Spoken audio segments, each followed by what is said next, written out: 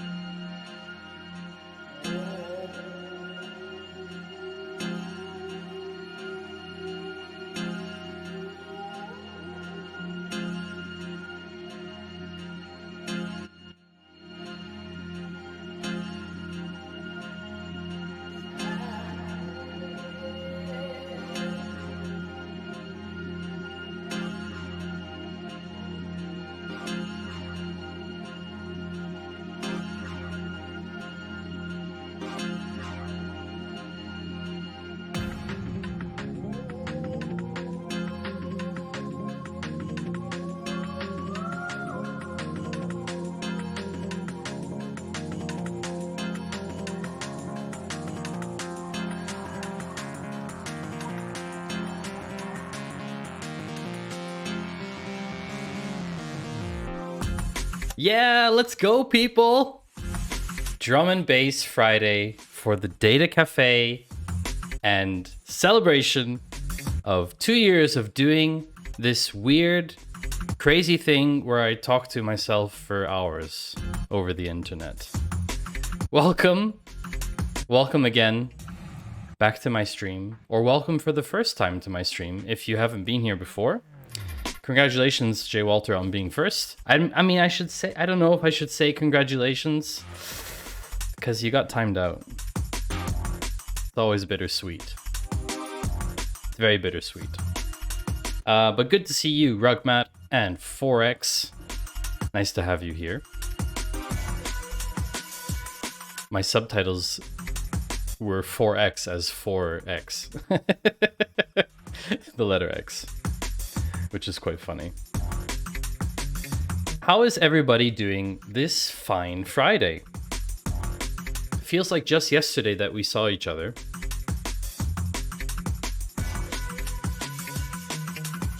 Hey, look, first didn't time out everyone. So you can speak, you know. It's only Jay Walter who's timed out. No one else. So you're allowed to write in chat. I give you all permission. No problem. I give you all permission. Unless of course the ads are running longer than intended and you're not even hearing what I'm saying, which would be terrifying. Is that the case? No, the ads should have stopped by now. Yeah. My week has been eventful. Nothing interesting, just a lot of work. Well, at least you are working. I am still unemployed. So there's something on my keyboard. 1 second. There's something on my keyboard. It's dirty. I'm still unemployed. I was rejected from a role that I really wanted and was quite confident that I would get. And they rejected me because I don't have... They had another candidate with more data engineering experience. And while I understand that reasoning, I entirely disagree with the approach of hiring for skill versus hiring for motivation. Hiring for motivation or hiring for intrinsic values. Oh, Jay Walter, 17 months. Why don't I hear that? Did you hear that? Was it worth it, Jay Walter? Was it worth the 3 minutes of silence? I didn't hear the sound. Okay, wait. To check one thing. That was a sub. Monitor and output. Can I just replay this? 1 second. Oh, great. Now I heard it. Even if you don't want to work right away, Switzerland will take care of you. Haha, Forex. I wish that was true in my case. Unfortunately, it is not the case for me. Normally, yes, our unemployment system is pretty good. But in my particular case, where I was the owner of the company in question, my last employer, I am not entitled to any unemployment benefits. So I have been earning this much money for the last 3 months. Which is okay, ultimately. We always know there's risks with founding a business, but this wasn't something that I had accounted for. Accounted. All the financial nerds in chat laughing. So that, yeah, that stings quite a bit. That stings quite a bit. And yes, you can always be overqualified or underqualified. The thing is that I just don't agree with the approach of, well, we need engineering resources now, so we're going to hire the person with more engineering knowledge. I just think that's very short-sighted. And that person will probably leave once they don't need the engineering resources anymore, because that person is good at engineering because they like doing it, probably. A lot of assumptions. But anyway, I've moved on. I have 7 interviews in 4 days, which is quite stressful, but very rewarding. I've had very good conversations, and I shall have a job very soon. So that's as much as there is to really say about it for the moment. That is a lot of interviews, yes. I sent 20 applications within a space of about 4 hours. Basically what I did, I had a bit of a special situation, right? I was waiting on this sort of, how should I explain this? So when I started my search, I knew that there were like 3 tiers of companies I wanted to work for. Tier 1, my ultimate favorites, my first picks. There aren't many of those, but there were a few, and I applied to them instantly. Tier 2, companies that I think the company is cool or the job is cool, but not both together, kind of. Like there's something that maybe isn't my favorite thing about it, maybe. Maybe it's in an industry that I'm not too familiar with or something like that. Tier 3 are basically throwaway. Cash grab. Like, I'll do it if I have to, but I don't want to have to resort to that. And basically I had a kind of system going that I applied to all of my tier 1s instantly. As soon as I knew I needed to get work, I basically activated all those tier 1 opportunities, and whenever I saw a tier 1, I applied right away. A lot of warm leads, a lot of warm connections as well through my network. Unfortunately, the 3, let's say, main tier 1 opportunities that I wanted didn't pan out for very different reasons. One was administration. They couldn't hire me in the end here in Switzerland because they're not based in Switzerland. So to come back to your question, Jay Walter, am I willing to relocate for work? No, not outside Switzerland. Oh, I could have actually brought that up. Am I willing to relocate? No, not outside Switzerland. Within Switzerland, it's not really a relocation issue. It's more of a travel thing then. Yeah, so those didn't work out for various reasons. Administration, they had a different candidate that they wanted to proceed with, basically for experience reasons. And the third one, I was basically just too honest with them. But that's a story for another time. Once everything is done and dusted, I might tell that one in the future. And so as soon as the last opportunity, and at the same time, while applying to all these tier 1s, I would apply to tier 2 jobs and tier 3 jobs, just if I saw one that really interested me, just to have a pipeline going. Not even for a country that starts with SW, makes good chocolate, and has snow. Are you talking about Switzerland or Swaziland, Jay Walter? Although Swaziland, I think, changed their name officially, if I remember correctly. I don't remember if they did. Also, sorry if I'm annoying any of you on the ball today. Oh yeah, Swirky. Oh. Swirky. Yeah. So basically, yeah, the system I had in place was that as soon as my tier 1s didn't pan out, so the last opportunity in tier 1, as soon as I found out about that, it sort of activated my pool of tier 2s that I'd been looking at and writing applications for, but not sending them yet.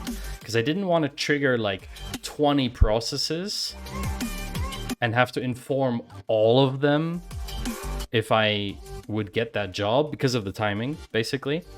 So I found out really quickly about that tier 1, about that job that didn't work out, and it kind of activated a sort of my trap card, if you will.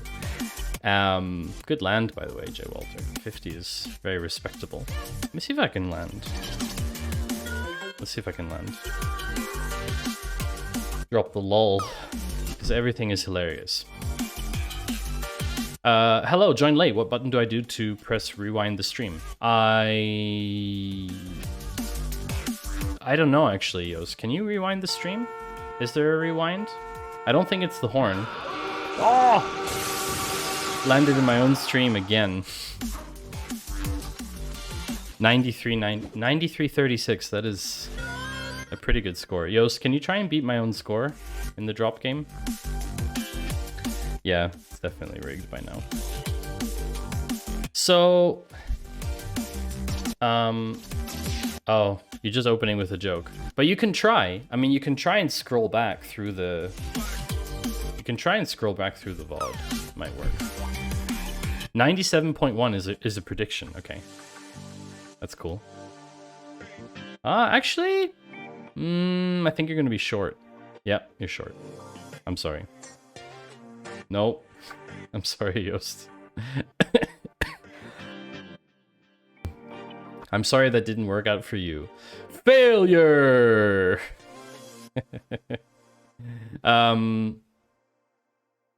It's generally a good idea to get a few interviews first at companies you don't want to go to get a refresher and then go tier 1 companies. Yeah, so that's kind of what I did. I applied to a couple of tier 3 ones as well.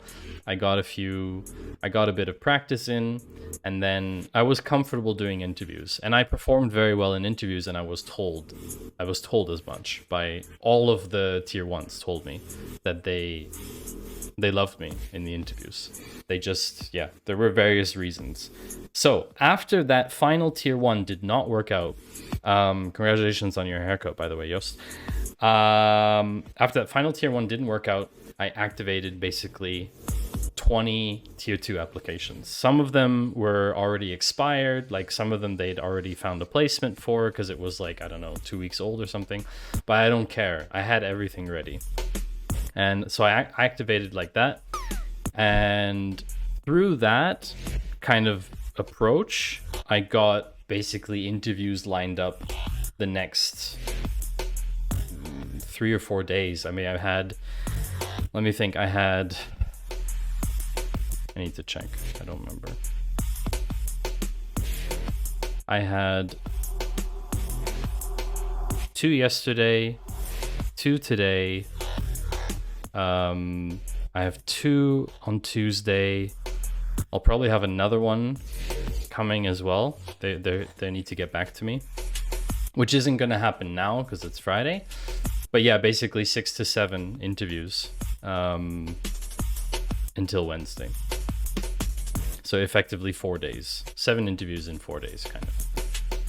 And so far, it's very promising. Again, I'm being cautiously optimistic because, well, it's, you know, holiday season coming up, and I don't know how fast they can move.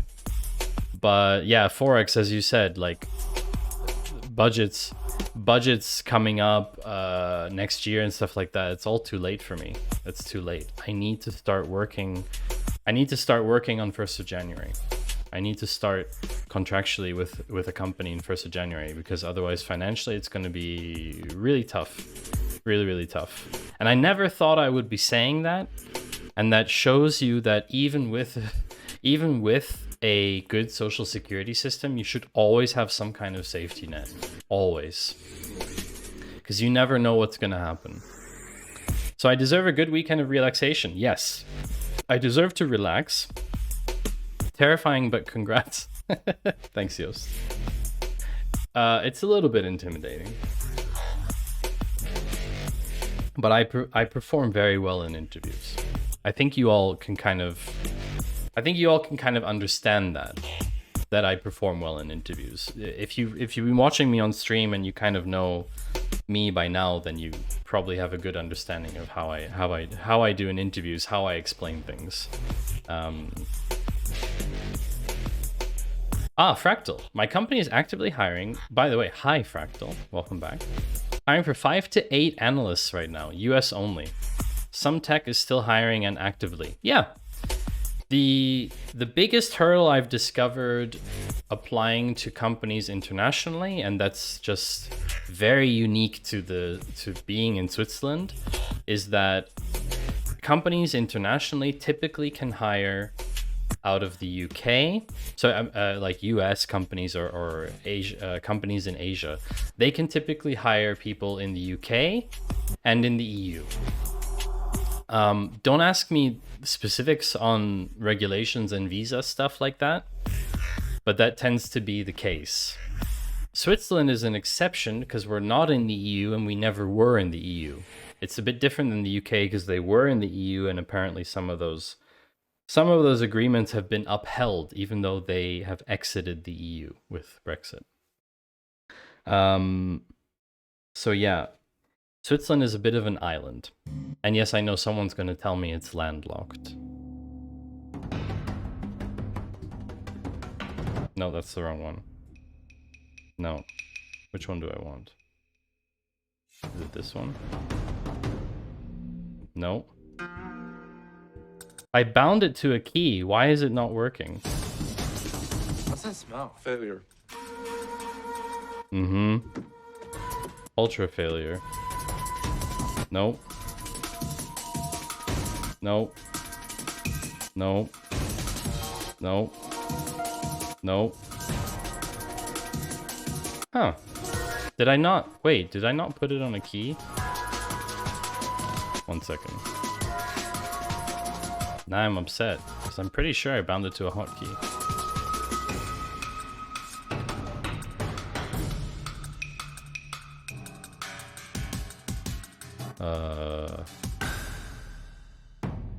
is it? Oh! Hello. Welcome to my stream. No matter what I do, my face is locked. So what I wanted to say is, I'm saying Switzerland is an island. Switzerland is an island, and someone in chat is going to tell me that it's landlocked. That's the effect I was going for. Anyway, now that I know the hotkey. I had to look up the hotkey, chat. I'm sorry. Oh man, hearing about all the US folks with visas being laid off right now makes my stomach drop. I feel so bad for them. Yeah, that's an awful situation. What is it? H1B? I was reading about it earlier.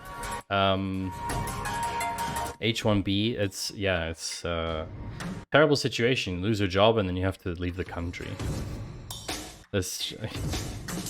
Sorry. I really disagree with the US system in general. Like, how a lot of things are done there. And that's not because I'm Canadian. I disagree so strongly with so many things about how they're done there. I'm not even sorry. It's so ridiculous. It really is just so ridiculous. Having to choose whether to take your baby to the emergency room, which would cost $1,000, or deciding if it's not relevant enough for an emergency. Like having to choose between $1,000 or your child's health. I mean, it's just decisions that no one should have to make, really. What's that smell? Failure. Yeah, failure. That sounds like something a person who needs validation through making jokes would say, ignoring the fact that they're on someone else's channel who is talking. You mean about being landlocked? Nah, I don't think someone would say that, Yost. How many keys are there? There are, well, it's numpad, so 9 plus a couple others that I added around the numpad. As long as I don't press the lock, because that sleeps my computer. And that would be an epic fail. Thank you, Rugman. You have so little... I was in the US 10 years ago on a visa and got laid off. Did you have to leave the country, Yost? Were you required to leave when that happened? You have so little time to find a new job, it is almost an impossible situation. The US is a hot, failing mess and I'm stuck here. Why do you say stuck, Fractal? Are you actually stuck? Like, do you need help getting out of a room or something? Are you in like a permanent escape room? Is that a thing? Can you be... Wait, isn't that just kidnapped? Wait a second.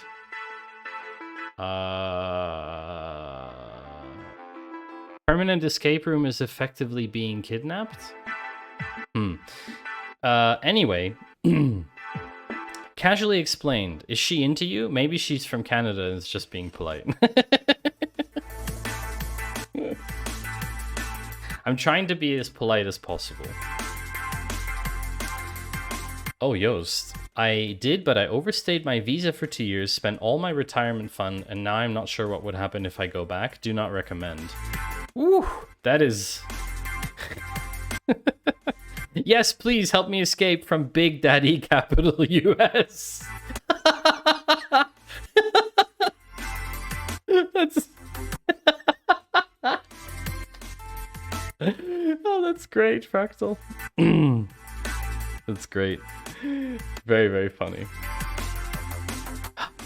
Yeah. No, very tricky situation, chat. By the way, is the music a bit loud for you all? I realize it might be a bit loud.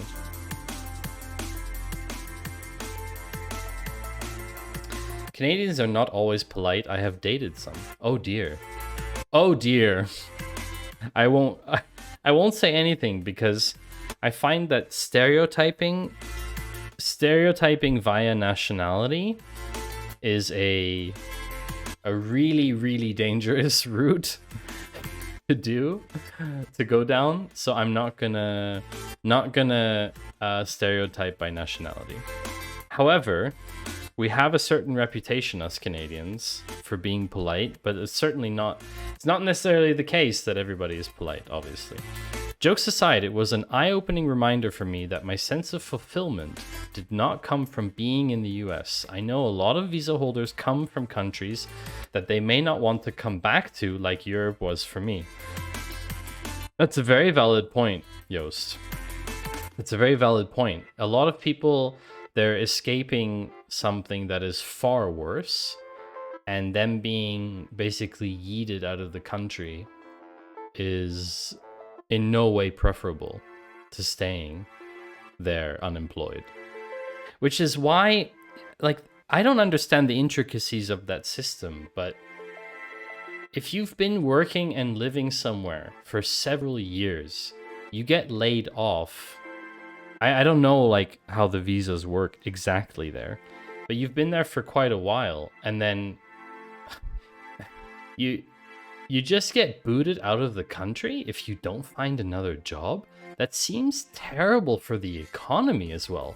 Yeah, I understand the point about not supporting them on unemployment. Fine. So there's no unemployment safeguard for them. But surely if they've been working in Silicon Valley, they might have some funds saved up if they've been living in like a 1-bedroom flat, because that's probably all they could afford in that area. But they might have some cash saved up, and they could, you know, finance themselves for a couple months. It wouldn't be government money, but it's just bad for the economy to have highly skilled workers being booted out of the country, especially when there's this, when you're talking, you know, 20,000 Amazon employees, you know, 10,000 Google employees, and however many other thousands of employees in tech jobs. These are highly qualified people doing jobs that, well, yeah, I guess you could argue they weren't super necessary, but I don't know. It just seems. Don't be suspicious. Don't be suspicious. Don't be suspicious. Don't be suspicious. Gone, Ralphio? I don't know. It just seems like it would be bad for the economy. That's all. Sorry, I missed a bit of chat. Jokes aside, it was an eye-opening reminder. Okay, we went through that. Yes, my first produced YouTube video has dropped. If you haven't seen it yet, go check it out now or later, whatever. It's only 5 minutes long. It's about finding the perfect horror movie to watch using data. My joke about nationalities would be so good that the HR lady quickly started taking notes. Wait, does that mean so good like you're gonna get fired, Forex, or so good that she wants to use it? Also, HR lady could also be HR man, so try HR person next time, maybe. So you have 60 days from what I understand, and you could transfer some visas like an H1B or an O1. Practically, it's not enforced. See my case. I got a driver's license, paid taxes, took part in the census. Nobody comes knocking on your door to round you up into a van and plane. Okay. I did just hear that there might also be some kind of additional 6-month grace period. You have no safety net. Not that you do as a citizen half the time either. There you go. Cobra. Cobra. What is Cobra? Other than the car from the sequel to Kit. Was it 9/11 Cobra? G.I. Joe's Nemesis? Yes. Also. Very good, Joost. Very, very good. Yeah. Not a cool situation. I actually want to do an analysis. I wrote down this earlier today.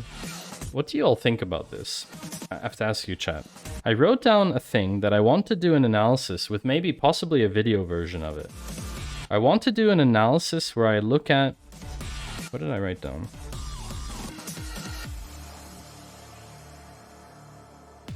Crap, where did I write this? Oh yeah, here. I wanted to do an analysis of tech layoffs plus investment rounds in startups plus possibly maybe if I can get it, data about job availability, like positions open across different types of companies. Because basically my hypothesis is that with the recent tech layoffs, those employees are maybe going to early stage or mid-stage startups. That's my assumption. G.I. Joe's Nemesis, they handle extension of your health insurance after you leave a job. Oh, okay. We're gonna have an ad again in a bit. Fractal, I enjoyed the YouTube video a lot. Awesome. Thank you, Fractal. I'm glad you appreciated it. It's doing pretty well, to be fair. As a video, it's doing way better. way better than any of my other videos, obviously. Even the highlight reel. Even the Twitch highlights reel. Corporate humor. A friend of mine, he got a few days training on how to behave at work as a reward for one of these jokes. Yikes. Yikes. Software engineering hiring is definitely becoming more challenging for applicants, so I'm seeing a lot of software engineers trying to pivot into data science. Yoast, you have it open in a tab. At this rate, you might watch it in a week. But hey, I thumbed it up. Thank you, Yoast, for the like. Of course, likes and comments and stuff boost the video. I don't know how much it's going to do for a channel that's fresh. I say fresh. My channel is like... That's where I upload all my VODs, you know? So... YouTube hasn't learned how to manage a single video yet. So we should have an ad starting soon. Question for the ad break. What was the last thing you drank?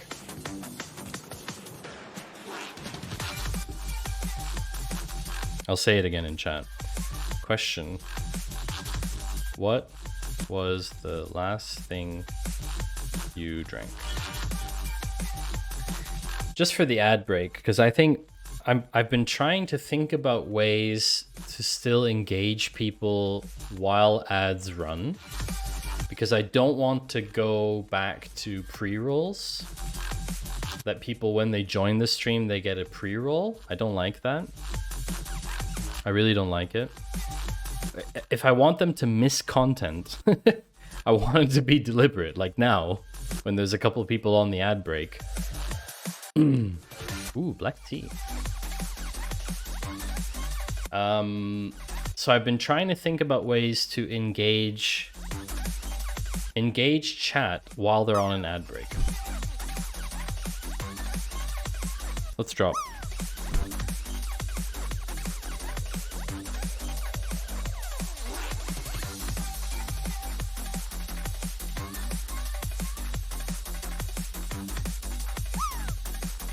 I have to say, I'm quite happy about drum and bass today, chat.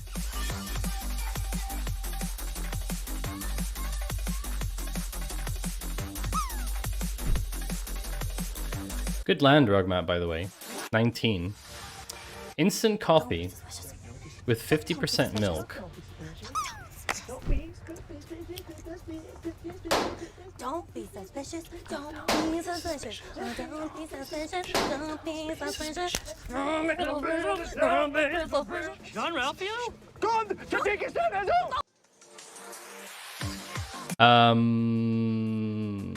Oh, hold on a second. So Fractal last had black tea. Nice. Instant coffee with 50% milk, or as the Dutch say, coffee the wrong way. I still prefer to support you via Patreon versus creepy Amazon. Yes, that is the preferred method. If you support me via Patreon, there are serious benefits. In the 2 upper tiers, I will gift you a sub anyway. So that's kind of your choice then. Like, because when I gift you a sub, it's not as the revenue loss and all the math works out basically.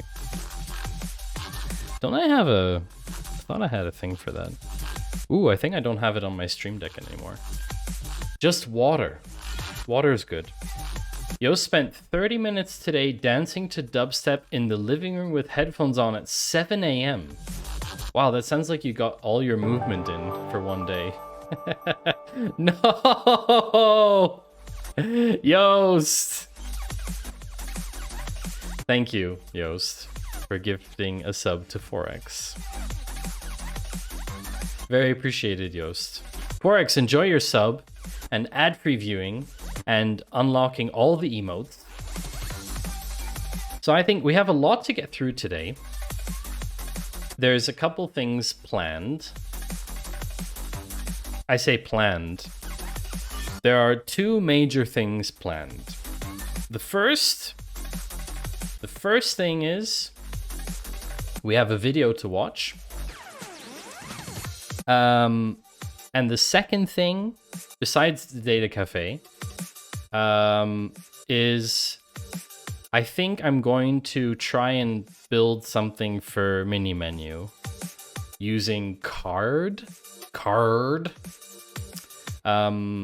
Wait, is that a claw hoodie? No, it is not. I'm going to reveal that in a second. But good spot that I'm wearing a hoodie and not a t-shirt. Exegete, welcome in. Good to see you, friend. Good to see you. Yes, so we have a video to watch. The video is actually from Exegete. So Exy, you can say if you'd like to watch the video now in the beginning of the stream, or if you'd prefer to watch it towards the end, depending what time zone friendliness is for you. Because as you submitted the video, I think it's only fitting that you're here when we watch it together. It is not a claw hoodie, but I would argue that it's equivalent. I wouldn't say it's better. Card, the preferred landing page site for pirates. Yar! It's true. There be treasures and bounty and sea shanties on me card. Do I have an eye patch? I don't think I have an eye patch, actually. I'd prefer early, never know with the kiddo. Ah, great, yeah, fantastic. So we'll get into that in a second. So the thing that we're celebrating today, chat, is 2 years of streaming. 2 years. Which means that at some point, we will be rewatching little bits of my early streams from 2 years ago and from 1 year ago. Just to kind of see the craziness and how it's developed. Rugmat, you wanted a clip, didn't you? What you want for that is shout out clip. So that doesn't do a shout out in chat. Wiggle for me, Maddie.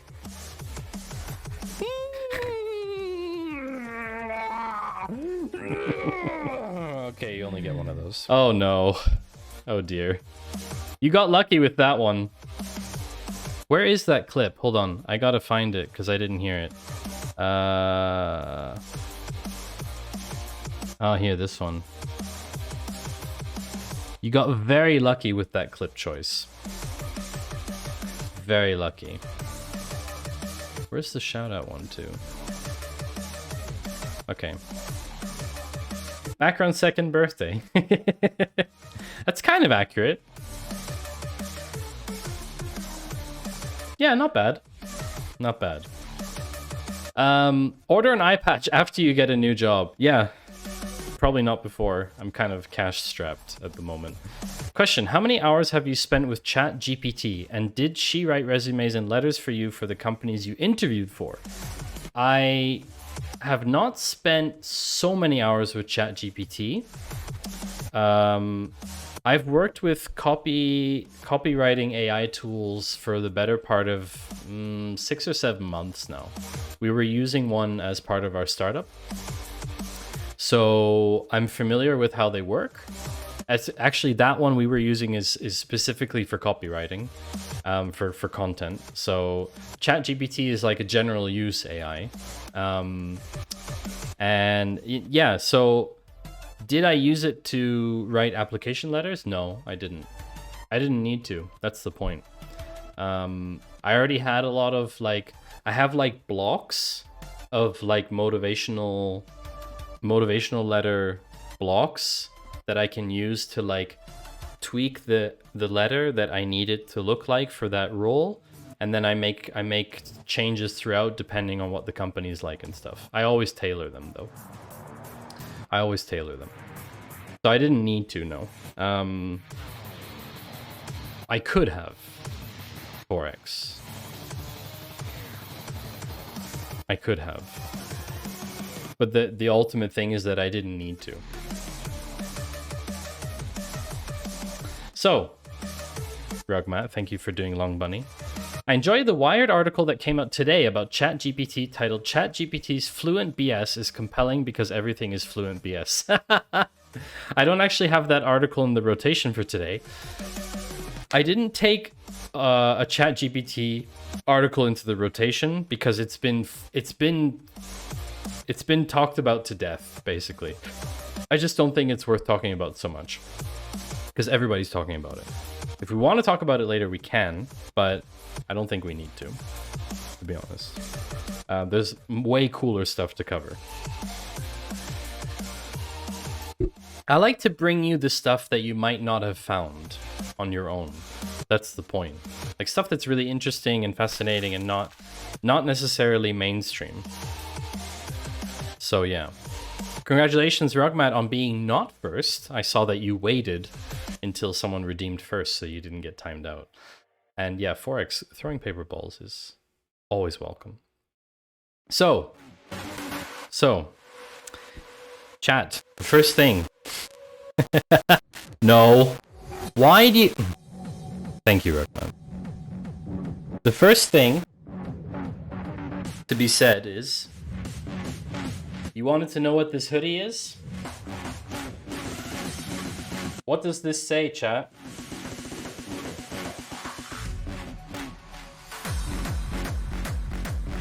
Yeah, 2. It says Twitch. TWITCH.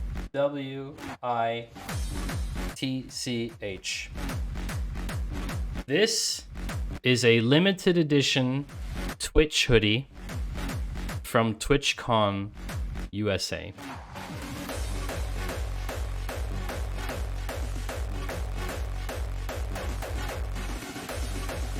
I had a friend of mine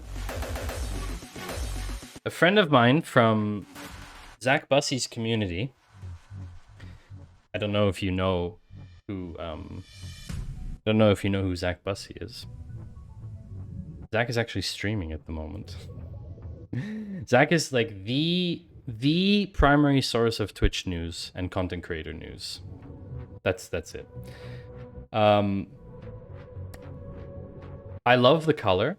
When I saw it online, so this person wrote, she wrote in Discord a couple months back before TwitchCon, saying if anyone wanted something from TwitchCon, that she would happily buy it for them. And I was like, ooh, limited edition hoodie. I love that.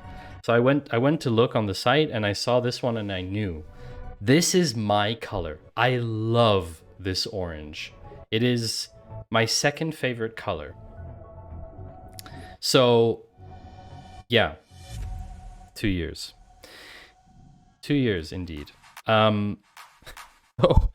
So I was really excited. And it is so comfortable. In terms of size, I can't actually see. I think it's an L or an XL. I don't remember. That's a nice back one. I don't remember what size it is specifically. I think that you can now go on Twitch's Amazon store and buy the stuff from TwitchCon, Amsterdam and San Diego, or San Francisco, whatever, the US one, where that they didn't sell it that they didn't sell out of. I think you can buy them discounted now. But yeah, it's a risk that you take, obviously. Project idea. New background command that uses Stable Diffusion to generate a background based on chat content. I wish that Stable Diffusion was fast enough to do that, J. Walter. But if you would like to submit a prompt, there is a reward. There is a channel point reward for it. Channel point redemption for an AI prompt. Up to 3 per stream. I have access to DALL-E, so if you'd like that, we can do that. Just no TOS stuff. This is not drum and bass, it's hardstyle. but I don't care because I like hardstyle.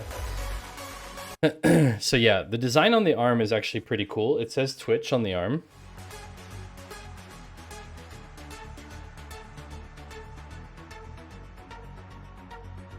That kind of looked weird, I'm sorry.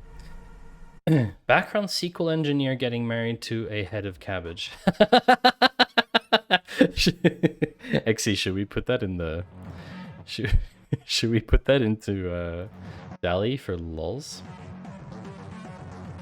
I feel like we should probably put that into DALL-E just to see what we get. Because obviously the result of that... That's a SQL engineer, apparently. Very interesting. I don't know what a SQL engineer is. What's a SQL engineer?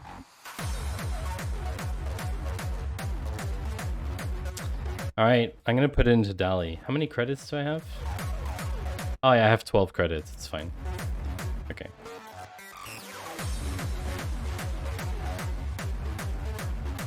So I found out a friend of mine has 25,000 generations on Midjourney. Which is, well, that's a lot of generations.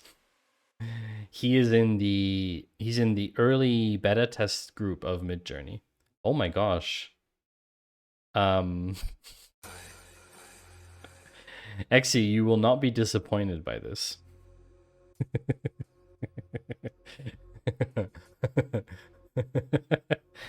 Man with a beard in orange hoodie juggling 5 oranges. Wow, that's specific. He's not juggling oranges. Close. Exy, are you ready for the result of this prompt? It's actually kind of hilarious.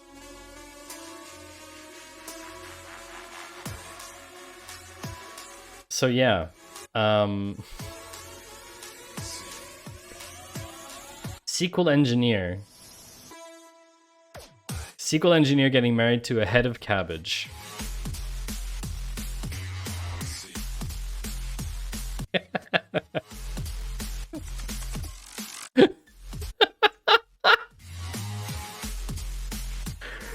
Oh, this one's weird. This one is weird. Honestly,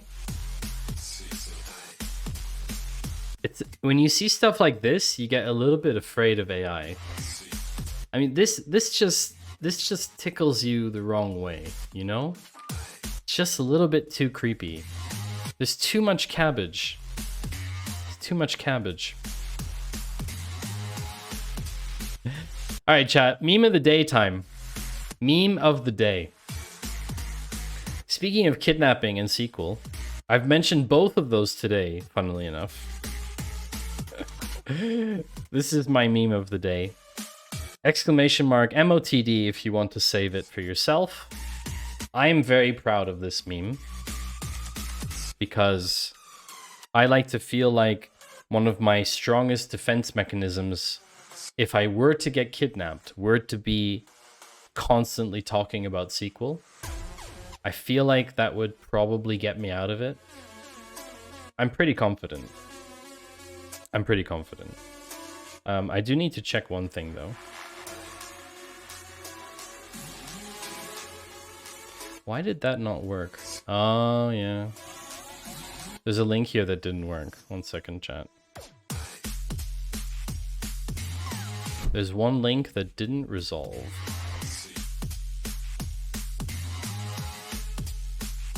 Okay, I think that's fixed. Oh yeah, I forgot to do the Twitter thing.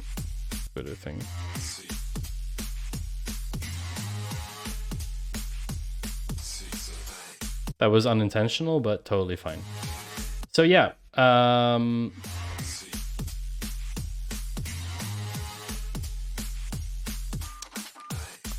while I got my haircut yesterday, I am fairly sure I spoke too much about indie hackers making SaaS products with the hairdresser.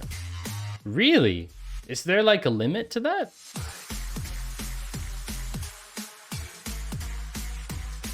Also, thank you for tweeting out my video, Yost.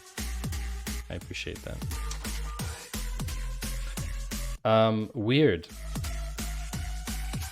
It like, is there a limit to how much you can talk about at the hairdresser? I thought hairdressers are like Garbage. Oh no! No. Oh. Oh no, that was bad timing. That was bad timing. No, that's not what I said. It was bad timing. That was bad timing. No. What I thought is you can talk about anything with your hairdresser, you know? It's one of those things, you know? There's no limits. That's what I meant. I didn't mean hairdressers are garbage. Welcome in, Sociable Steve. How nice to see you. People still tweet. Yeah, apparently. Apparently. No, listen, Miss Kidnapper. A right join is always the wrong choice. This is very important.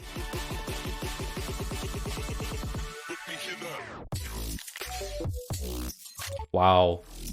What a drop. Sociable Steve, that's what you heard, but it's not true. Not true. This is one of your few chances a week to practice social cues. You should make the best of it. Yeah, I guess. Right inner join. Oh no! Rock mat. How come that didn't work? The watch thing doesn't seem to work anymore. Strange. It should. Maybe with the link for me? Is there a limit to how much you can talk about at the hairdresser? I thought hairdressers are like... Garbage. Oh no! No. Terrible. My code is not garbage. Not entirely anyway, Steve. Not entirely. Partially garbage, yes. Alright, chat. So... Thank you, Jay Walter. Thank you all for clipping that. I appreciate it. A clip, clip, clip, and a clap. And then you've got your Twitch clip. Thanks. Appreciate it. So, after the meme of the day, we would normally get into all of the news items for Data Cafe. There's quite a few news items, as you can see. Wiggle for me, Maddie.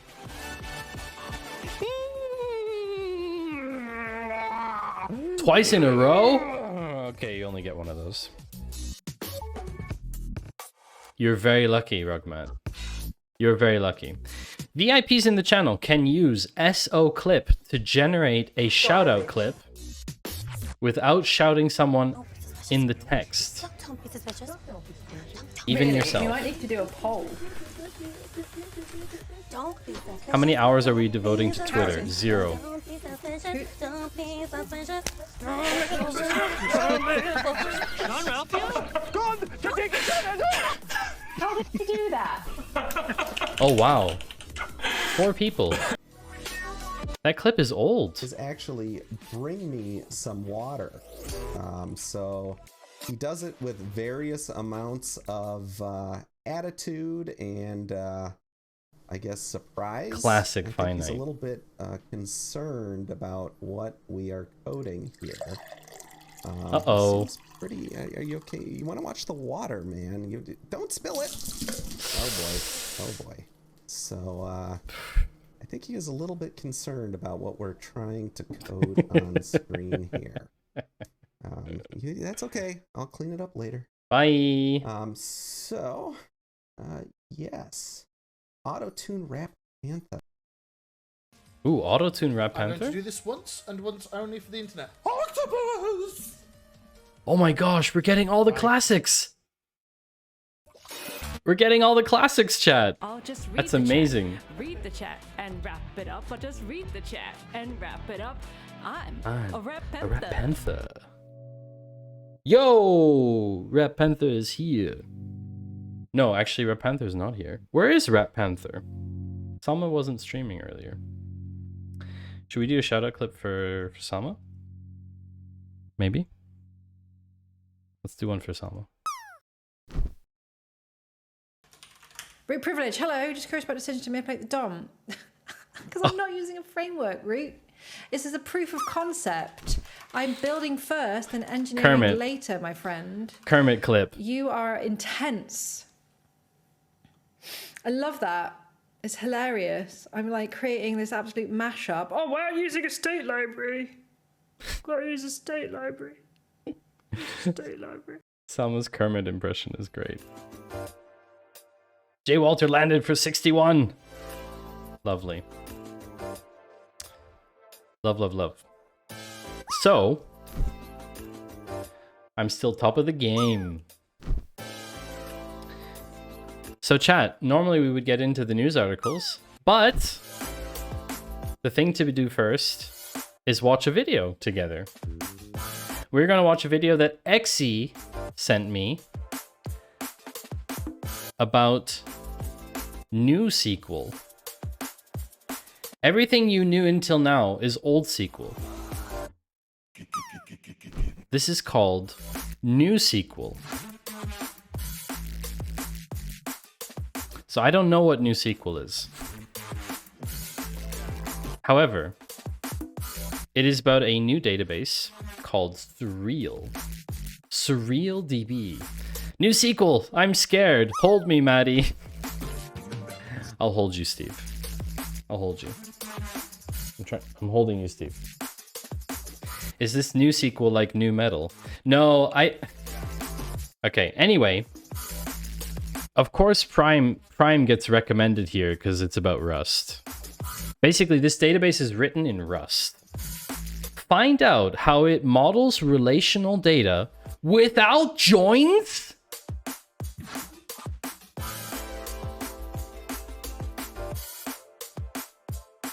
What?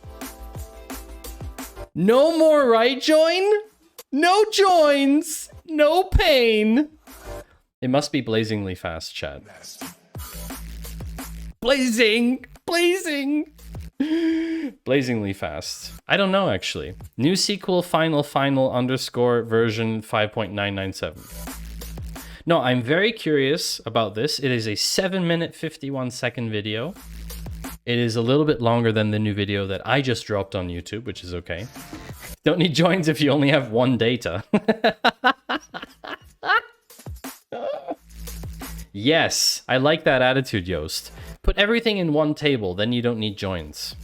Yeah, that's smart. Who asked me before if this was claw merge? You know what the joke is? I anticipated your question. I foresaw your question. And I wore claw merch underneath my Twitch merch. Check that out, chat. That is called a prediction model. My prediction model is amazing.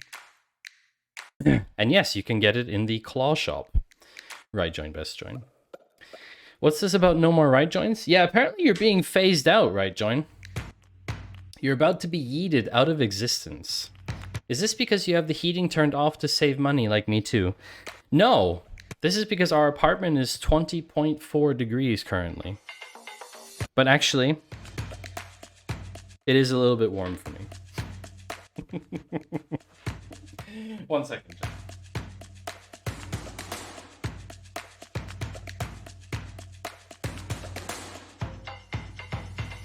See? Build stuff, learn things, love what you do. I'm sorry, Yoast, what? 14.4? What? Degrees? Are you kidding? In your apartment? 14 degrees! That's not healthy. No. That's not healthy. No, you can't do that. Yoast. That's too cold. That's far too cold. Your capillaries are going to constrict and you have a higher risk of stroke. That's... Forex, what's your question?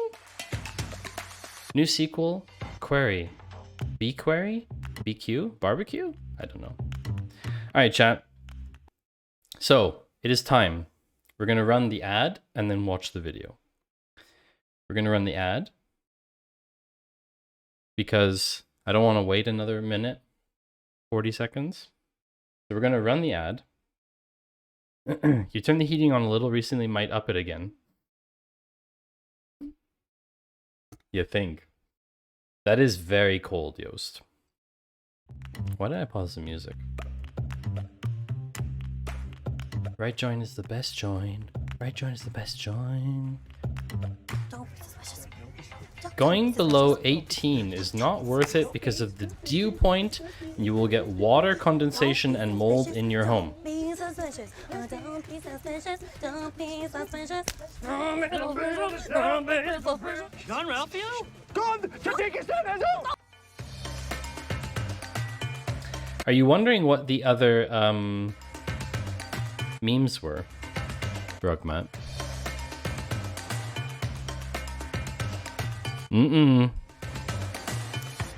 I'll tell you what, I'll play it. I'll play it when it's time. Because it's a very specific thing. You got it. It's me getting ready to write a SQL command.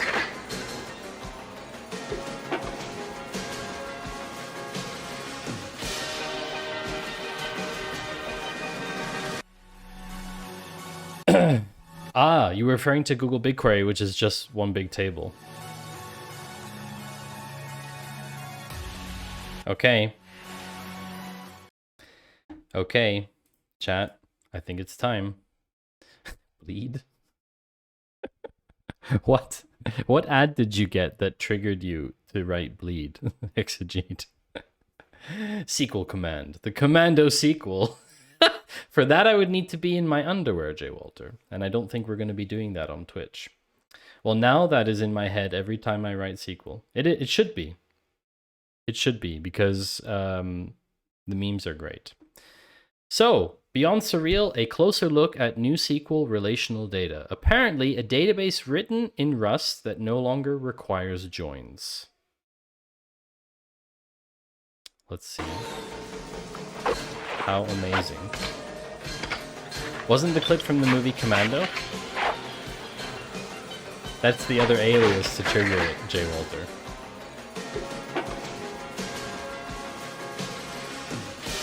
Even Arnold knows to prepare his queries. Here we go, chat. Oh, you can't hear that, can you? In this video, we're going to take a deep dive into SurrealDB, a brand new database written in How is the volume, chat, for you? Rust that has a feature list that goes burr. If you watch my 100-second video, you'll know this database has pretty much every feature that modern developers want. Modern developers want database, real-time API layer, security permissions, tables, documents, and graph.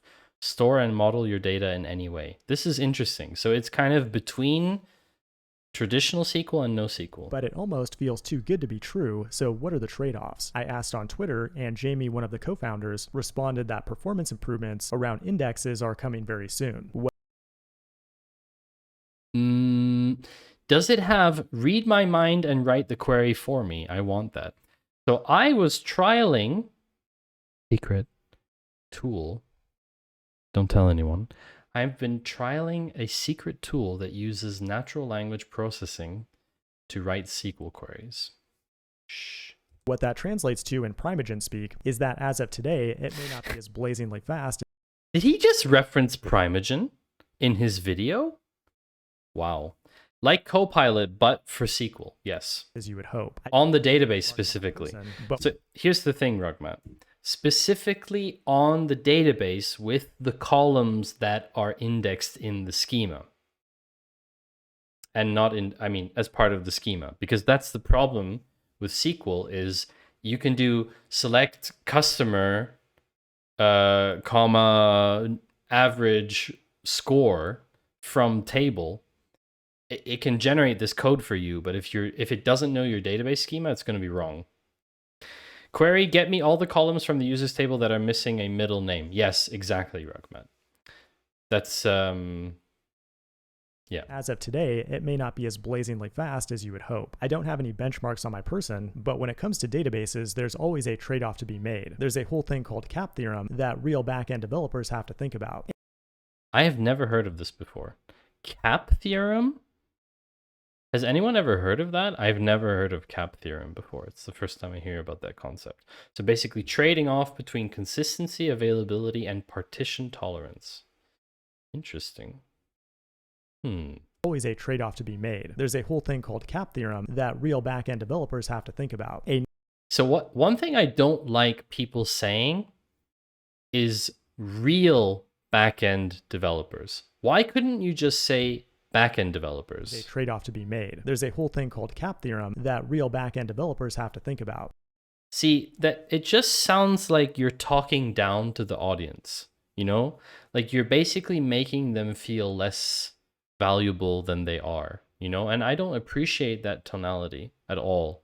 Real backend developers. I think that's a real maybe it's a misspoken, or the person, you know, he didn't notice this, but I think that's kind of rude to say that. Like saying that other developers aren't real developers or something like that. Are you not a real backend dev? I don't know, Rugmat. Are you not real? Pinch yourself. Real backend devs is a meme speak. Is that true? Okay, I wasn't aware of that. I just treat myself to a larger warehouse sometimes and let the credits be someone else's problem when I want speed. Another interesting point is the license. Fair. Its core is actually not free and open source software. It's under a license that basically prevents big cloud providers from taking their software and monetizing it. But interestingly, it reverts back to an Apache license after 4 years. Personally, I think that's very reasonable. And the final potential drawback is that it's a very new product, and a lot of the tooling is not quite there. Like, there's not even a VS Code extension at this point. But all that stuff is on the roadmap and will come eventually. One nice thing currently is that it's not VC funded. It's just bootstrapped by two brothers, and they have plans. Two brothers bootstrapped a SQL database. Oh my god, that sounds like the most epic movie of the year, chat. I would watch that hundreds of times if someone made a movie like that. They tend to poke fun at those ideas, but you wouldn't know from this video. Ah, okay. No, I wouldn't. It's in line with the dry humor tone of all of Jeff's videos. Okay. Plans to monetize it with a fully managed cloud service. I wouldn't blame them for taking VC funding, but I hope it stays independent because I've seen the grow or die mentality kind of spoil a lot of open source projects that could have done really well on their own organically. And SurrealDB looks exceptionally amazing. Let's jump into the code and I'll show you why. First, you'll need to install it, which is very straightforward on every OS and can also be done in Docker. Next, Wait. Is it that simple? Can also be done in Docker. Okay. Sure. Simple and straightforward to install without putting anything on your machine. Sequel, the prequel. That actually sounds like a good movie title as well. All right, fine.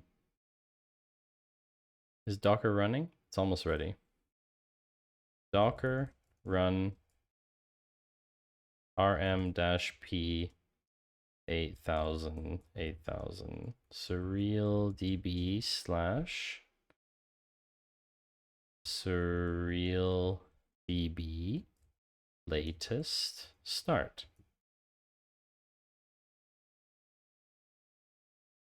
Unknown shorthand flag. Oh, I forgot double there. Sorry. That's my bad.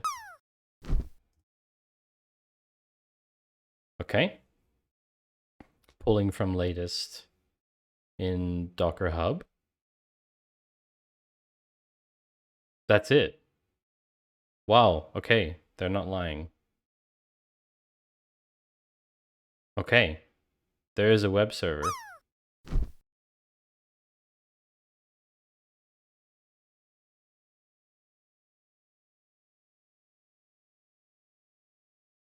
Ah, but there's no web app yet.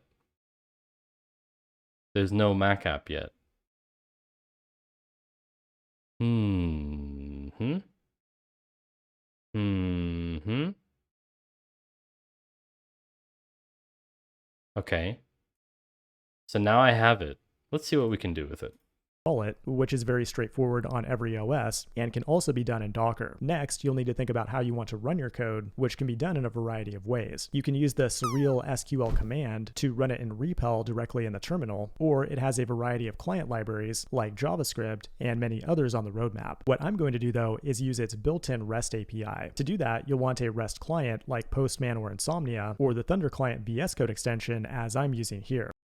Yeah, this color scheme, which is basically synthwave, is everywhere. Before we jump into it, make sure to start up the database by going to the terminal and run the surreal command with a root user. Now in your REST client, create a post request to the SQL URL. It'll need to have headers for the database namespace and can also use basic auth with your username and password, which should be root. And then finally, for the body, we can send text, which will be the raw SQL code. The first thing we'll want to do is create some data. I'm going to create a bunch of humans and then create a bunch of weird relationships between them along with other objects to show you how relational queries work. By default, data is schemaless, which means we can basically add whatever we want to the database without any restriction. That's mostly nice for prototyping, but can also be useful when you have unstructured data with different properties that might change on the fly. Use the create keyword to create a new record. Now at this point, it becomes important to understand how IDs work in SurrealDB. So, okay, so schemaless means no top-level hierarchy or restrictions, but there's still a table. Every record has an ID that's broken up into two parts. On the left side, you have the table that that record belongs to, and on the right side, you have a unique ID. You can define the unique ID yourself when creating a record, but if you leave it out, it will just be randomly generated by the database. Now, after the ID, use the set keyword to define different properties on that record. In the last video, I put sex equals true, and a lot of people tweeted at me thinking this was some kind of political statement about the gender debate. But the reality is that it was just an immature joke about boning. Sex?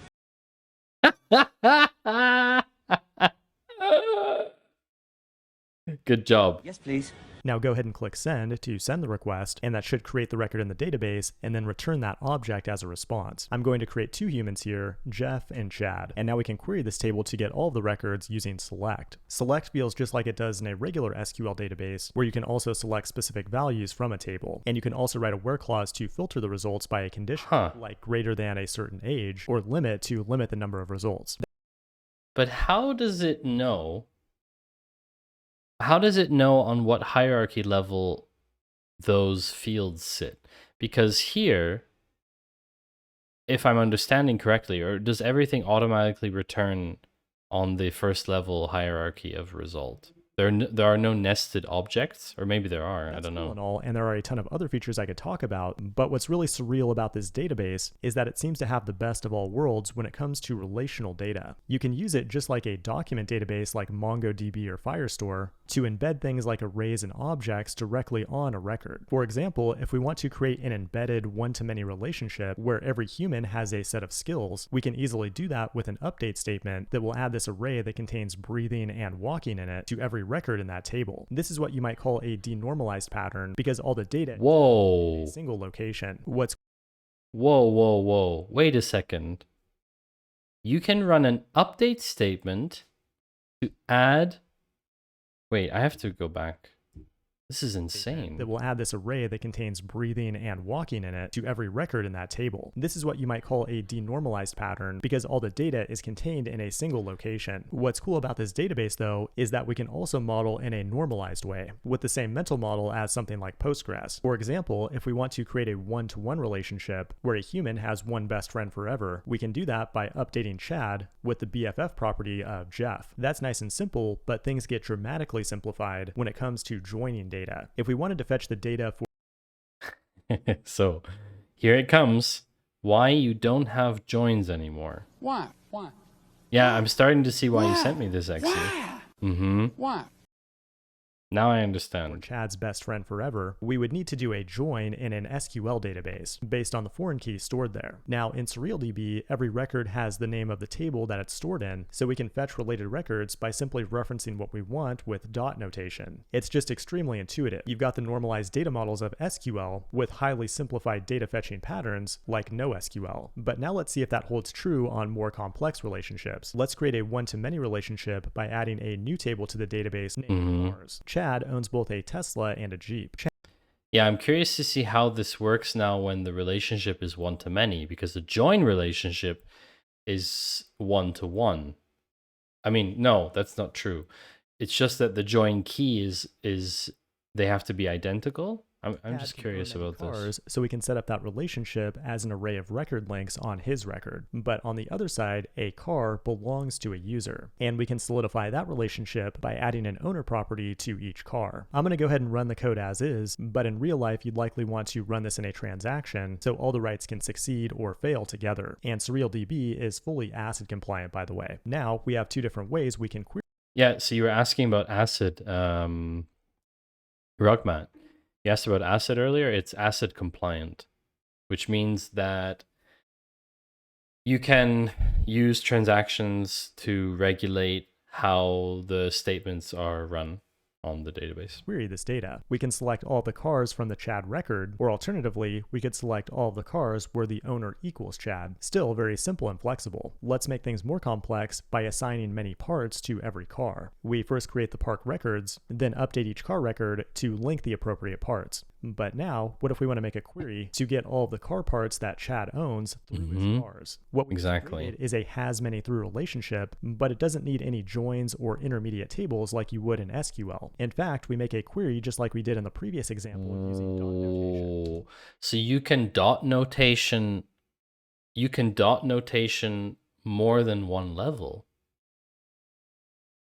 Holy crap. You can use dot notation as many levels deep as you want. I have no idea what the performance implications are, but you can basically traverse your entire database through these record link relationships. Now, if that weren't enough, you can also add graph edges between these records. If you think of all the records in your database like entities or nouns, then relationships are more like actions or verbs. For example, if we're building a ride-sharing app, we might want to keep a record whenever somebody drives a car. A relate statement allows us to do that in a very intuitive graph database kind of way. What you do is use arrows to point between an alternating set of nodes and edges. In this case, Chad drove the car Jeep. The edge is just another record, and you can set data there as well, like the time and destination, which of course was the club. Now Chad also let Jeff borrow his Jeep to take to the library, so let's create that relationship as well. Now the question becomes, how do we query this data? Well, we can actually just use the same arrow syntax. Like if we want to figure out...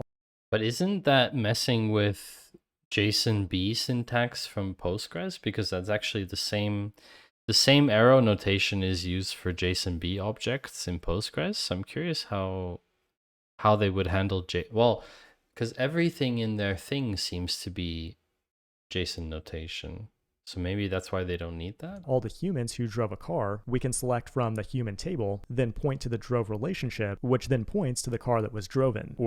On the other hand, we might want to get all the humans who drove a car. We can do that by selecting from the car table, but this time we'll point the arrows in the other direction to get all the humans who drove the cars. Now, to understand how this works a bit more, let's go ahead and select everything from the drove table. What you'll notice is that we get a collection of records back. It's all schemaless, so why bother with JSON-B? Yeah, but schemaless doesn't mean fieldless in that sense.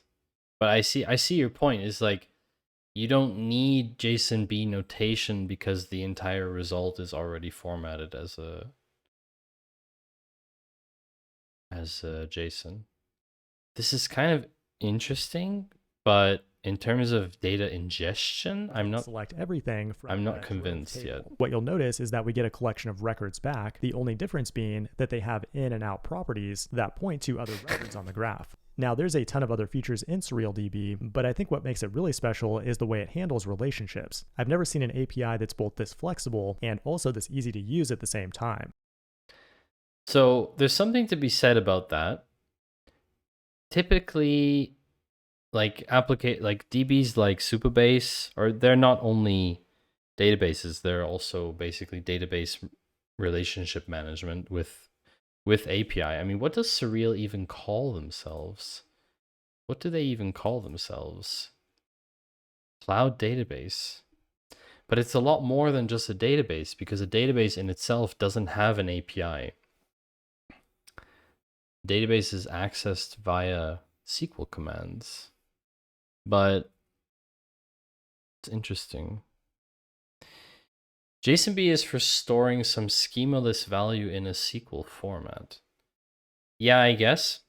Ultimately, that's what it comes down to, I XC. haven't tried everything though, and I'm looking forward to checking out EdgeDB and Zada, or Exada, or Zeta, just to name a couple that are high on my list. That's the end of this tutorial. If you like this beyond 100 seconds format, like the video and let me know in the comments.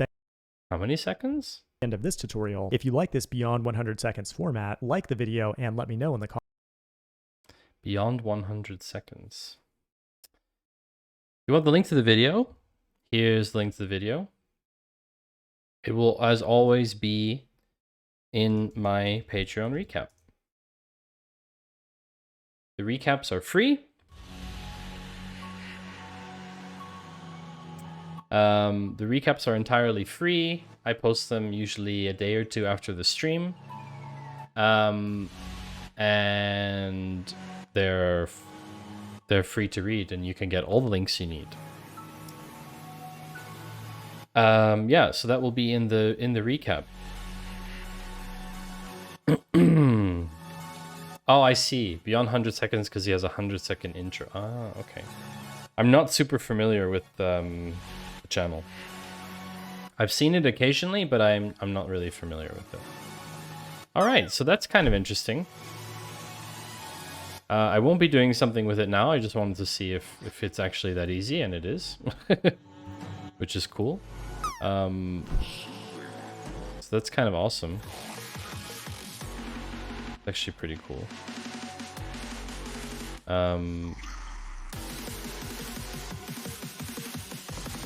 Just getting rid of the Docker container.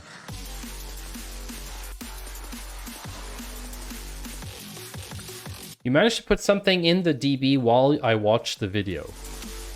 Okay. That's...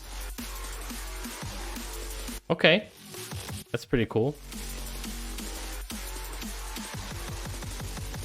That's pretty good, Rugmat. I think that's a pretty good, that's a pretty good result, I guess.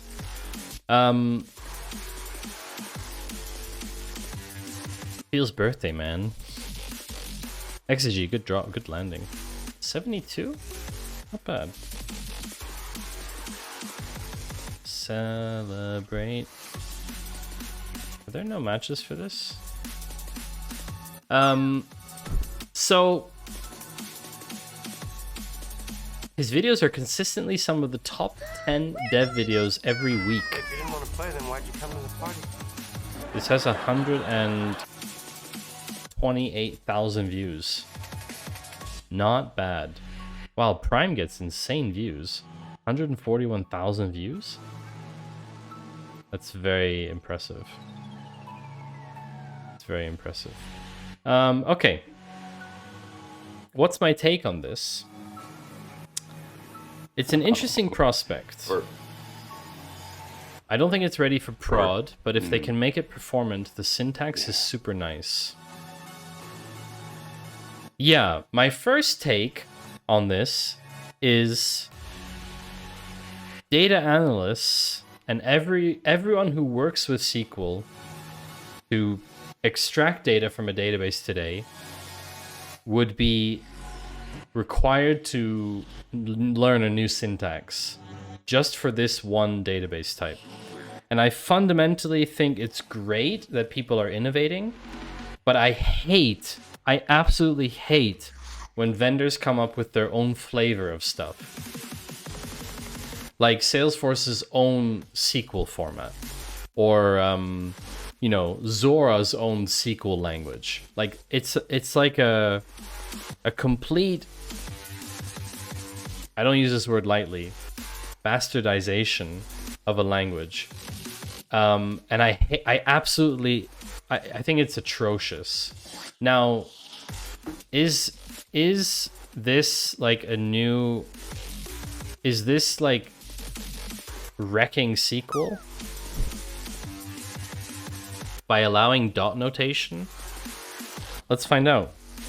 Postgres QL dot notation. Is dot notation used something already in Postgres?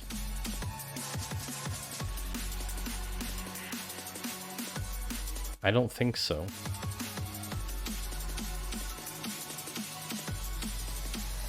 Ah, wait, qualified column names.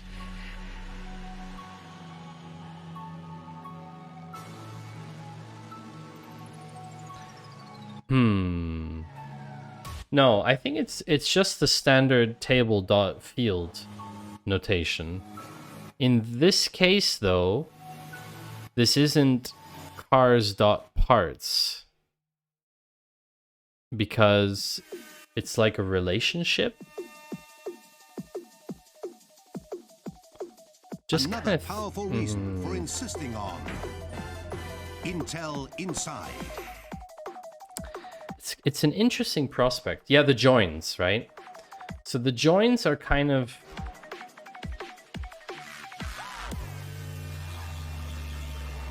The joins are basically piggybacking on the existing table dot column syntax from SQL, right?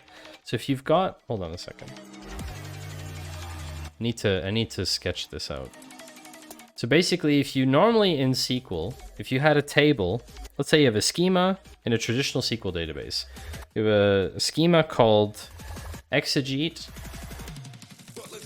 IO, and under that you've got a table called user. It's kind of the wrong way around. Let's do users. And then in that you've got a table called exegete IO. You got a table called rugmat. You got a table called forex, right? And within those tables, you have some kind of field structure like name, real name, address. I don't know. So if you wanted to address this, then you would do a select from users.exegeto real name. And of course, if this was aliased,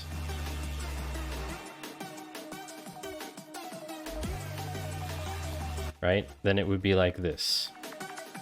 Now, if I wanted to start joining up different tables together, I'm totally going to dox all of you. If I wanted to join up all these different tables together in the user schema, then I would probably, I don't know, outer join users.rugmat as UR on ur.realname equals ue.realname. Something like this, right? Now, what's crazy about this, what's kind of nuts about this is that, from my understanding, you don't need to create these relationships because you can basically create on real name on here. You can create relationships here because everything is schemaless. It's interesting. I just see it as exactly fractal, like DBT making up new titles. I see it as a risk that I understand that SQL is like a language that's been around for 20 years and it's already like a standard.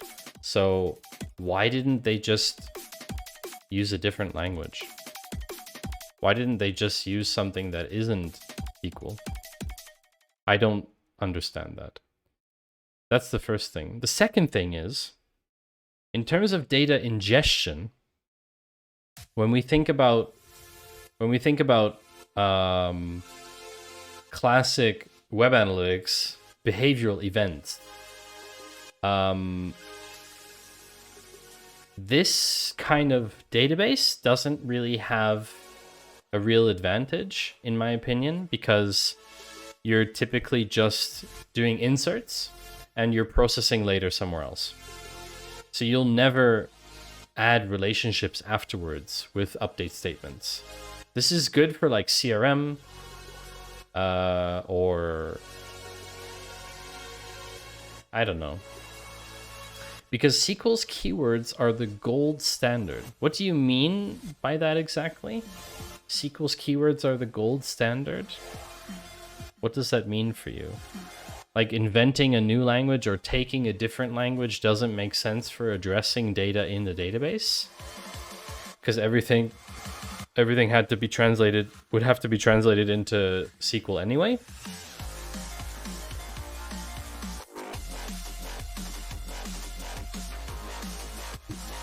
It is very interesting though. One thing in particular, let's see if I can find it.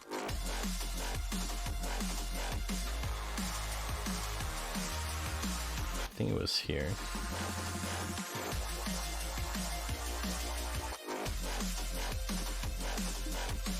We want to create a one-to-one relationship. Yeah, so creating relationships require understanding what data model you want to achieve. Why? Okay. Why? Yeah, so okay, I understand. So the problem with this, the way I see it is the problem is that you're taking away one very important process that we do in analytics, which is called data modeling. We take raw data and we model it depending on the use case that we have. This kind of like creating these relationships in database creates a persistent data model on the original data set that you might not want to have forever. And that's kind of what I'm thinking about here. But I can see how for developers it would be attractive. Yes, and maybe fuel a lower adoption curve if they don't use standard language. That's true. It's very interesting. It's very interesting. I think what we're going to do, chat, we're going to take a short break. I'm going to run some ads. Would you like clips or bunnies? I don't know what the bunnies are doing right now. Let me check. I can check what the bunnies are doing and tell you whether it's worth it.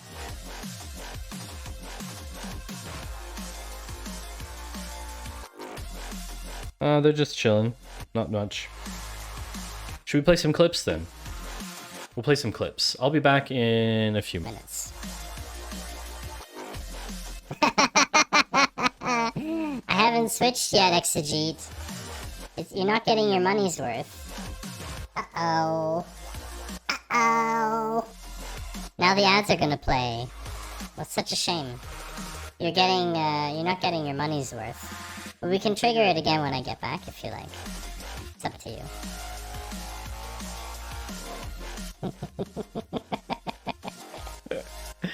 Alright, see you in a few minutes, chat. Bye!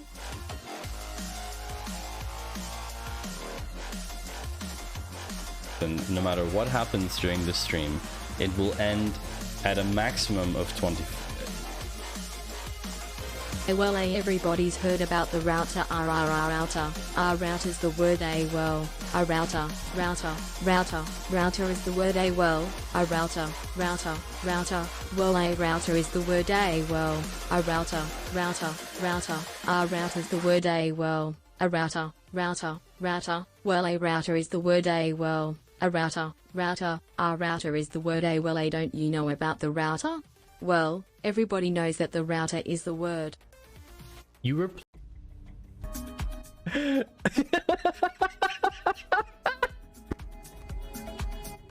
Clippy! It looks like you're trying to hide from your friends. Have you tried the old abandoned refrigerator?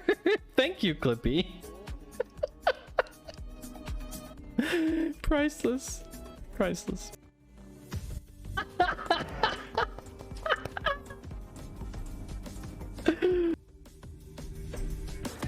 Oh well.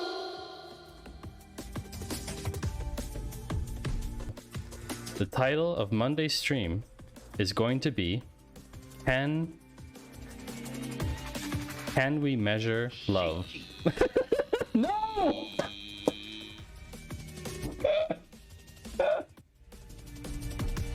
No! We'll watch it. He did not want to do it before stream. You can't spell slaughter without laughter.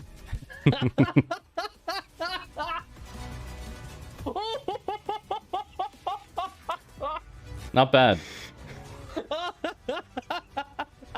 Yeah. Oh no. It's a good clip. It really is. It's a good clip. Great. Oh damn. Absolutely amazing. That's great. So like. Thanks, Fritz. We're at 3 now, right? That's 3. That's 3 levels. Its birthday was the last week, sometime. So, I don't know if we can go deep enough. Oh no. No, no, no. Played the same meme at the same time. No. No. Finite. I mean... Why? Why have you done this? I don't know, Maddie. No! Why have you... No! Why have you done this? You're not supposed to watch this anymore. We have had to disable the Pokemon command, TD. The reason is that it breaks Memebox currently in its current version. Noob is aware of the... What? He did not want to do it before Can't spell stream. slaughter without laughter.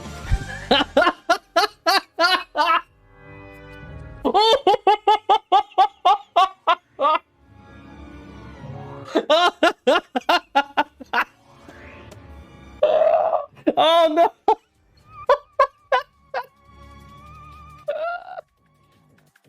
Oh my god, that joke. Seriously? We're no strangers to love, you know the rules, and so do I. Do I? A full commitment's what I'm thinking of. You wouldn't get this from any other guy.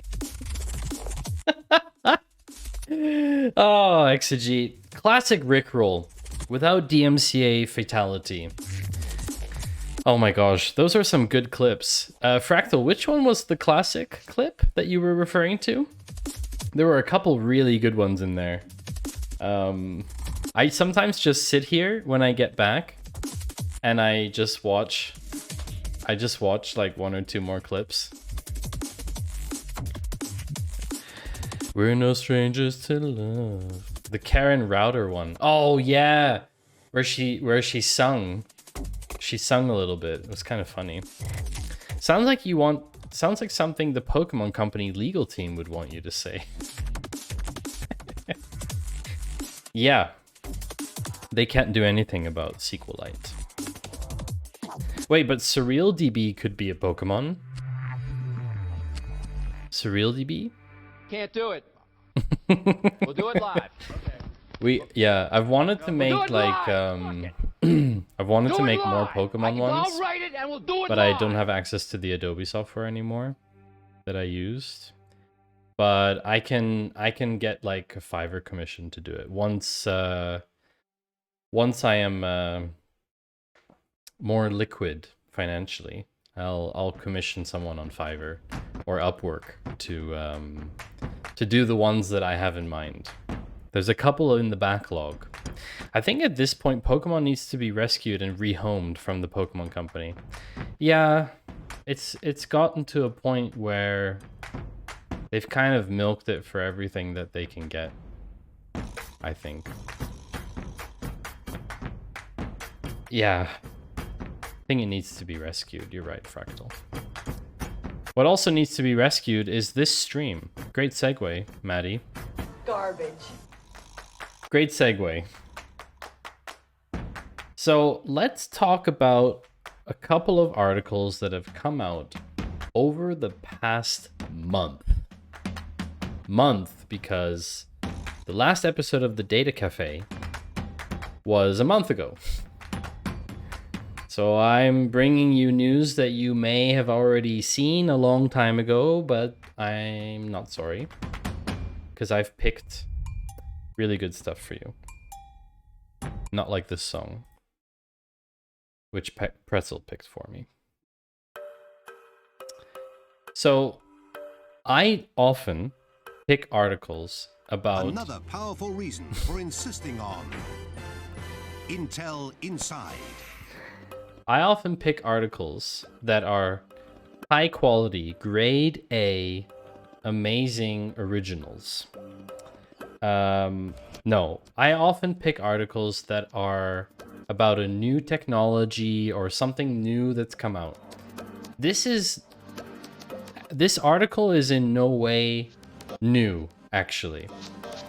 Basically, this is about how a company, in this case Google, is improving something with already existing technology that has existed for a long time.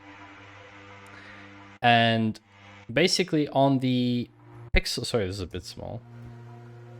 On the Pixel 7 and 7 Pro, it's using an on-device thing called personalized speech recognition. Yes, innovation, Fractal, innovation. So it's basically going to recognize you talking more, which might be like names of people and places that are more unique to you. And everything is on device, which is fun because we know what happened with on device stuff recently. For example, you might correct an acronym when you ask Google Assistant something or select a suggested alternative for the name of a place when using Assistant to navigate. So it's called a suggestion chip. Anyway, this is just an example of a company that's taking technology that already exists, speech recognition, making it better to improve their product. It's that simple. It's that simple. And I don't understand why a lot of companies are chasing some utopian AI machine learning ultra demigod when they could just do little things like this to make their product better. I don't get it. I don't know why companies are trying to aim up here, which you can't see because it's off camera, but it's super high. Like, this high, when they could just be aiming there and doing so much better than what they're doing right now. I don't get it. I haven't had a phone get me excited for a long time. My partner just bought a Galaxy Fold, and it is pretty damn cool. Yeah, I don't know how I feel about folding phones. Honestly, I don't know what to tell you. I just feel a bit weird about folding phones. I really do. I can't give you a good reason about it. How about simplifying UI? I'm sick of the convoluted UI that is the norm. Oh yeah. Oh. Overloading the UI. I mean, honestly. So yeah, this is a great example of something super small, but super useful, right? Like if your partner's name is a little bit complicated to speak, to say, and the way that you pronounce it is unique, then Google learns that about how you say someone's name. It just makes sense. It just makes sense. Anyway, next. Here's a big one. We're not talking about ChatGPT today, but there has been a recent influx, or I should say the conversation has come up again around what happens to code that is generated by ChatGPT. Who owns it? What was it trained on? are they permitted to train on that data and then sell a service around it? A lot of questions, but basically, Microsoft's being sued for open source piracy because of GitHub Copilot. Who has more lawyers? Exactly. It is basically a battle of the lawyers to sort out antitrust and licensing law. Honestly, I was talking about this with a good friend of mine who knows a lot about the topic as well. And his comment was, it's good that there's litigation because privacy law and copyright law in particular needs an update. Copyright law needs to be brought into the 21st century. There's so many weird, arbitrary things about copyright law at the moment that don't apply to the digital world at all. Like some weird thing about like 70 years of something, blah, blah, blah. And there's just so many concepts that need to be updated. And this is the easiest way to do it, is to litigate. Because through litigation, there will be consensus eventually. Hamburger menus are on the menu, boys. Make it stop. Hamburger menus all the way. These are called breadcrumbs. I don't think we have a hamburger menu here. If I see a hamburger menu today, I'll tell you, chat. Maybe we can have a hamburger menu counter. So, Microsoft's being sued. Copilot is trained on all publicly available GitHub repositories, of which a sizable index of them are open source licensed. Open source means you can use it. I mean, depending on the version of the license, what it ultimately means. Like, let's look at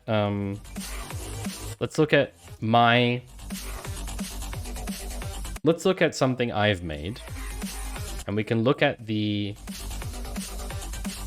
licensing. Like my personal website. Is there a license? There's no license. Wait, I need something with a license. Colorbox? Here we go. So I made something called Colorbox. This has what's called an MIT license. What is the MIT license? Permission is hereby granted free of charge to any person obtaining a copy of the software and associated documentation to deal in the software without restriction, including without limitation the rights to use, copy, modify, merge, publish, distribute, sublicense, and or sell copies of the software, and to permit persons to whom the software is furnished to do so, subject to the following conditions. They have to include this in their software.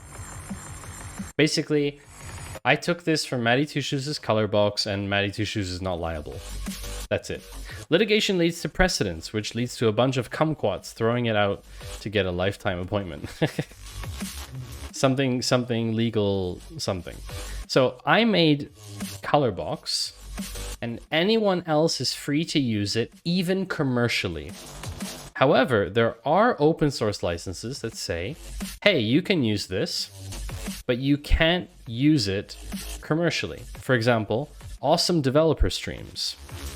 This has a Creative Commons license. What does this license mean? Creative Commons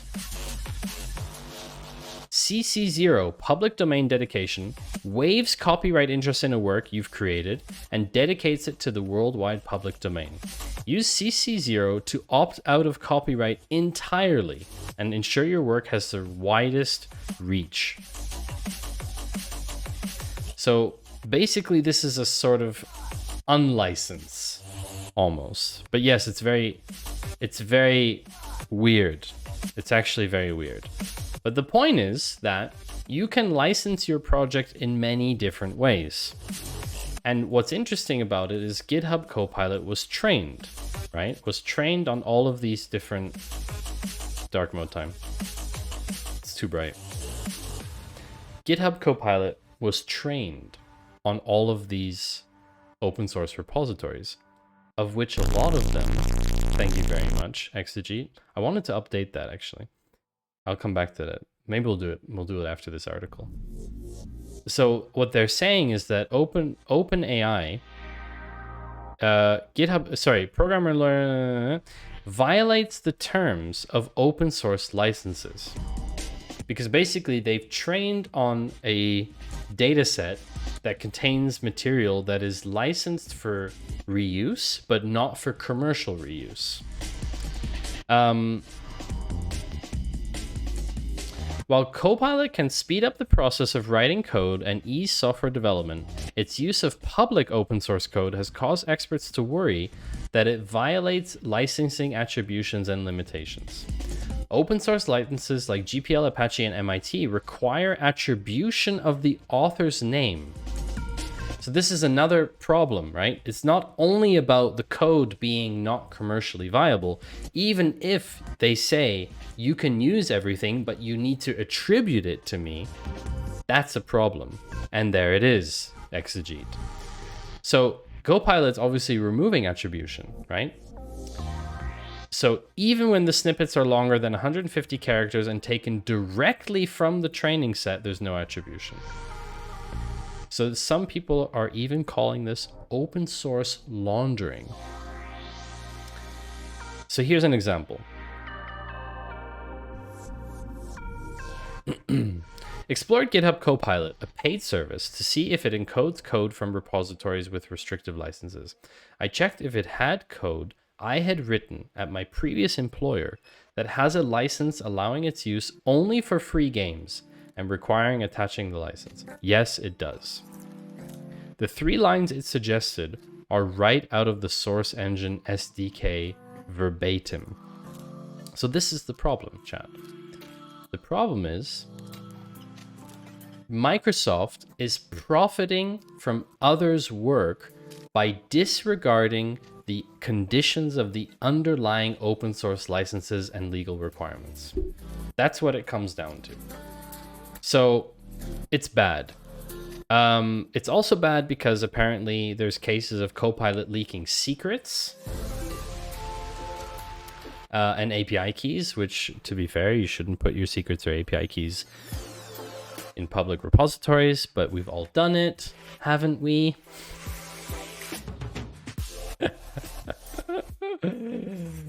I definitely have.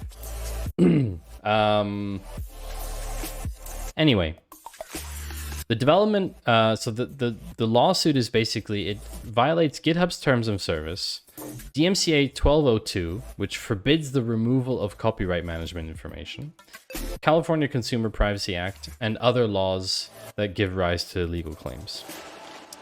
The complaint was submitted to the U.S. District Court of the Northern District of California, demanding the approval statutory damages of $9 billion. $9 billion. I've tried to, but GitHub stopped me, thankfully. Oh, that's nice, Fractal. 9 billion. Not million, billion. That is a whopping great. Even for Microsoft, that is big money. So if each user receives just one output that violates section 1202, then GitHub and OpenAI violated DMCA 3.6 million times. At minimum, statutory damages of $2,500 per violation translates to $9 billion. They will weasel out of it. I don't know. This was November 5th. I don't know what's going to happen with this.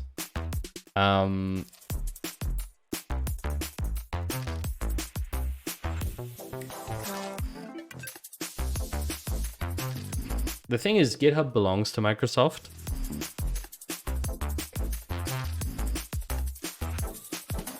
Which is kind of, it's a problematic situation because it means that they have trained on something that technically belongs, I mean, the infrastructure belongs to them and the company belongs to them. I don't know.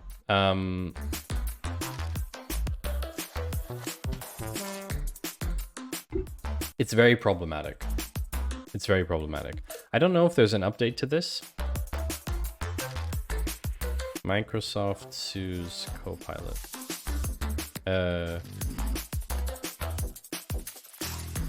10th of November.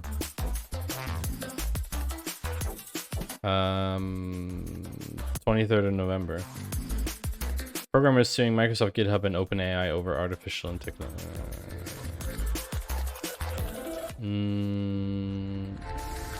Okay, there isn't like any. Yeah, there's no update here. From an enterprise IP perspective, that isn't cool though. No, it's not. It will also be interesting to see if this litigation affects things like DALL-E. Do they have to share licenses of source images if Microsoft loses? I don't know. Images is a whole nother pickle, because with imaging, it's not possible. So a lot of people believe, we'll get to one of the AI imaging articles today, generative AI. With images, a lot of people believe that generative AI is doing a collage and like basically stitching together various images that it found. That's not entirely true. Actually, it's usually not true. The generative AI models are, as they're called, generative. They are actually learning how to create new things out of things that they've already seen before. So it's very hard to argue. Basically, the argument is this. With code, there is a finite amount of ways to do something, ultimately. So if you want to, for example, if you want to change a string into a integer in SQL, there will only be a few different ways to do it, syntax-wise. In JavaScript, if you want to split an array, there will only be a few different ways to do it. On a larger scale, of course, programming an entire project, there will be millions and billions of permutations. But for each particular use case, there's a very limited amount of ways to solve. And so it's a given that if you teach an AI to code, eventually it will learn all the ways to code. It's just fact. And that's kind of what they're hoping for with Copilot, is if they learn enough solutions, then they can just suggest the right solution every time.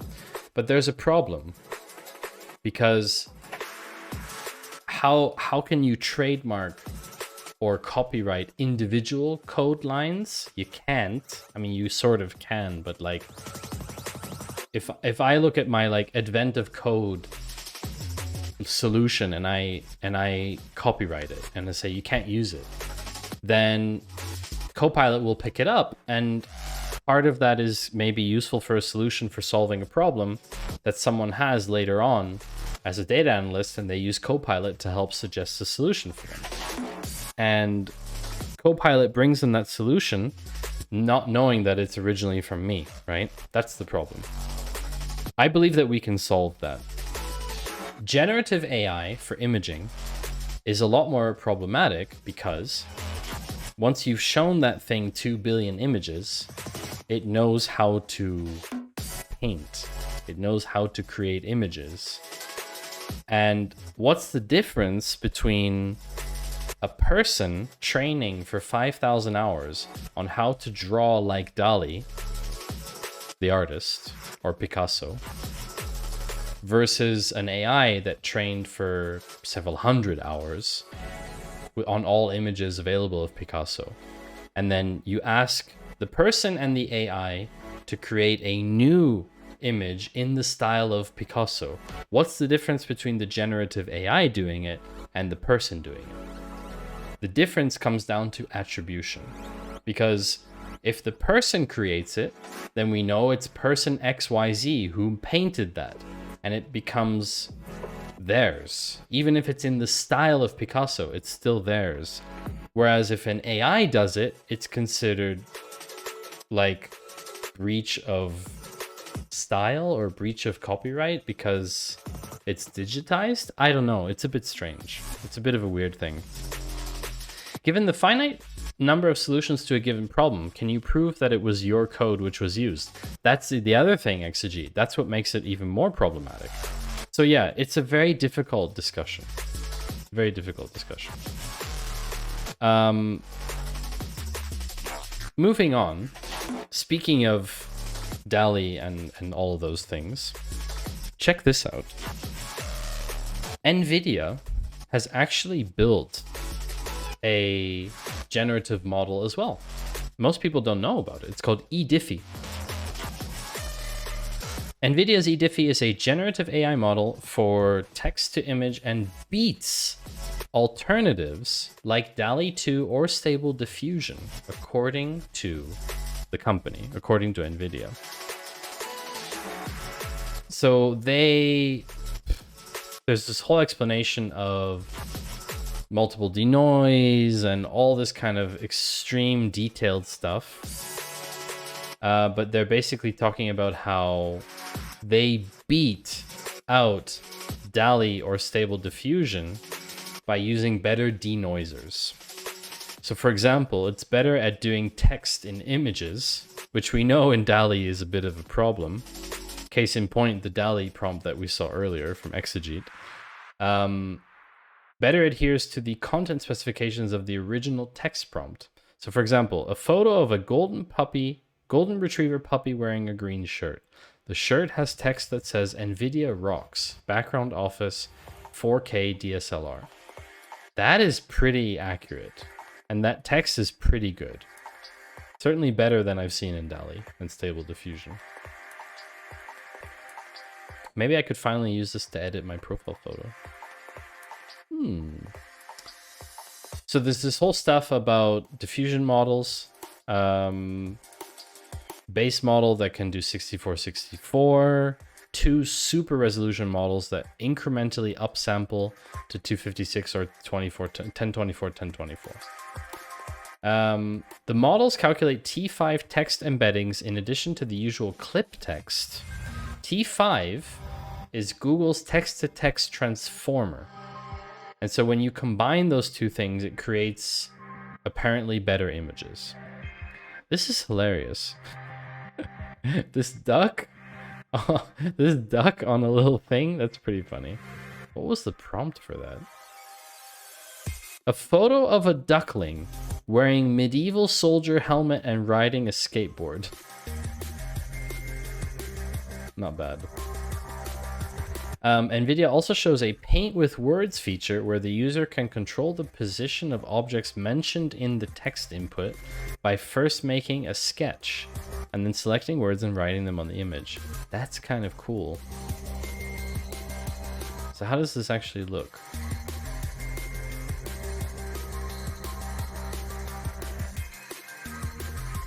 So you can like sketch out rough stuff and then give it a prompt. Oh wow, that's kind of awesome. See, this is my level of art here on the left. That's what I'm capable of, art-wise. Blobs. This is very cool. That's really cool. What? Oh, this is really getting out of hand, chat. Wow. NVIDIA is keeping quiet about its plans with eDiffy. So far, only the paper is available, so we can't test it, fortunately. I would love to test it out. Soon, we too can be artists. That's right. If you have a prompt, Fractal, that you'd like to put in, feel free to cash in some of your channel points. It's only 1,212 channel points for that. Bargain. Yeah, so that's pretty cool. I'm looking forward to seeing what happens with it. I don't know what NVIDIA intends to do with it. But I know that there will be an ad starting in a few seconds. I'm very sorry.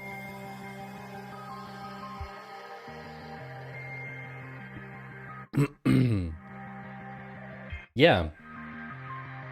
So before we move on to the next article, maybe I should do something funny. I think I would like to modify one of the rules that I have.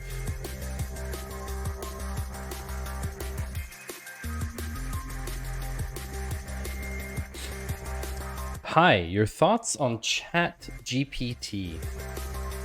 Hi Arshad. Welcome back to the stream. Good to have you here. They're going to be an ad soon, so I will answer your question after the ad. How about that? That way you don't miss anything.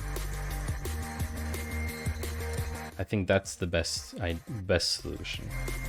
I want to see if I can do something. Do I have a... I don't think I have one, do I?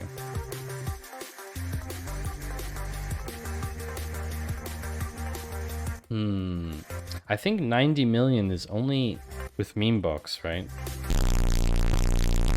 Yep. Okay. See, what I wanted to do is when 90 triggers, I wanted to trigger something else, but I can't do that yet because I can only do it based off redemptions.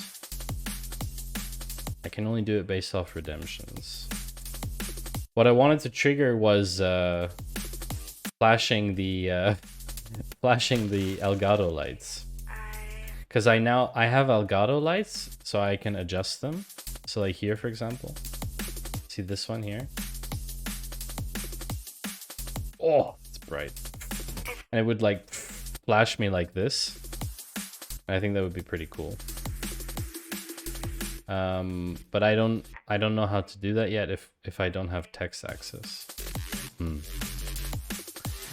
RGB, yeah, that doesn't work anymore, Ruckmat, I'm sorry. It doesn't work yet.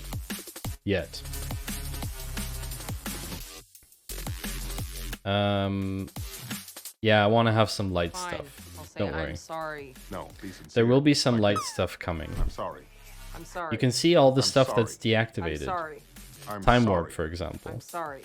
I'm sorry. Or the Justin Numbers ad. I'm sorry. I'm sorry. I'm sorry. Or hands-on and clippy and stuff. I still have a ton of stuff to do. It's crazy. There's so much to do. Okay. 1.88. Like Jay Walter, I think that is the lowest drop ever. So Arshad, you asked about my thoughts on Chat GPT. Are you still here, Arshad? It's me. Drop bottom, drop top, and drop... What's... I wonder what the bottom one is. I don't think there is a bottom one. So Arshad, my thoughts on ChatGPT are it's a general purpose chatbot like we've had for a long time.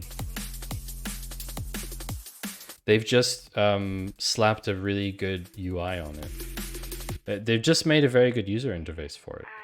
We've had this for a long time. I've been using AI copywriting tools for over 6 months to generate content. So it's not... Don't be suspicious. Another powerful reason for insisting on. It's not, in that sense, revolutionary for me. You know? Why do you ask, though? That's the question. Arshad, why? What are you curious about? What are you looking to, like...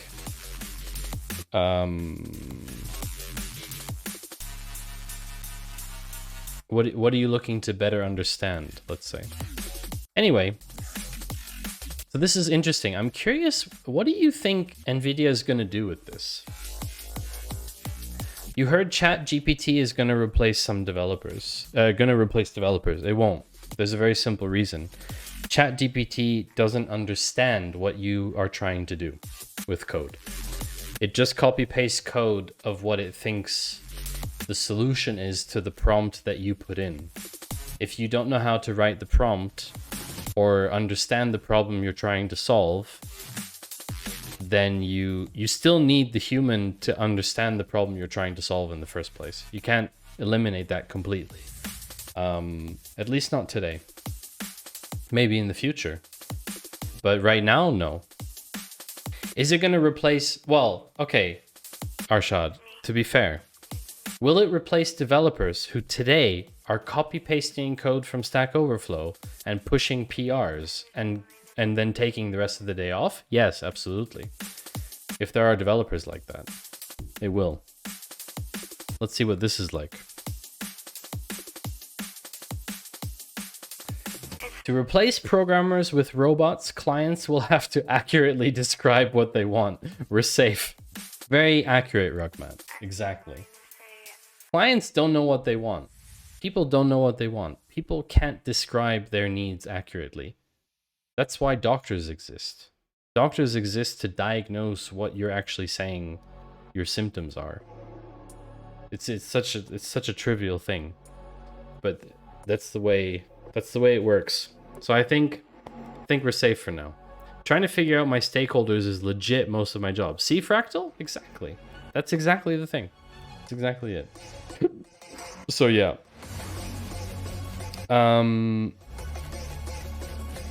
That's basically what it comes down to, I think, Arshad. Are you a developer? Curious. Also, where are you from, Arshad? I'm based in Switzerland, and everything here moves at a slower pace than anywhere else. Oh wow, it's late for you, India. It's so late. It's like 1:30 in the morning, 2:30 in the morning. Wow. Or early, depending on when you went to sleep. I don't know. Good time zone to you. Yeah, so what do you all think Nvidia is gonna do with this? B40. Oh my gosh. Holy moly. For me, it's just past 11 p.m. So that's wow. That's 4.5 hour time difference. I don't know what Nvidia is gonna do with this, to be honest. Does Nvidia own any like game dev software or anything like that? I don't think so, right?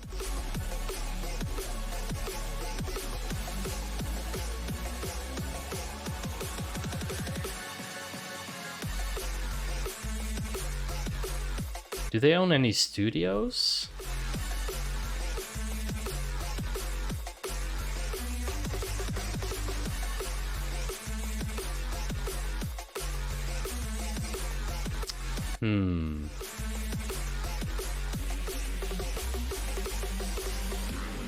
Advent of Code Day 10 in less than 7 hours. Good night, J. Walter. Good night. Ooh. Generation of virtual worlds or assets to populate those worlds. Yeah, I'm just wondering, like, how would they distribute that, you know? It's the GN command, J. Walter. Exclamation mark GN is the one you want.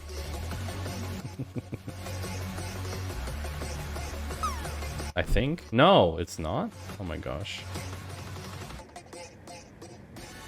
Excuse me, J. Walter, 1 second. Why doesn't that not work? Sorry. Fine. I'll say I'm sorry. No, be sincere. Like this. I'm sorry. I'm sorry. I'm sorry. I'm sorry. It's a bit strange. It should. I'm sorry. I'm sorry. I'm sorry. I'm sorry. I'm sorry. I'm sorry. I'm sorry. Good, that's the one. I thought I had that in there. I was sure that I had that.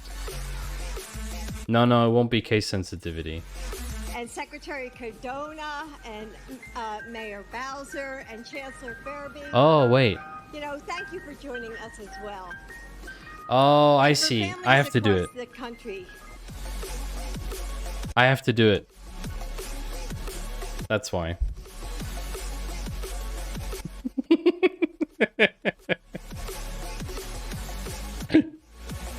I had to do it. And it's broadcaster only. It's broadcaster only. So don't you all try to do it. It's broadcaster only. Anyway, after getting changed into their bunny pattern pajamas and pink sparkly slippers, J. Walter is signing off for some well-deserved sleep. Have a good rest. Lovely. Good night, J. Walter. Yeah, you're probably right, Fractal. I mean, joke's on you, I haven't changed out of your bunny PJs yet. Fascinating. I don't know much about Nvidia's business, but yeah, I think they could definitely use this for like world generation type stuff. Definitely. Yeah, next article. See, this is what I'm talking about when I mean stuff that you normally wouldn't find, chat. Stuff you normally wouldn't see in your feed, but is so freaking amazing, okay? Robust cloud architecture. Ah, okay. Interesting. I wonder what they... So, chat, listen to this. Listen to this and tell me how this is not insanely cool. Smart windows that can encode data in sunlight. Okay? These special polarized smart windows use sunlight to simultaneously transmit data to an unlimited number of devices in a room. Okay? This is the illustration. Don't ask me to explain how this works, because I've read the article and I still don't understand how it works. But basically, it is carrying a signal like Wi-Fi. It's just that it's over sunlight. I don't know what happens when there's no sun. I assume it doesn't work. But there's this whole explanation. But here's the thing. This is why it's a big deal. A virtually unlimited number of devices scattered throughout the room can receive that modulated sunlight signal. This is what's so interesting about this. Wi-Fi and other like tethering type solutions are bound to the number of devices on the network. Good night, DMatty_2 shoes. As darkness falls and stars arise, a peaceful calm descends upon the land, and all the world is hushed and quiet. The worries of the day fade away, as dreams take flight on gentle wings, and in the silence of the night, we find a moment to just be. So here's a wish, a soft and gentle kiss, to send you off to sweet repose, and may your dreams be filled with wonder, and your heart be filled with love. Good night. What the?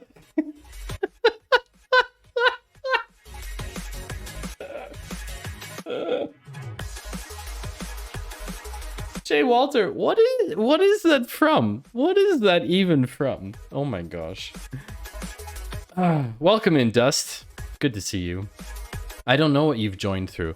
We are talking about how sunlight can encode data, which is just bonkers. Cutting edge science starts like this, as a wacky idea that someone else sees and translates. Yeah, I don't know. This is like nuts. This is...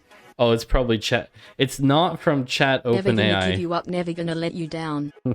Thank you, Karen.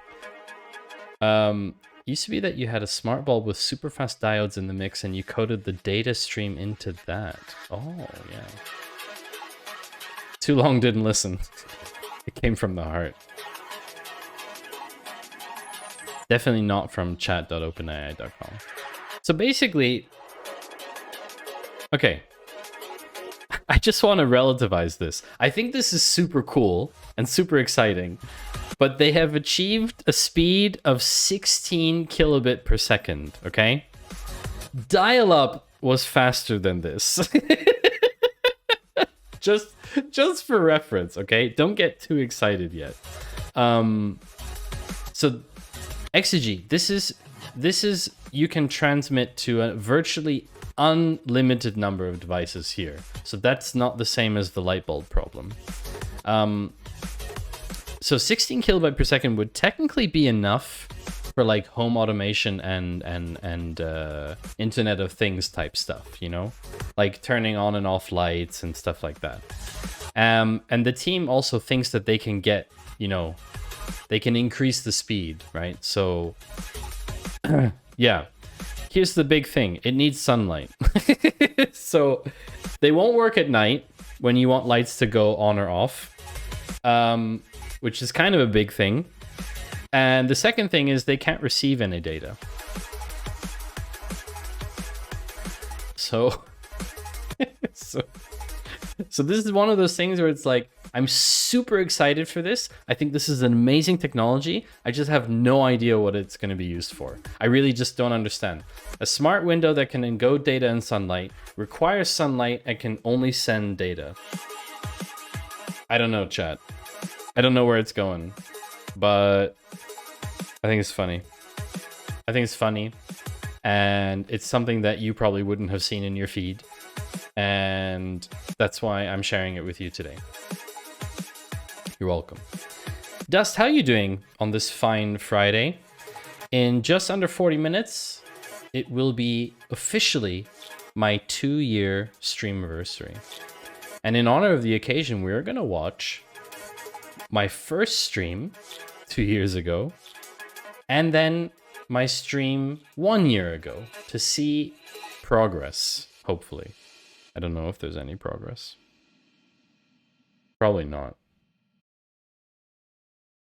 There probably wasn't any progress. 24-hour stream? No. Fine. I'll say I'm sorry. No, be sincere. It Like takes this. however long it I'm takes. I'm sorry. I'm sorry.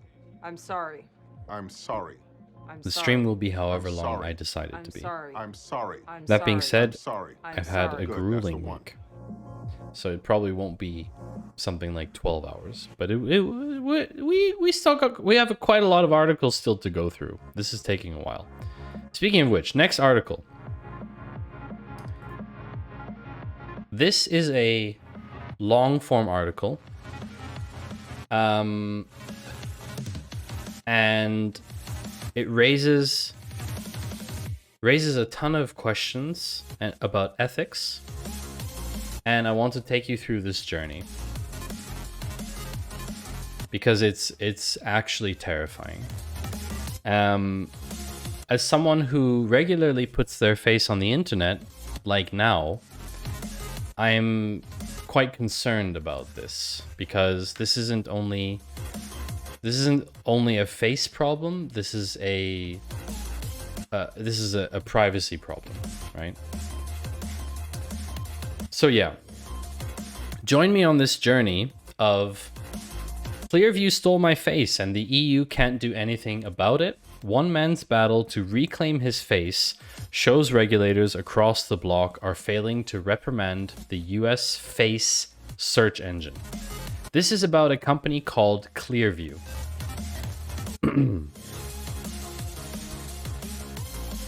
We're not going to read the entire article. I'm not a React Andy type streamer, okay? But I'm going to read this intro bit because it's pretty good. Matthias Marx says his face has been stolen. The German activist's visage is pale and wide, topped with messy blonde hair. So far, these features have been mapped and monetized by 3 companies without his permission. As has happened to billions of others, his face has been turned into a search term without his consent. And that is what it comes down to in the debate about privacy. It's about consent. Fractal says, this terrifies me. Scammers are already using databases to impersonate me to get money out of my elderly grandparents. We have to have safe words now. Oh, I'm sorry to hear that, Fractal. That's terrible. So basically, Clearview AI is a company that has scraped billions of photos from the internet to create a database of faces. So here's the problem. Or does this sound familiar to you?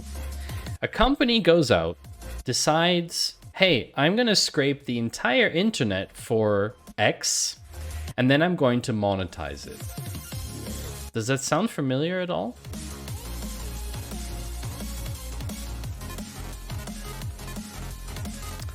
That's basically ChatGPT. That's basically Copilot. These are all systems built off of public domain knowledge and assets, where one company is just trying to be faster and more accurate than the others so that they can make the most money from it. And in the case of... Can we pause this?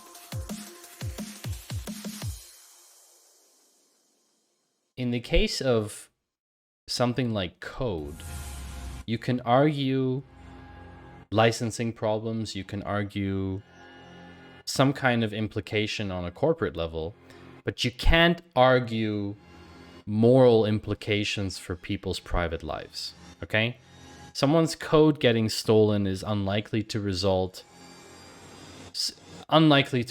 in personal harm, let's say. In the case of someone's face, someone's identity, you cannot argue that anymore. You can't. It's so dangerous what's happening. Public domain, so much so that the AI generated images are signed by their authors.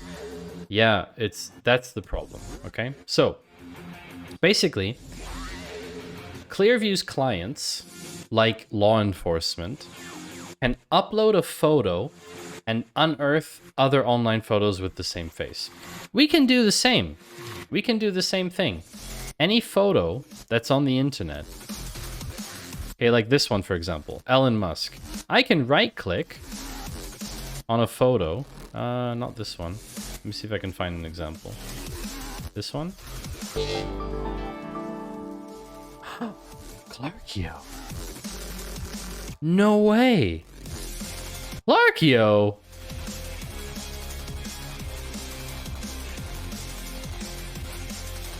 What? Clarkio was streaming? How did I not know? Oh wait, I was streaming. That's probably why. Clarkio, welcome in, friend. Wow.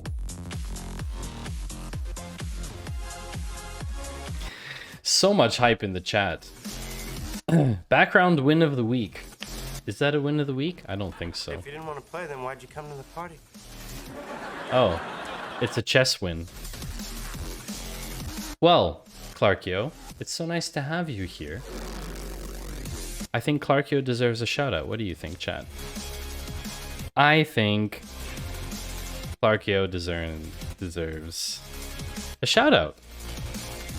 Let's watch a funny clip from Clarkio. Thank you so much for your follow.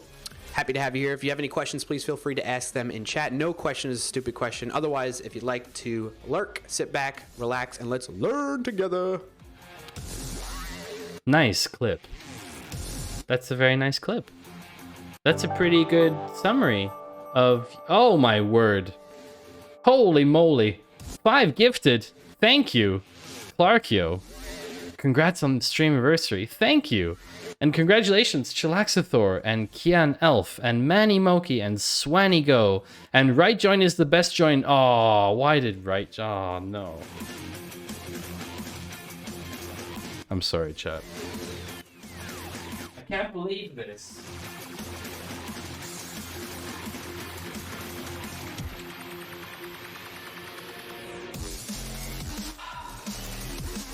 I cannot believe this. I can't believe this. Why would right join get us gifted? I mean, come on.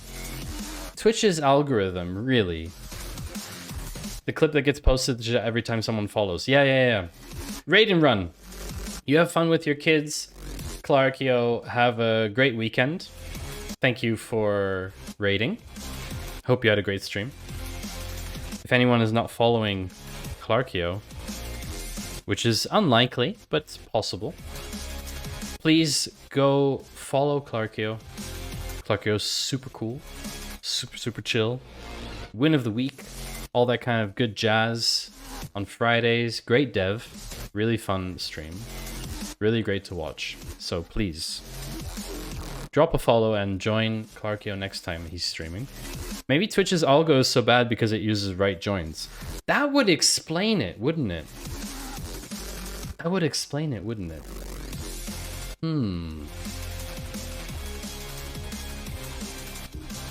That actually makes sense, Exegete. That makes a lot of sense. So for anyone here who's new to my stream, my name's Maddie, Maddie Two Shoes. It is my 2-year streamiversary on Twitch. I started streaming 2 years ago. I do not know why I'm still doing it. I am a data analytics streamer, meaning I'm a data person by trade. And I love to do things around data and tech. And so every Friday we do the Data Cafe, where we run through various articles or videos about news in machine learning, AI, data, databases, etc. Tech stuff. You can use the Patreon command to find me on Patreon. You can use the website command to get my website. Whatever you want. My faith in data. I do. Information. Yes. Ones and zeros never lie. That's right. Thank you, Rugman. And so we are in the middle of an article. We're in the middle of an article. I'm in the middle of the article now. We are in the middle of an article about Clearview stealing someone's face. Matthias Marx. And I was explaining that you can, on images, search them on Google. So if I go to Google, like this, and I want to search with an image, I can take this image here, I believe. Is this not an image? Oh, it's not an image. Sorry. Are there any images here? This is an image. So I can go like this, and I can drop it into Google, and I can search for it. I don't know if that works every time. Probably not, because of Murphy's Law. Can I go here?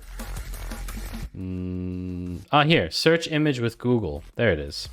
So if I search image with Google, it will open a Google search where it uses the image as a search, right? Obviously, it's like an SVG or something, so it's just doing a black block or something like that.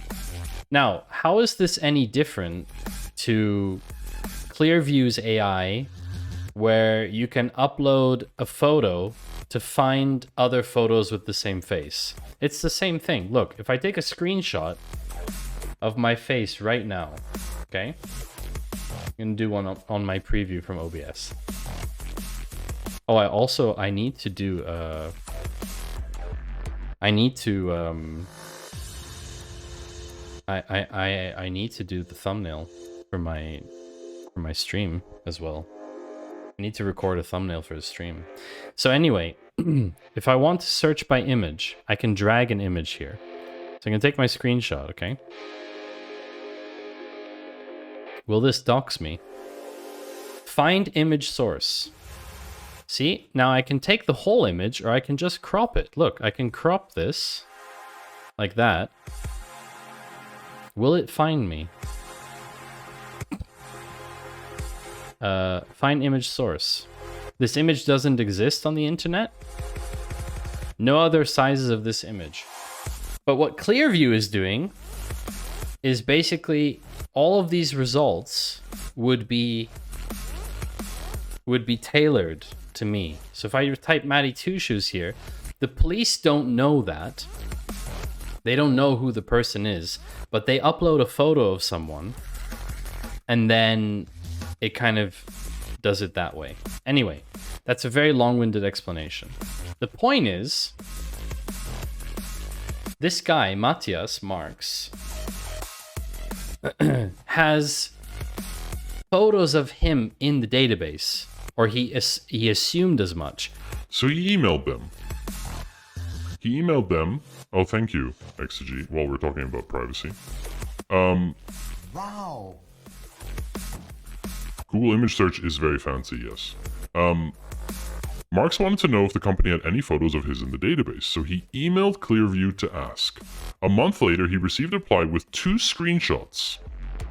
The pictures were found a decade old, but both showed Marx looking fresh-faced in a blue t-shirt. Taking part in a Google competition for engineers.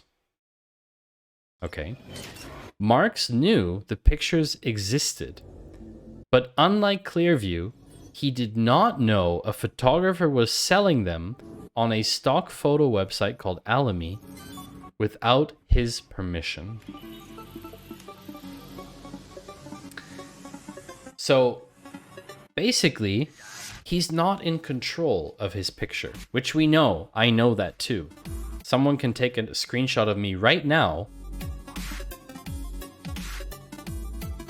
And if you do that and you post it somewhere, I don't know about that. I don't know that you've done that. That's the way the internet works today, right? But the thing is that Clearview's problem is they're scraping all of these images and then they're selling a service where you can look people up by image. That's what the problem is. So, why is this a problem? Well, it's a violation of GDPR. GDPR says you require consent to capture any personal information, whether that's in text form or image form. Okay, so biometric data, without knowledge or permission. So he filed a complaint with his privacy regulator in Hamburg. That complaint was the first filed against Clearview in Europe, okay? This was in February 2020, but it's still unclear whether the case has been resolved. Hellraiser is going to make a crypto Two Shoes coin. That's actually hilarious. With this one? You want to make a coin out of this one? Hold on. This one? I mean, we can remove the background if you really want it. Remove.bg. We can do it. We can do it. So I can remove the background here, this image remover.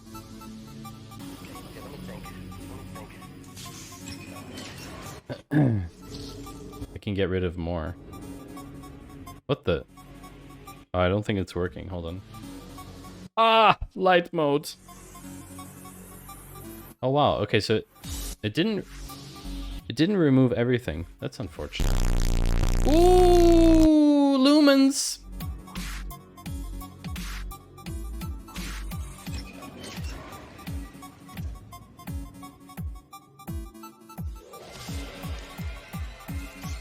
Garbage. With the headphones, it's pretty tricky, actually. Now, you know what we'll do?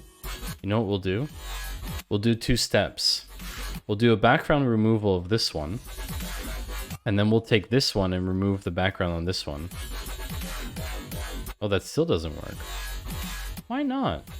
Bad result. Bad result. Might have to take another one. Might have to take another one, Hellraiser. It's not so good at cropping this one. Or I can just give myself a good haircut. You know? Like, what's his face from Dumb and Dumber?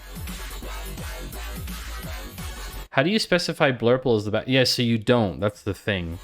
You basically just choose one that is appropriate, kind of. It's very hard to do. Actually, the easiest way is to retake. It's actually easiest. You just retake like this. You have Photoshop. Fine. I'll say I'm sorry. No, be sincere. Like this. I'm sorry. I'm sorry. I'm sorry. I'm sorry. I'm sorry. I'm sorry. I'm sorry. I'm sorry. I'm sorry. I'm sorry. Hold I'm on. sorry. I'm sorry. Good, that's the one. We got a meme running. Okay, so we got a good background. Hold on, I'll take off my headphones. Was it like that? No, it was this way. Okay. So I got the shot. Garbage. Yeah, you have Photoshop, but like this is funnier. Okay. Let's get rid of these.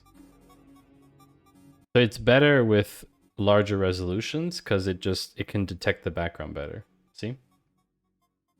So you want this on a coin, Hellraiser. Look, I'll even do better for you. I will get the edited version. I'm gonna tweak the color for you. Two Shoes coin. I'm looking forward to it. I'm very much looking forward to it. While we're here, did you take some thumbnails yet? No, actually, I did not. Gotta change the exposure here a bit. This is good. Need some more contrast in here. Shadows. Shadows, highlights. There we go. Saturation's a bit high. Change the temperature to something a bit warmer. Another powerful reason for insisting on Okay. Intel Inside. So we've got it. And now I'm gonna put my face on the internet. Could have just been a blurple coin. It's true, but it's way funner this way. AMD indeed. Okay. Whoever wants it.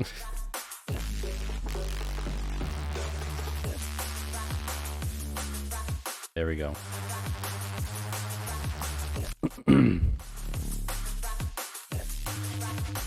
Anime eyes with $1 inside.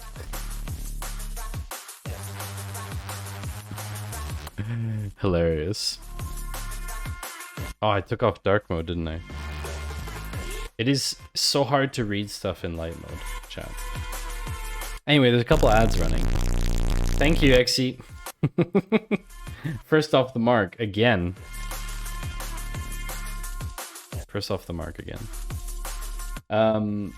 Couple ads running, so we'll give that a few seconds.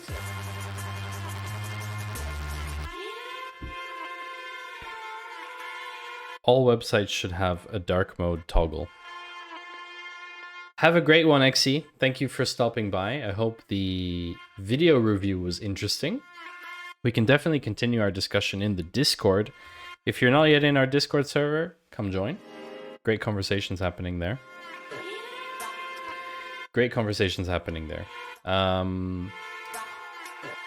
Let me know when you're back, Hellraiser. Dark Reader extension for life. Yes, indeed. Indeed. So, we've been talking about... Oh, you have my full consent to use that image, if you like, for a two shoes coin. So, Clearview's revelation was a wake-up call. I already knew we weren't in control of our data. For Marx, this was apparently news for him. So basically, February 2020, there was a complaint filed in Hamburg, in Germany. That was the first one for Clearview in Europe. But it's still unclear whether the case has been resolved. A spokesperson for the regulator told Wired that the case had been closed, but Mark says he's not been notified of the outcome. It's been 2.5 years since I complained about Clearview AI and the case is still open. He works as a security researcher, by the way. That's too slow, even if you take into account that it's the first case of its kind. So the problem is that our regulations in Europe are very different than the regulations in the US, right? Privacy regulation is very different. So we have very strict privacy laws, especially in Germany, but they're obviously not able to enforce them because other regulators across Europe, like France and Greece and Italy, have all issued fines to Clearview AI, but they're all unpaid, basically. So that's already a problem, but then the problem is getting bigger. Sorry, I tapped the microphone. Because Clearview isn't the only company doing this. So, what's the solution? The solution is, I don't know. to be honest, because some people believe that they should be able to delete a face permanently, but we know that's not really possible because they would just recrawl and find the face again. So basically you'd have to have a record of the face to know that you should not index the face, right?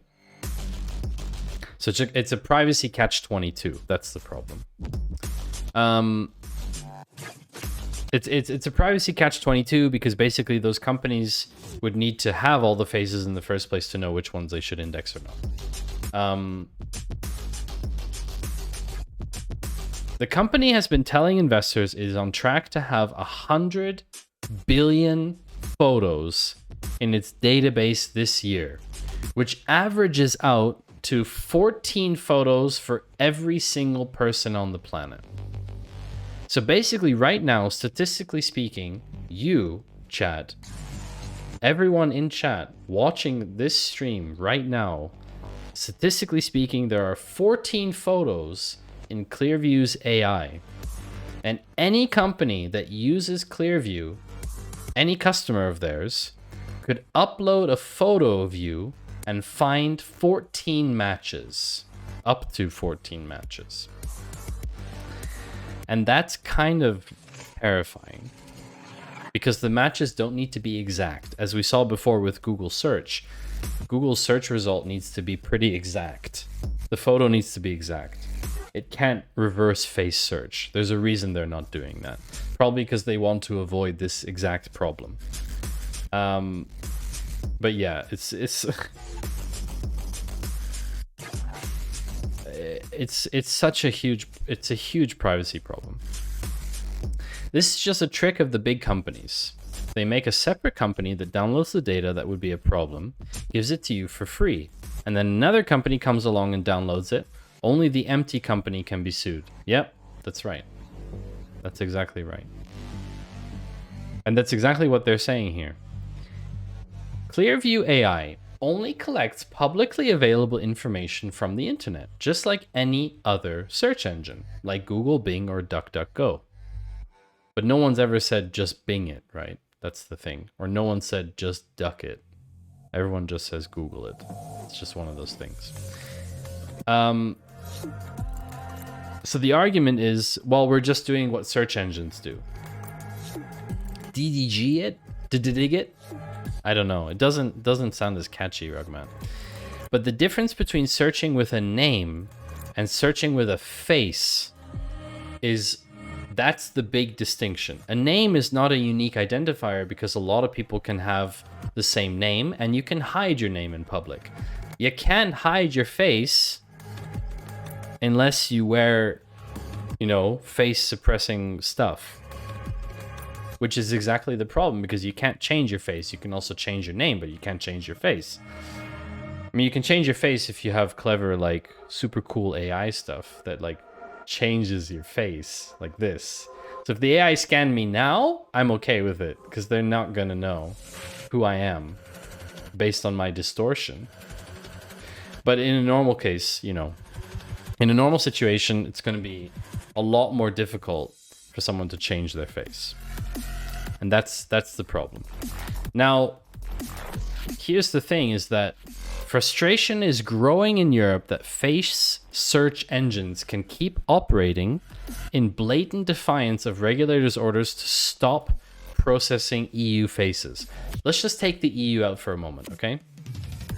Let's just assume that regulators somewhere say to this company, you should stop processing because we're telling you to. And the company's like, whatever, we don't care.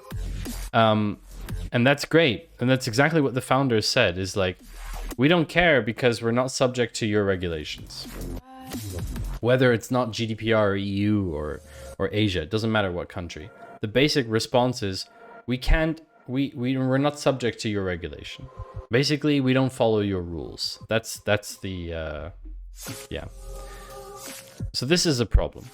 And ultimately, this is where we find out how much power does the GDPR actually have?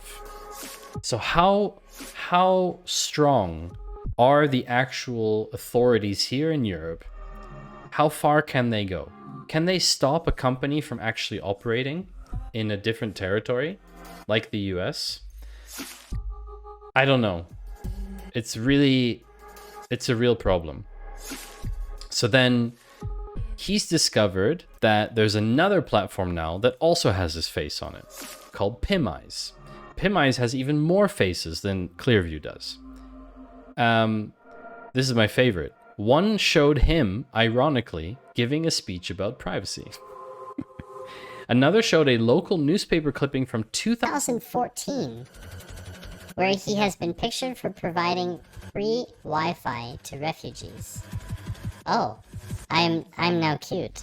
Very interesting. Is this easier to digest when I'm a cute bunny, Exegete? Is that what you were going for? The cute bunny look, so that it would be easier to hear this hard-to-swallow privacy argument? I think it works. Probably. I don't know, I can't hear myself, so...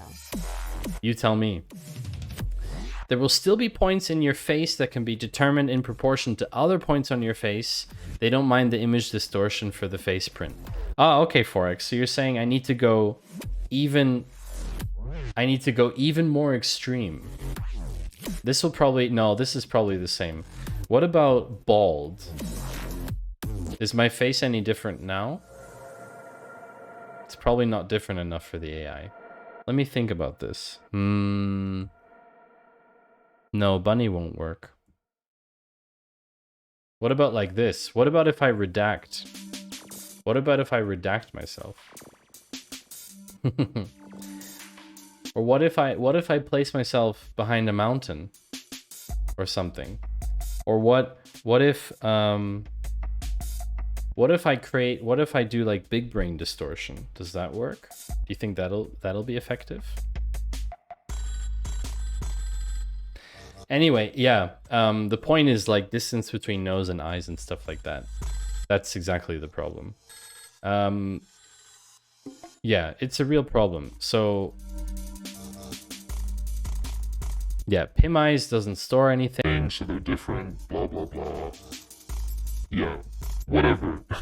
This should do it. No, I don't think this is enough to hide my identity from the police. I don't think so. I did change it. I changed it indeed. Oh, are you saying you want to layer them on top of each other? Unfortunately, we can't do that. The triangle between the eyes and the nose. Yes, that's true, Forex. But somehow worse? Oh dear. That's not good. That's not good. Not good at all. 8 minutes, chat. Also, chat, how many followers do you see in my Twitch profile? 850 something? 850 something? 852, I think it is.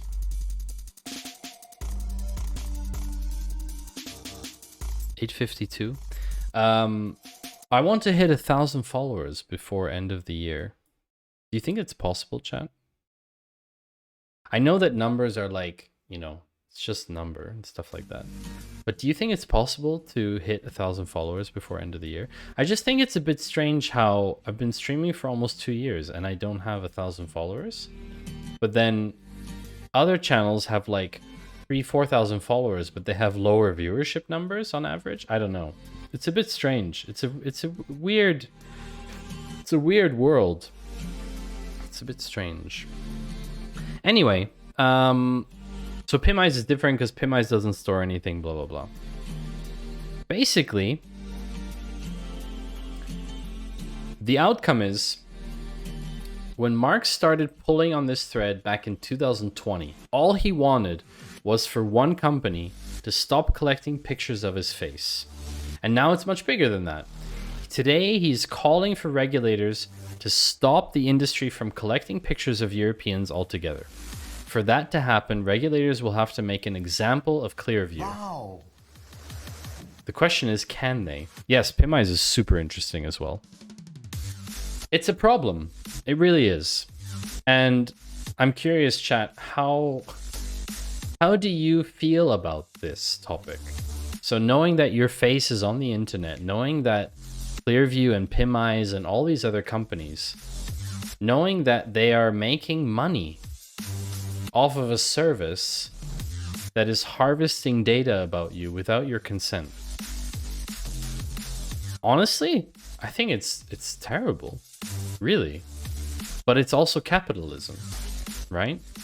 People try and make money however they can.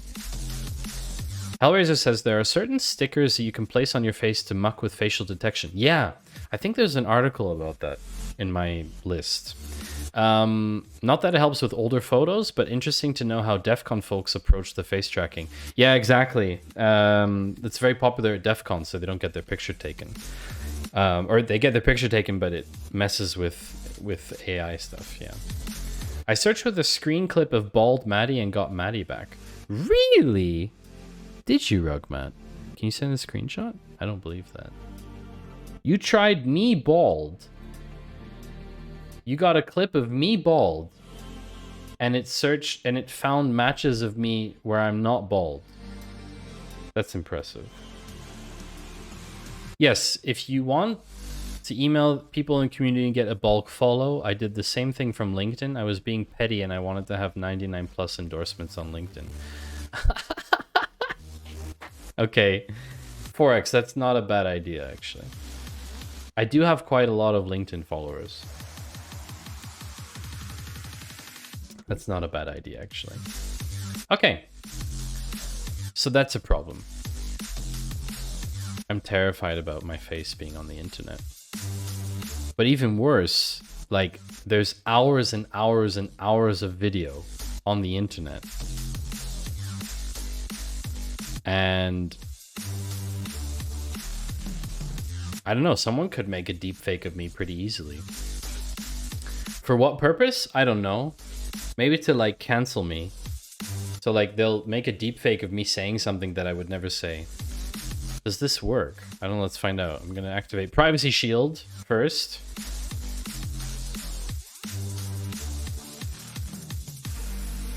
Wow. You're right. Holy crap. What the heck? Wow. Holy moly. Talk about being doxxed. Jeez. What?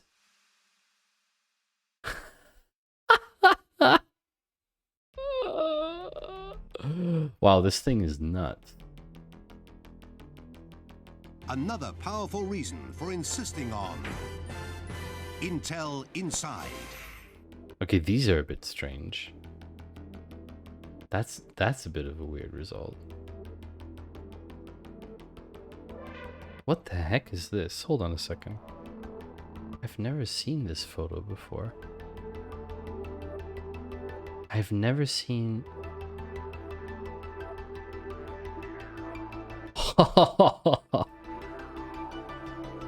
You have to pay $30 to get access to the what the unblurred photo.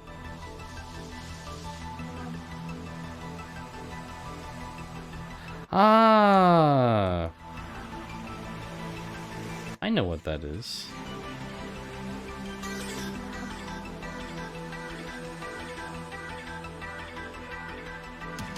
Yeah, okay. I know what that is. I was just wondering, like, what that's from. So a lot of the stuff is like AWS and S3 buckets, it seems. If you look here, S3 EU West -1, right?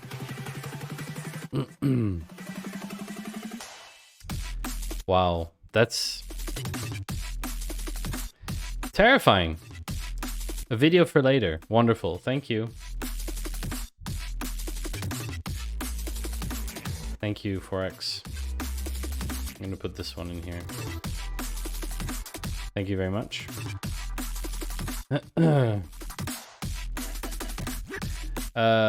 We don't need a deepfake to get you cancelled. I can just clip you saying right join is... Oh, you almost got me. You almost got me. Exy, you almost got me. That was really close.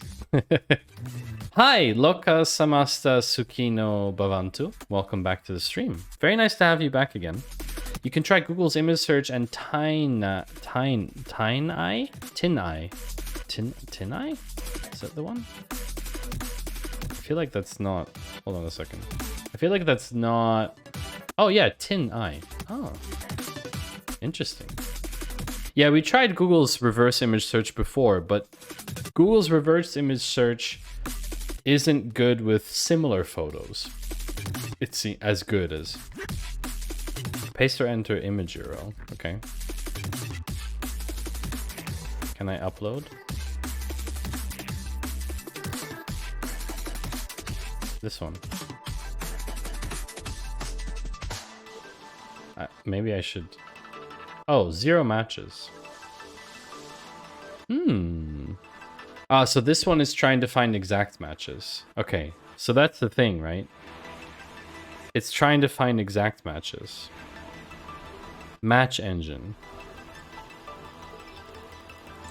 Duplicate, modified, and derivative images. Ah, yeah, okay. So that wouldn't work because that image isn't on the internet.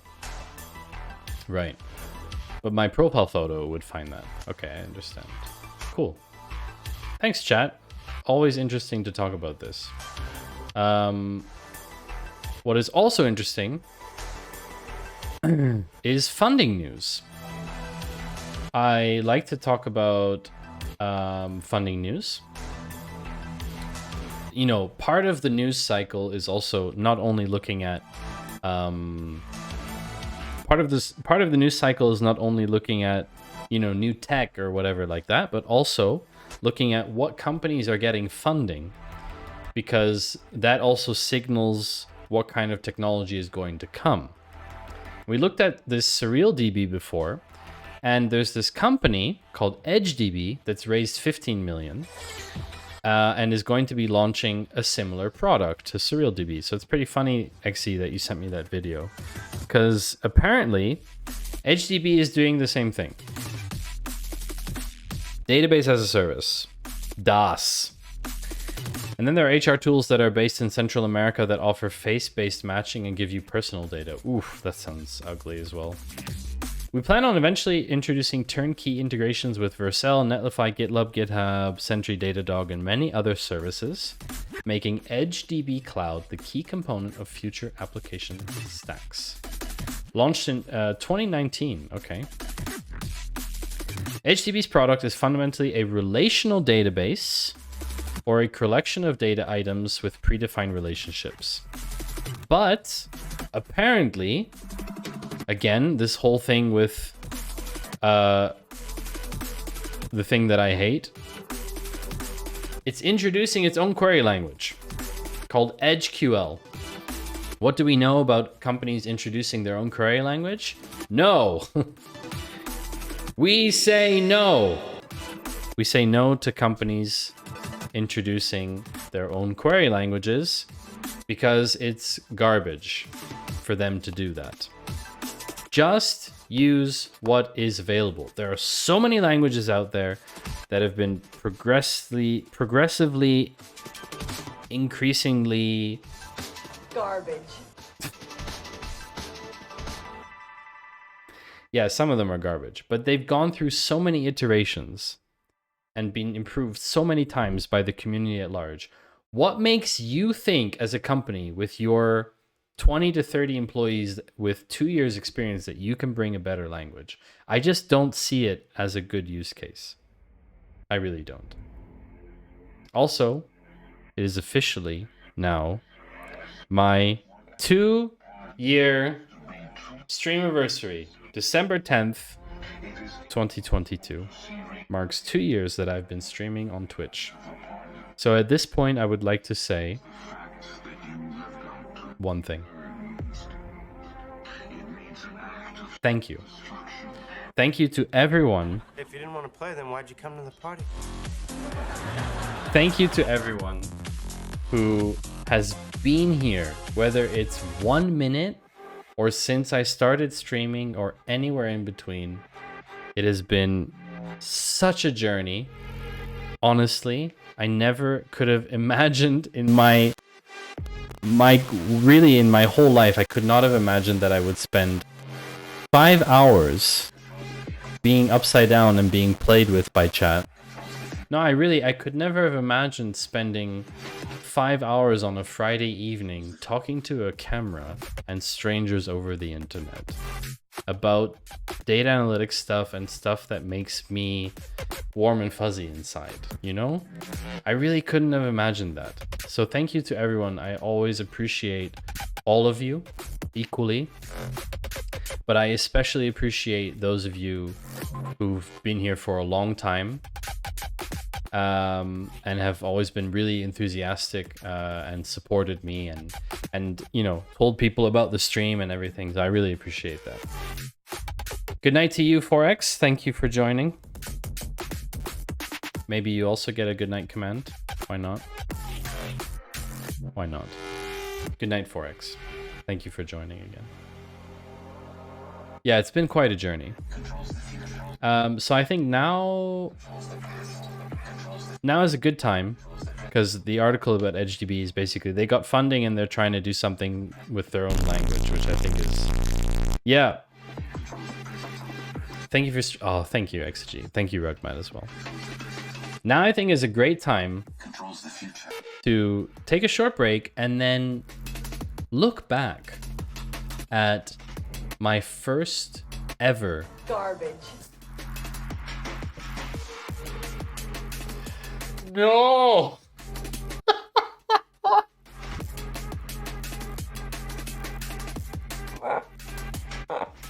What timing? Exegete, what timing? First ever garbage. No, I think it would be great to look at my first ever stream and just roast it, chat. Honestly, I think that would be a pretty amazing thing to do. So that is, I think, what we're going to do. But first, we're going to take a short break. I need to use the bathroom. You should also stretch and drink something, chat. You should really take care of your body. You only have one. Can't change it. So we'll put up the bunnies for a bit. And I look forward to seeing you in a few minutes for first stream review. Which, yes, I'm terrified of how bad it is. Oh boy.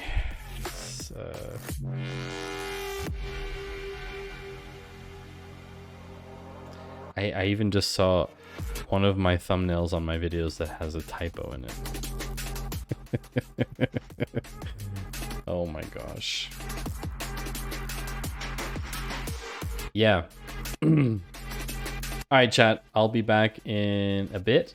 And stick around, please. This should be quite funny.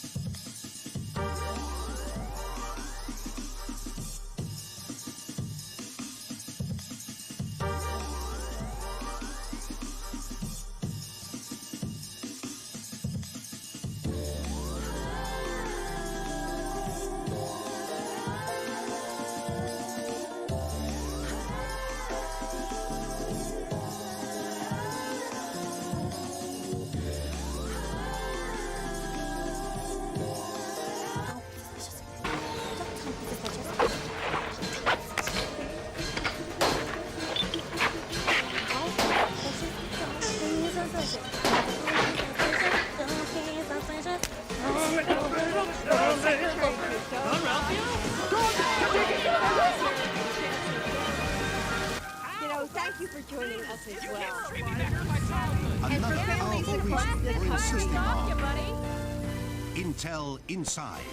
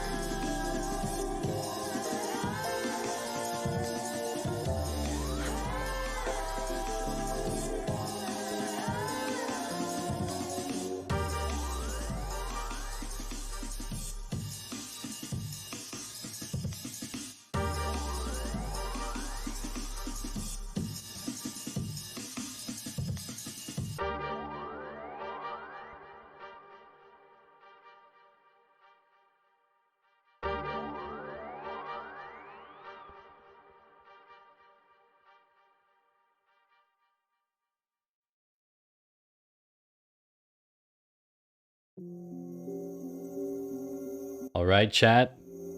We're back. I forgot that we also have to do the thumbnail for this stream. So if anyone has any thumbnail ideas, please tell me about them. And I am going to attempt to make a thumbnail face so that I can use it afterwards for the thumbnail. I'm going to change the lights to green because it's easier for remove BG to deal with green, obviously. And yeah. Let's see what we can do. Oh, come on, Exy.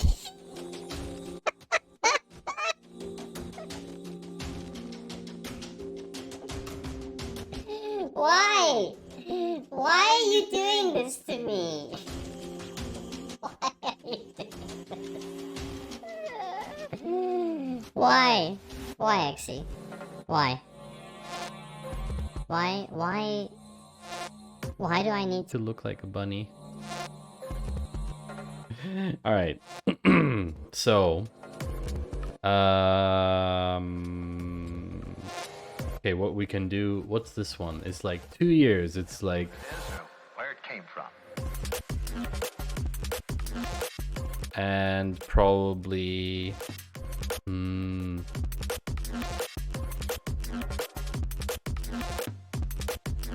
what else? What's like a 2-year thing? 2, like this. Turns out I'm a troll. Who knew, Exegete? Who knew?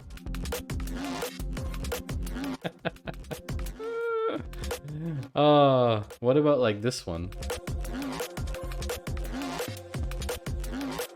Yeah, I think those are good. I'm gonna put a marker so I can find it later in the stream on Twitch. We're gonna go with maybe purple. And I think it's time. I think it's time, chat. Are we ready? If you're listening or watching the stream now and you haven't dropped a follow yet, then please do, because it would help me get to 1,000 followers by the end of the year. And I think that's a pretty good reason, don't you? I think that's a good reason. And then you can drop, like everybody else. Can drop, everyone in chat can drop. Fine. I'll say I'm sorry. No. You shouldn't be sorry, Rugmat. I'm sorry. I'm sorry. And I'm then... sorry. I'm sorry. I'm sorry. Celebration indeed. I'm sorry. I'm sorry. We are going to I'm sorry. watch... I'm sorry. We're gonna go look I'm back sorry. Good, that's the one. at my first stream. Oh boy. 9587 in my own stream again? Oh my gosh. So rigged. So rigged. So the great thing is, all of my streams are on YouTube, okay? They're all on YouTube. Almost a year since the last rigged. True. True. Maybe we're gonna be getting a new rigged. Like and subscribe. Bye. Like and subscribe. Yeah, so basically that's the end of that track.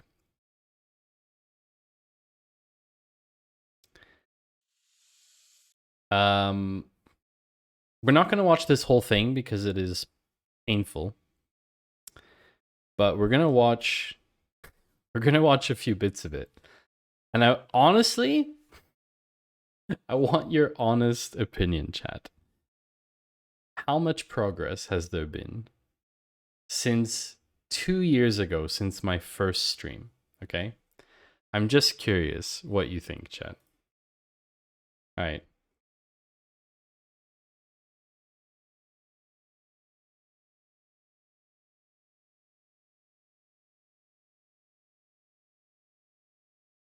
Does this have higher quality?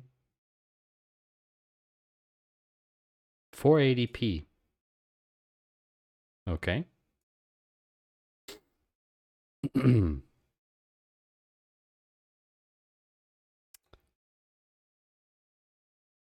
So far, pretty insane, steep start to the stream. I don't hear anything. That's what's hilarious. Oh, something's happening, chat.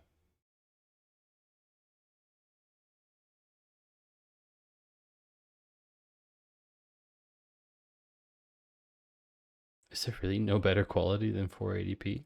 Wow. This is riveting stuff, chat.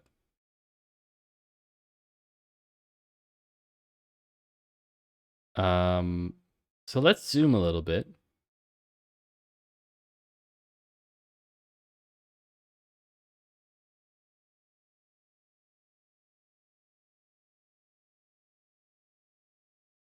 I just wanted to check. There's actually no sound in the beginning.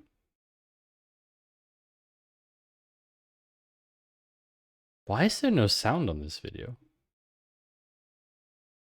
It's a bit strange, no? I should hear something. Let me try something.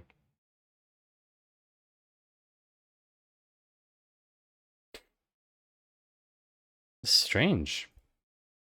There's absolutely no sound.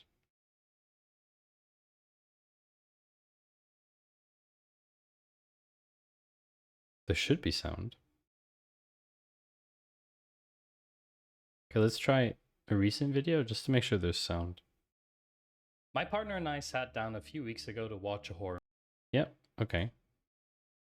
So the sound definitely works. Okay, so it is literally, the video has no sound.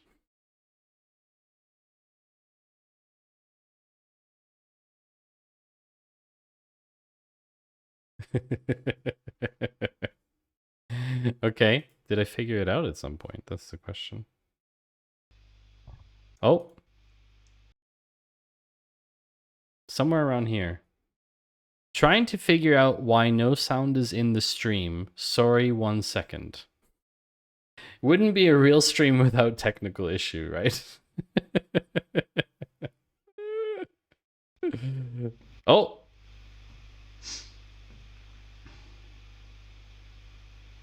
I hear something. Should be something now.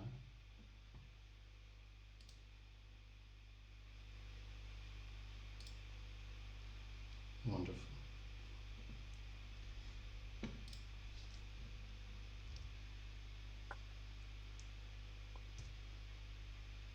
So I take it from your reaction that it's working?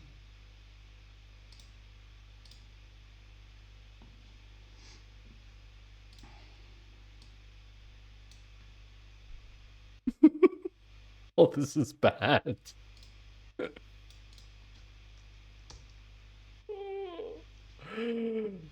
Oh man. This is so bad, chat. So there was like a solid 40 seconds of silence where I just didn't say anything at all.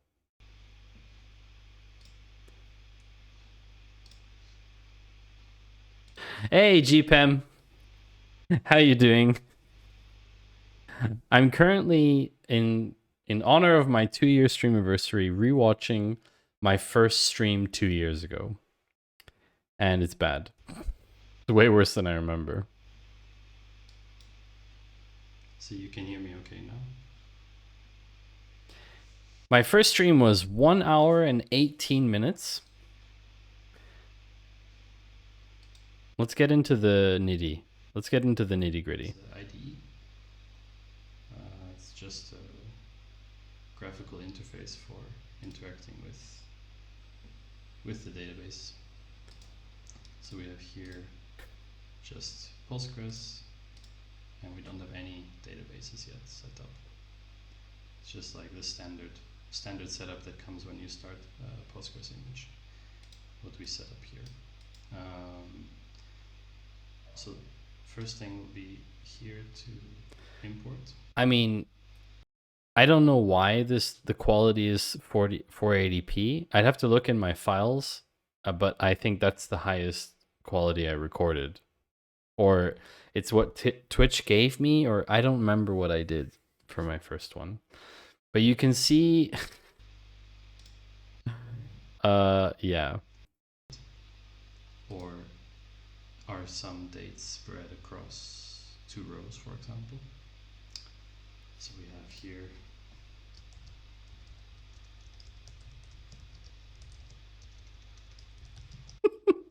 and the typing sounds. Call it OCD. Oh my gosh. Chad, this is so bad. Yeah. We need chat, scale of 1 to 10. If my stream was like this today. No, sorry, not scale. If my stream was like this today, how many of you would actually be here?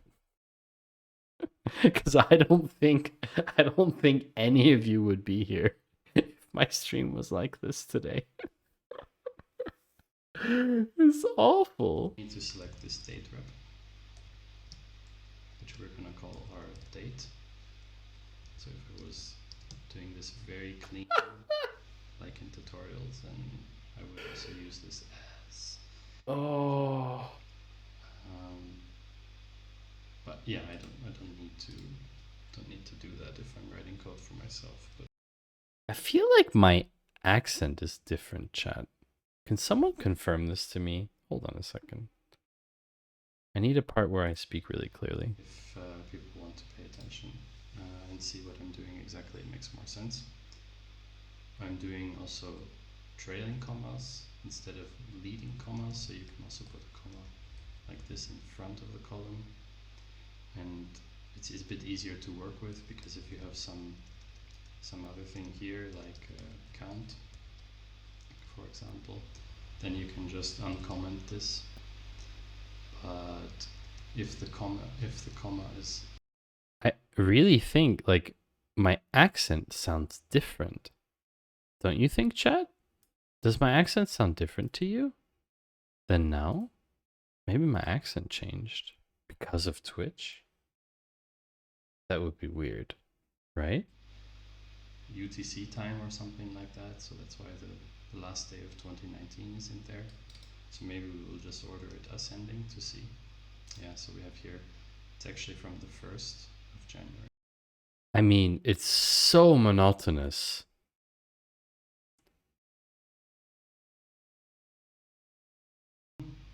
Still, we can order by the date. 114 days. Dates is fine. There is cumulative number round to the nearest integer. Oh my gosh, chat. How did I even end the stream? That's the question. They changed something because, well, yeah, I mean, the number of cases have gone up, right? Even if we just do a linear scale of the y-axis. Why is it not letting me change this now? It's weird. So I was using Metabase with a local Postgres database in a Docker container. And I was still able to stream on a MacBook Pro without any additional GPU, without any fancy schmancy stuff, which is quite impressive actually. But I also didn't have a camera, or I didn't use a camera at the time. Didn't have a professional microphone. Yeah, I mean, obviously the production quality is completely different. And chat has died, that's from what I can see. Twitch is probably bugging out again. Strange as well. Probably. I'm just wondering how I ended the stream. Let's go back to our visuals. Hi, Rugman. Don't be suspicious. Don't be suspicious. Don't be suspicious. Don't be suspicious. Don't be suspicious. Don't be suspicious. Don't be suspicious. Don't be suspicious. John Ralphio? God, to take his son. Personally, I think it's because they... Chat's focusing? On what? So they changed... I want to see how I wrapped up. Wanted to do today. So we did all those things that we wanted to do today. I did all these things that I wanted to do today. And, well, if somebody's watching this, then I hope it was useful for you. And if somebody's watching this, I hope it was useful for you. Yeah, sure. Oh my word. Yeah, useful for putting you to sleep. That's definitely what this is for. Wow, this stream was something else, chat. That's just... Oh my gosh. Chat, And I will continue streaming from time to time when I think something is interesting or that I'm looking at something. Maybe we'll continue where we left off from here. Who knows? Yeah, so hope you're safe wherever you are, stay healthy, and catch you next time.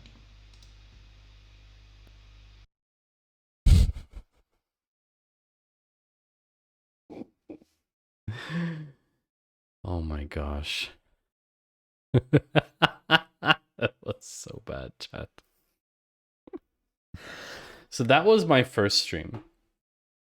Honestly, chat, 1 to 10. 10 being amazing, 1 being want to put my face into a dryer. What's your rating, chat? Even if you're focusing on getting work done, tell me what's your rating. I can handle it. I really can. I promise I can handle it. I can take it. I promise. So you see, what's interesting is this first stream, 3 out of 10 would not watch again. Okay, fair. This first stream got 175 views so far. Obviously, it's been up there for a while. It's been up there for a year or so. And actually, looking at some of my streams, I don't understand why some of them have a lot of views. For example, this video here. This video from 13th of February, 2021. Doing a SQL project on DataCamp. It even has a typo in the title. It has 1,500 views. I'd give it a 7 out of 10. Wow, XG, you're being generous. There's something attached to that 7, isn't there? Here's another one. Learning SQL on DataCamp, 1.7K. So obviously DataCamp as a key phrase works pretty well. Some of the other videos, Netflix, 96 views. ETL, ELT, data engineering, 100 views. 3 was generous. Yeah, I agree. 3 was very generous. So yeah, it's actually kind of interesting. Like some of these VODs, I mean, they're long, right? They're like 5 hours, some of them. They have crazy views. Some of them have no views. Like this one, 0. 0 views. Which is fine. And then you have other ones, which is like Hacker Rank SQL, 56 views. So obviously, like keywords like FANG and stuff like that, they obviously attach views. Query Book, 600 views. I guess they had a bit of traffic back then when they were popular. I don't know if they're still around, actually. Census, 26 views. I was quite surprised that that one didn't do better. But yeah, so 2 years ago, I didn't know how to stream. It was my first stream. My objective with streaming has remained the same. If one person derives any value out of what I'm doing, then it's worth it. Even if that person is me, it's worth it. I think it's worth it. I really do. data analytics education is really difficult. It's not easy. It's not easy to get into this field. It's not easy to progress in this field. The resources are scarce for a lot of things. A lot of things get taught by like doing stuff on the job. And I'm trying to make it easier for everyone. What I'm curious is, what's the jump from first stream where I don't know anything at all to my stream 1 year ago? So 10th of December last year, which is the closest one is this one, 13th of... I didn't actually have a streamiversary video last year. So the closest we can get is to watching this video where I had the absurd and utterly stupid idea to try and solve Advent of Code with SQL, which I have zero regrets. I just couldn't finish it because it's just so hard and took so much time. So I didn't get past day 4. And yeah, I'm curious what you think of the difference between that first video and then 1 year later. 1 year later. So I think it's time to dive into this one. And I think it will be... It's quite a jump, I think. I think it's quite a jump. I really think so. All right, let's do this. Let's see. So we have a starting soon screen. That's already something. Now we have a starting soon. We didn't have a starting soon in the beginning, where I just basically was sharing my desktop. Music. Music's pretty dope, actually.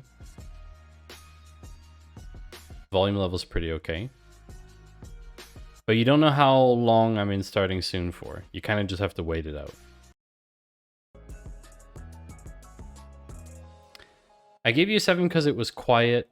You had technical issues, but you didn't have any piercing or screaming noises, horrible keyboard sound, tinny laptop mic. You weren't a complete jerk. That all goes a long way. Interesting, Exegete. And thank you. Would I watch with modern content and that production quality? 100% would. Really? Hello, hello, hello. Welcome yet again. Here we are. Monday evening on Twitch, streaming. So this is already insane. Like, the difference in 1 year, is going from sharing a desktop with no video, with a super monotonous style, taking huge breaks of silence, to on the internet, to random people. I don't know what else to say. I'm still very tired from Friday, chat. I'm very sorry. Oh, Ian. Where is Ian? Yeah, I haven't seen Ian around in a while. I hope you're well, Ian, if you watch this. I'm not sorry that Ian, that you farted and that you're here. Congratulations, Steffi. Hey, TD. 5 months, holy smokes, my man. My man. Thank you very much, TD. I was saying congratulations to Steffi for being first. Also, that was already a thing a year ago. Being first in the stream was already a thing a year ago. It's really fun to like pin down points in time where memes get established. That's interesting. First. Kappa. Kappa. Trevor, welcome in. Tackling the important questions. Indeed. Can we solve advent of code with SQL? So I already was introducing the topic before going into the thing in the beginning of the stream. That's kind of cool. So I had some kind of content outline. This stream was also 2 hours and 48, which is an hour longer than my first stream was. And chat's moving. I mean, if we look at chat, we can see chat's moving. Okay. Okay. Okay. Refresh. Please. Please. For God's sakes. But definitely technical issues still. But of course, we're streaming, so something will go wrong. See? Stream quality means very little to me versus content. Have you seen Whitney Lee's Enlighten videos on YouTube where she's using a light board to explain DevOps? Production quality is minimal, audio is annoying, but the content is worth it. Interesting. So I read... Sorry. I read and have done my research on this, and I know that people are willing to watch shitty video, but not shitty audio as much. If the audio of a stream is bad, people are less likely to stay. That's been quite proven by now to be fact. So I tend to put more effort into audio than video, but I'm also not an audio expert. So it is challenging. My microphone is also not like $100 or $1,000 microphone or something like that, but I think you can get a lot out of it. Definitely. It's a given.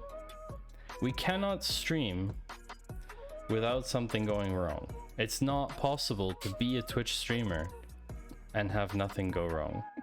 Simple. Could someone else try drop? Because mine always spams chat with my digital friends. It should. I hope. Don't. Apparently. They are real people. Interesting. Alright. So let's get into it.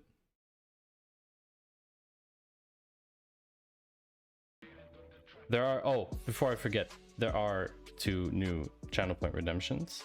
If you are rich enough, you can certainly end stream for 100,000 channel points. That was already a thing? You can. That was already a thing to end the stream? Definitely. Oh my gosh. I wouldn't advise it. I wouldn't advise it, but it's totally up to you if you have 100,000 channel points. That means that you are a very dedicated viewer. Let's just put it that way, right? Because a sub earns... Okay, so audio quality is good. I knew what I was doing, kind of. Today, T. Drayson, you are going to be calling me Maddie to choose. Oh, that's very fitting. That's my start, by the way. 101,010 points now. Talk about inflation. Yeah, definitely inflation. I don't get to plug it enough. But yeah, basically making home-cooked food available to everybody. So that was... Oh, startup. So sad. A year ago, we hadn't even gone full-time yet. We hadn't even gone full-time on our startup yet. That was only going to happen in January. Wow, that's something. I'm glad to hear that, Exegete, that the audio quality is good. It's really nice. I really try to choose. Then I can use it here in my database. I need to import the data as well. So this is pretty good. Pretty good. Does anyone like the music? I think it's pretty good, actually. I didn't really know what to expect from the hip hop playlist from Pretzel, but actually... Oh, hip hop? Really? So you're minding your own business on a ship at sea when the overboard alarm goes off. Oh yeah, this was the ship one. Yeah, I remember. Well, this has been enlightening because like the 1 year progression is insane for me.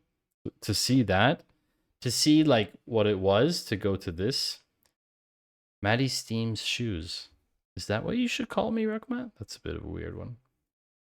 You rushed, but like you can help. Apparently, one of the elves tripped and accidentally sent the sleigh keys. Is there anything like weird happening in the stream? Oh, hold on. Something happening here.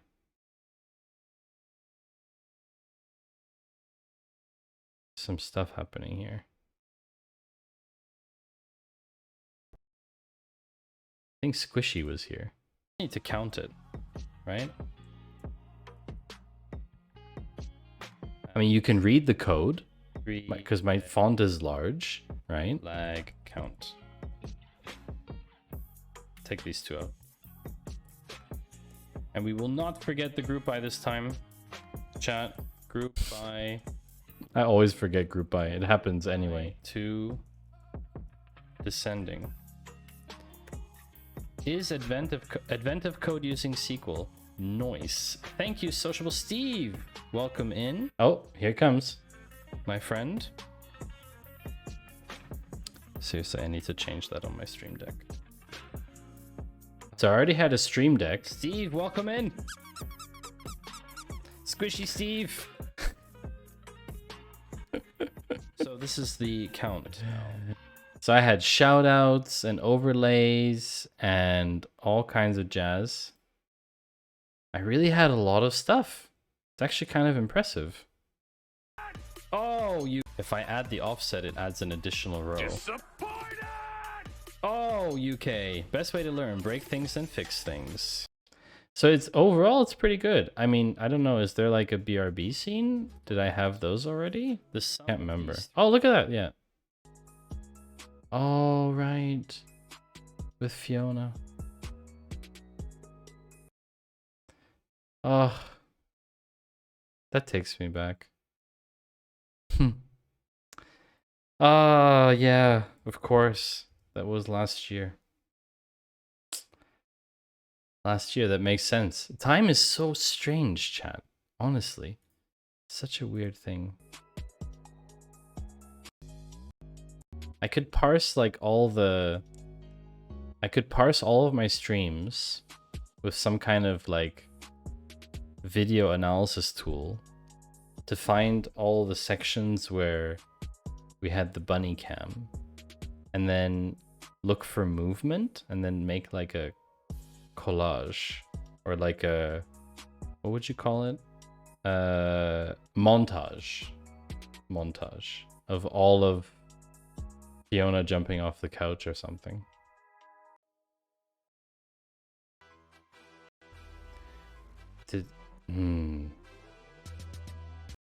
If you think time is weird now, have a kid. It's super weird. Every day lasts for months, but the years just disappear. Interesting. It's very interesting.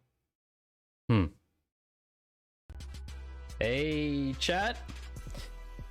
Well, I'm sorry.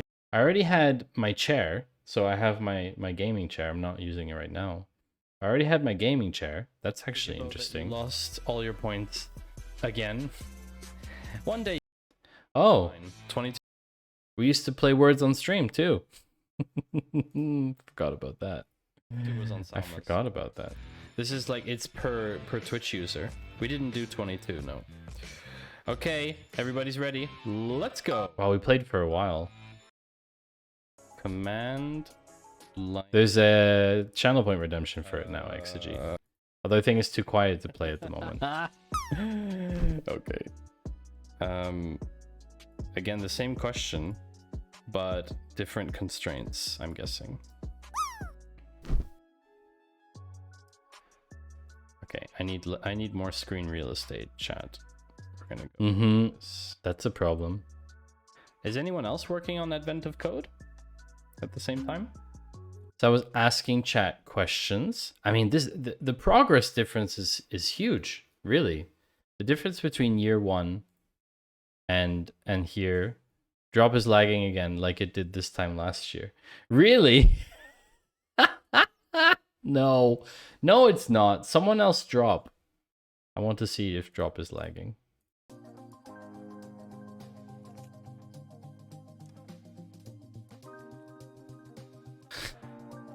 No, not your current aim.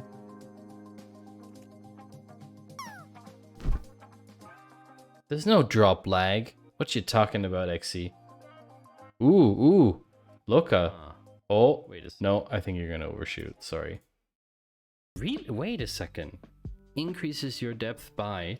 Ooh, glasses. Yeah, I forgot about those. I think it's a great language. It has... I love SQL. Analytical kind of role. And I love SQL. I think it's a great language.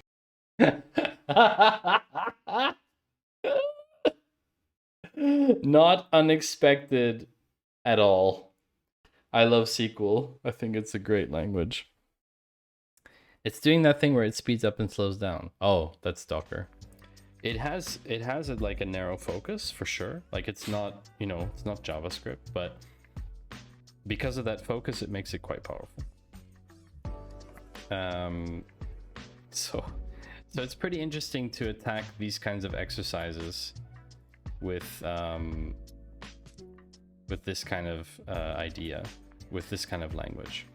I mean, the audio quality is good. Looking at SQL written by people that probably shouldn't have been using SQL. This is kind of silly to do branches. I'm just doing best practice, but it's kind of silly on this kind of repo. So yeah, I was gonna head off, but yes, interesting problems are really agonizing because they're so interesting. Loaded. Oh yeah, Encelatosaurus raided. Forgot about that. I downloaded. No! Oh no! So that doesn't happen anymore because Twitch has the function now that you can stop incoming raids for an hour. And exactly in this situation, when I finished up for the day, I got raided by 65 people. No! And no! I mean, that's a big raid. That's a big raid for me.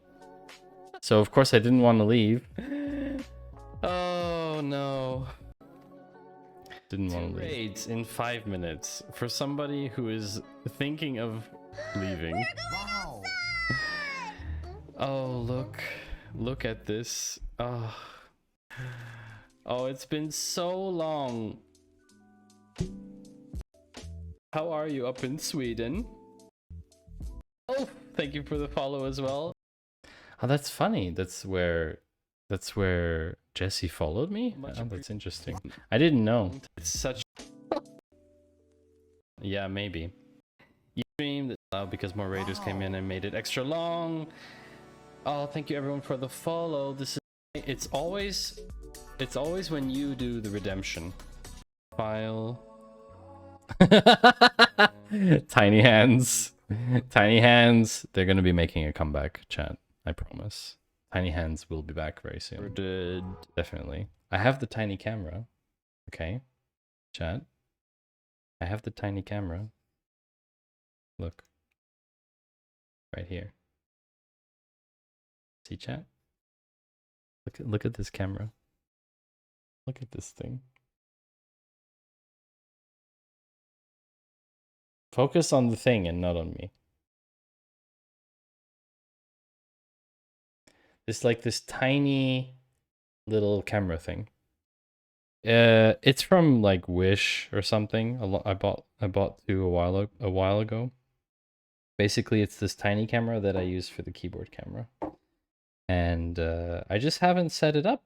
Basically, I haven't done stream stuff for a long time, so maybe we'll do that later. I don't know. But basically, I put it here in front of my keyboard, and then I can just angle it. And I don't need to worry so much about it every time. Have I tried Continuity Cam? I cannot use Continuity Camera because I do not have an iPhone. And it does not work on iPad. That is bonkers to me that it doesn't work on iPad because I would love to have Continuity Camera on the iPad. But yeah, I can use the camera on my iPad, funnily enough, from OBS if I really wanted to. But it's the angle is pointing up my nose. You don't want that, chat.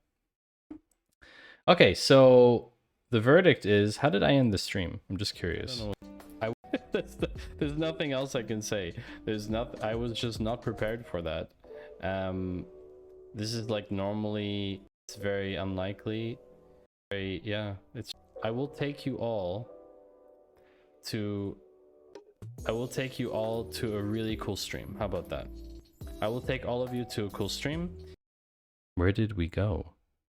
That's the question, because I think that's the least that I can do for you. How about that? Thank you for sending good vibes, Punt. I appreciate that. So, transition. Oh, I had the end credits roll and everything. Crazy. Thanks for the good vibes, Rugmat. We're gonna cut this music. Appreciate it. We're gonna cut this music. Stay fly. We're gonna do. I need to say thank you because I always say thank you at the end of my stream. Yeah, it's still such a banger. Thank you, Rugmat, for the bits. Woo! Thank you, Ian, for the 100 bits. I appreciate it. Throwing paper balls at me. Thank you to TD who subscribed today. That was very nice. I also like to thank all of my new followers because I value each and. That's great. Where did we go? So we got Alice Cavera. That's a lot of new followers. Butchering these names. Ankur Mohal. Agat. You might think this is a very bad decision, but it's a very good decision, I promise you. We're going to go raid Trash Dev. Oh boy, Trash Dev. Yeah, this is a while ago. And just started streaming 10 minutes ago. And see you next time. Bye-bye. Bye-bye. Bye-bye. Whoop whoop, 2 years! Dryson, welcome in, my friend Dryson. Doing good, Dryson. Doing good. We're about to have some ads run. What the heck is this background? What the? How are you doing, Dryson?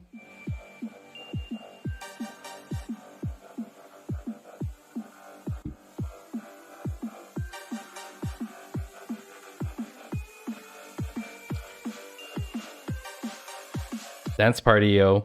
Let's go. Let's wait for the ads to finish.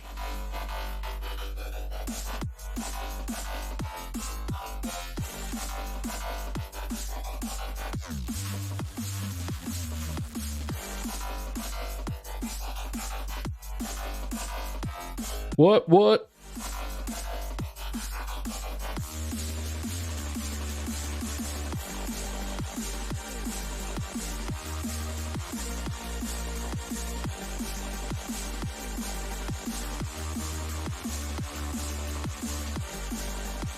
Yeah, so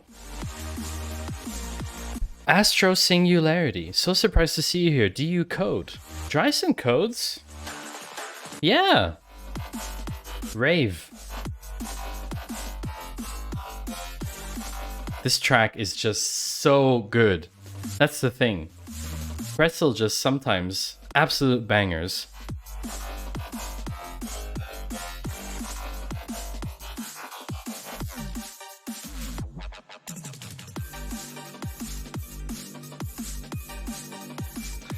All right, chat. Welcome back.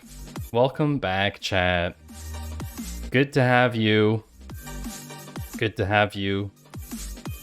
Astro, good to see you. Did you change your username, Astro? I feel like you changed your username. I feel like you used to be called something else. I'm not sure. Every time someone says absolute bangers, I want to add and mash to the end of it. Yeah. Absolute bangers and mash. British love. Absolute bangers. Ah, Astro Charles. Yeah. Okay, that's cool. That explains it. Cool. I didn't want to dox you, just FYI. But yeah. So yeah, as the clocks are changing and the hours are passing and the time zones modulating. Welcome to those of you who are joining the stream now at this late hour. It is currently just shy of 1 a.m. Thank you very much, Exegete. You were faster than me on the keyboard. We are here for the 2-year streamiversary of me, Matty Two Shoes. We are doing a Data Cafe episode where we cover news in data and machine learning and AI and other robotic things. Deal with it. No, basically, an actual Cool Gang redemption. Okay. Okay. Sure. Good point. I think we could do these. Thank you, Astro. Thank you very much. Appreciate it. So we are doing a data cafe as we do every Friday. We go through the news in data and tech and AI and ML and all that stuff. I just realized I haven't seen you on the ball. Did you move past that? I was on the ball earlier. I've been on the ball the whole time. I got my finger on the pulse. Never let go. I was on the ball for beginning a stream. I change chairs like I change underwear, basically.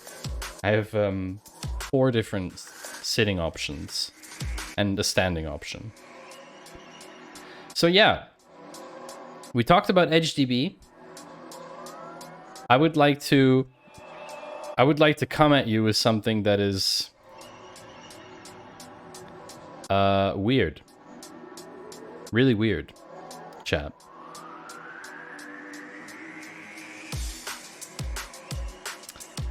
VR headset that can kill you.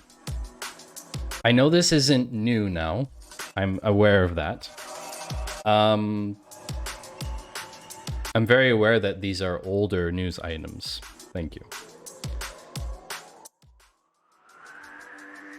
But this deserves a prime position in the data cafe. VR headset that can kill you. Is it called a snow crash? I do not get that reference, XE. I do not get that reference. So Palmer Luckey, which is, by the way, just I don't have something against him, but that name is just really something. He founded Oculus and he sold that company to Facebook, and he's now developed a new company or a new device called Nerve Gear, and it's been designed that if someone dies in a game, they would die in real life.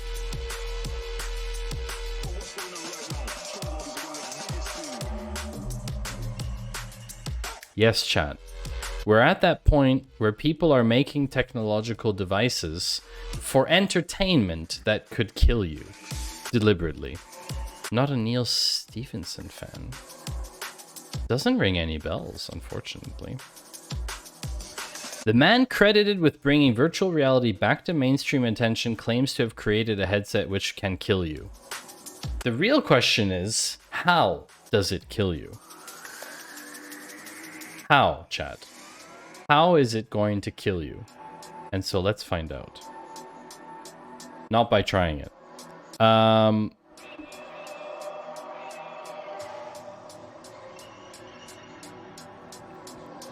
Only the threat of serious consequences can make a game feel real to you and every other person in the game. So here's a fun question. Here's the fun question. If someone kills you in a game and you die in real life because you're wearing this headset, can they be charged with murder?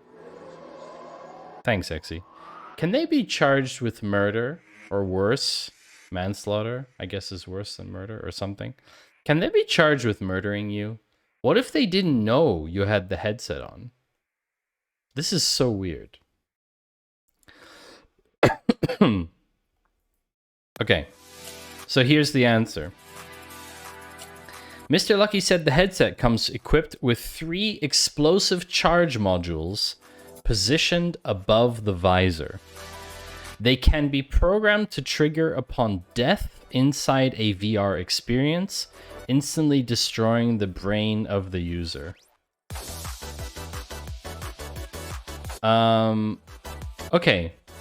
I just want to claim this as officially the worst tech idea I have ever heard of, okay? Setting aside the entire moral and ethical deliberations of this, you can't even buy this because no place will ship you something with explosives in it. Like, you can't just go buy bombs on Amazon. That's ridiculous. Like, how would they even get this device to you in the first place? Ignoring all of the other problems. I just don't... Whoa, this is really... It's the worst sounding crime. Jaywalking, loitering, murder, manslaughter. Yeah, sounds terrible.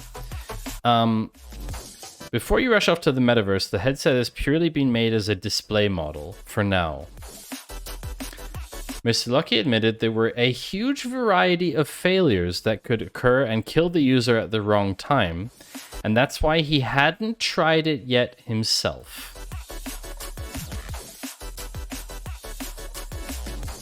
What? I'm sorry, what?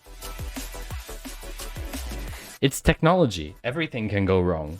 Someone deploys something to production and the headsets are wired into the cloud, and then boom, 148,000 people's brains explode, and some developer gets charged with genocide. No, mass murder. What's the one where you don't care about people's race? Mass murder? I don't know. Like, can you imagine pushing code to production and it causes 148,000 people's brains to explode? Can you imagine that? That sounds awful to me. Okay. This is very... The more I read this, the more I get concerned. And then I realize there's only one, and he should use it. Oh no, Exegete. That would be indeed a mind-blowing experience. You're not wrong. You're not wrong about that. Yeah. Anyway, personal project with the entrepreneur having backed away from mainstream VR, blah, blah, blah. Controversial figure since it was revealed he had donated to a pro-Trump campaign group. Okay. Following his departure from Facebook, the company denied it was due to his political views. He has since founded defense contractor Anduril Industries. Yeah, so seems like a pretty lovely guy overall, to be honest. Yeah. Cool. I think he should use the device first. He should try it out. And if it goes wrong, well, it goes wrong. And then we know that we shouldn't do it. Simple. Next. Something completely different, chat. This is pretty cool. I don't often show off stuff that is very, very boring.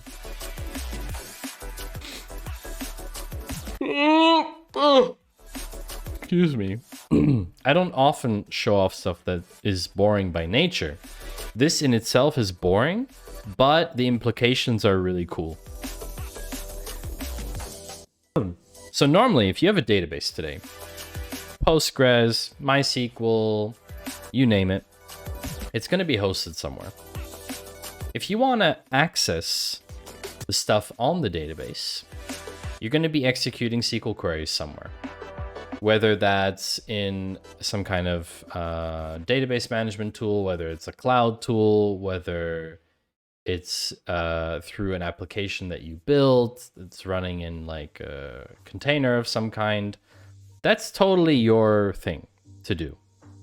Some companies like Google have started making it easy for you to interact with those databases, right? And what's cool is that Azure has added something called external REST endpoints integration on Azure SQL databases. Now, within Azure Cloud, that's kind of like within the ecosystem, right? Within Azure Cloud or within Google Cloud, you can access those databases. But now, Azure has something that you can call a REST endpoint in the database natively. It's a little bit similar to, I guess, what was the name of the DB we looked at? Suri DB? Oh my gosh, what was the video? I forget now. Anyway, so basically, what you can do is you can Surreal DB. So basically, what you can do is call an entire function, an Azure function, that provides information about local restaurants from the database. This is what it looks like, which is pretty cool. I mean, it's kind of awesome. Sounds more like Supabase. Yeah, probably more Supabase, right? Because they're not messing with tabular data. It's tabular data. They're not looking at like alternative. It's not schemaless. That's true. But this is pretty cool. It's native within Azure, and of course, those big cloud providers tend to be a little bit slower than individuals like Supabase, right? But I'm glad to see that this is coming in to, mature clouds, let's say, because basically you can integrate this, for example, with Azure Event Hubs or Event Grid. So you can push data out of Azure SQL to do that. And it's really cool. It's really cool. Basically, it means less overhead, less middleware tools and stuff like that. And you can basically invoke this REST endpoint anywhere because it's external. So you could do, for example, Power BI stuff.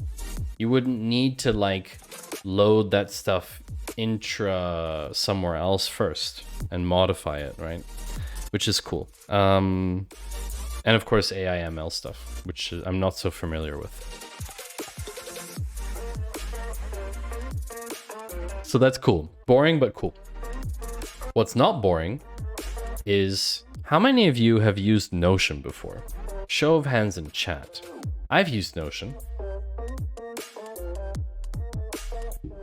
How many of you have tried out ChatGPT? How many of you have tried any kind of text copywriting stuff? Well, it's logical to think about how Notion sees all this like crazy text generation stuff. And they say, well, maybe we should have some AI. Xe uses Notion. So here you go. They are bringing, it's an alpha at the moment, so you'd have to request to join the waitlist. They are bringing Notion AI, which is basically ChatGPT-like stuff within Notion itself, with formatting, which is kind of awesome, to be honest. And this is where we're heading, right? I mean, this is like copy AI and all that stuff, right? All of these tools have that, but they're dedicated tools. They're not like integrated within your stack. Notion is a place where you've probably been documenting all of your work, or you've got public-facing documentation for your APIs, right? You can start writing documentation faster with this, right? I mean, it's kind of nuts, really. They have like these pre-learned stuff. And of course, for creative work, it's kind of bonkers. Like, brainstorm promotion ideas for my next YouTube video, right? And that's nuts, really. It's super cool. I'm really excited about that. I'm not a big Notion user, but I know a lot of people are. And so it can do cool stuff like summarize, fix spelling and grammar, which is fine, and translate inline. So it's quite fun. Why is there a wait list? Higher quality, blah blah blah. Blah blah blah. There was nothing about pricing, was there? Launching in alpha November 16th, and so you can request access if you want it.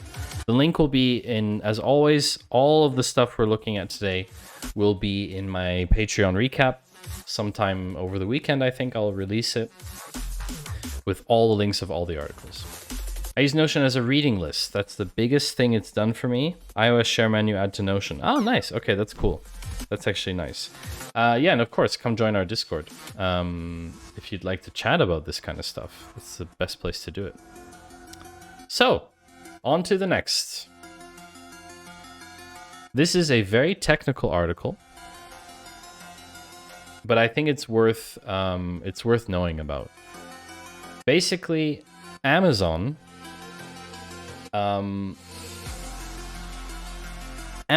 already has capability and support for Postgres and all that kind of jazz.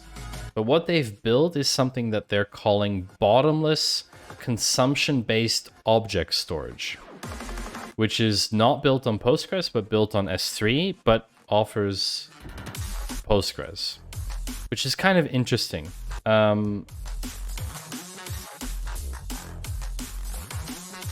And ultimately, timescale DB is not new. It's a fork of Postgres, if you will. I guess it's a fork in reality. And basically, they are talking about performance. Timescale is very, very performance conscious as a company. And so basically they have their own cloud called Timescale Cloud, and they've built something called consumption-based low-cost object storage, which is on the underlying framework of S3 from Amazon. And essentially, you can create something called a tiering policy. It's quite interesting. So you have a layer in between what you're storing and in between what you're consuming. You have the possibility to use this layer, this tiering layer, to define how data should be archived or deleted. And this is quite cool because, I mean, it's not necessarily deletion, it's more availability. So for example, and traditionally, just to make this clear, traditionally you'd have to do this with another tool outside of the database. You would need, you'd probably need like something like a, I don't know, something like a, some kind of, what would it be? Yeah, like Airflow pipeline or something like that. You'd have to like reload the data and refetch it. What they're providing is something that's native in SQL, and I think that's really, really cool. So you can add these tiering policies. And on top of that, not only that, you can also add something that they're calling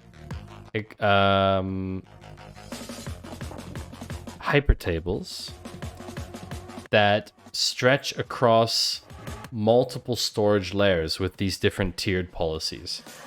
Ultimately, what it comes down to is if you use an explain on your query, it gives you how the query is being executed, and you can actually discover how fast and performant the query is working.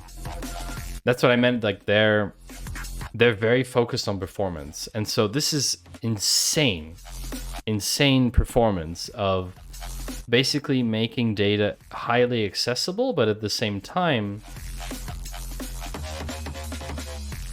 putting down the availability according to rules that you think are relevant. SQL for S3. Yeah. Yeah. Because S3 is like blob, right? S3 is kind of like blob type storage chunk, and it's not directly queryable.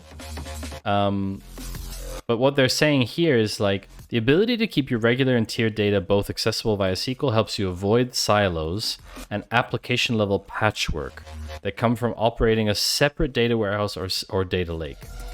You escape a lot of the piping around data.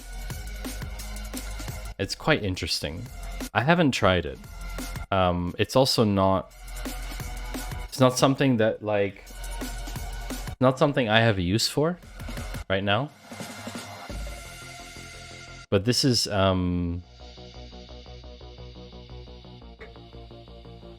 Postgres built on S3 as a concept is just so cool. That's the thing. That ultimately comes down to that. They're building Postgres or SQL storage on top of object storage or blob storage. And that's what's really impressive for me.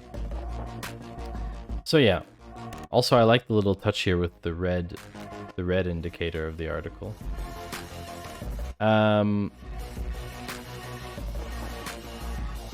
This is what it comes down to.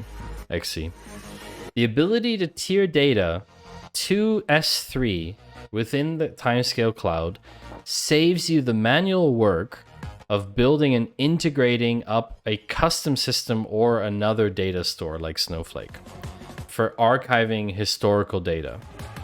So basically, instead of setting up an entirely separate system alongside production, you can just have a hyper table that has all these different layers in it, that have all of these rules, where everything is distributed across these different storage layers. It's fascinating. Honestly, it's a fascinating idea. But yeah, only available in their cloud, obviously. Okay. We don't often hear about Apple being under fire for privacy stuff. We hear Apple being under fire for shitty repair practices. We hear Apple being under fire for shitty business practices. Like the whole charger port stuff, connectors, all that kind of jazz. But because Apple is generally quite pro privacy, they've been doing a lot of stuff over the years to push privacy. And yet,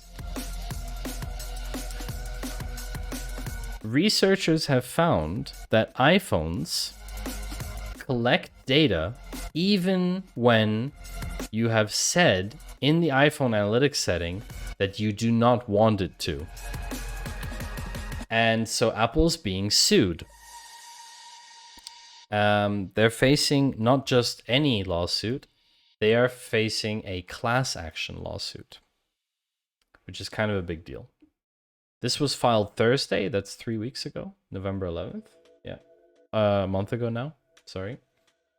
So basically, Gizmodo reported that iPhone apps send Apple Analytics data regardless of whether the iPhone Analytics privacy setting is on or off. And yeah, it was basically spotted by researchers, and that's very problematic. And yeah, it's pretty bad. Basically, the tests reveal that you can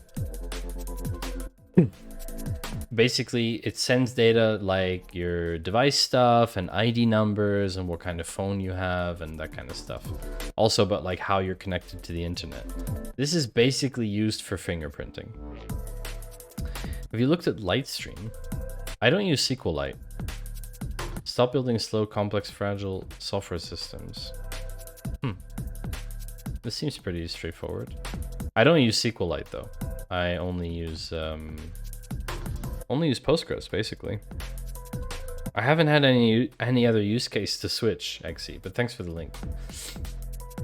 When the researchers looked at other iPhone apps at Gizmodo's request, they found that many behave similarly. While the health and wallet apps didn't collect analytics data, Apple Music, Apple TV, Books, iTunes Store, and Stocks all did. The Stocks app shared data including your list of watch stocks, names of the stocks you viewed or searched for, and timestamps for when you did it, as well as a record of any news articles you saw in the app. So this is kind of shocking because the whole point is like, you know, Apple's supposed to be super privacy friendly, and this is kind of a big oversight. Hey, Slashy! Hello. Let's see, Slashy. Let's see if there's a good clip of you. There should be a good clip of Slashy. Scene of your lives.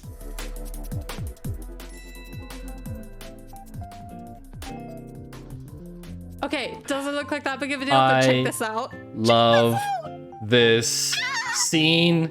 Oh my god, Slashy. Look at this! It's live! It's I live love captions. this scene. This is what I'm saying right now. Live These are the captions. same captions. Oh my god. These are the same captions, aka the same shit caption. Just kidding.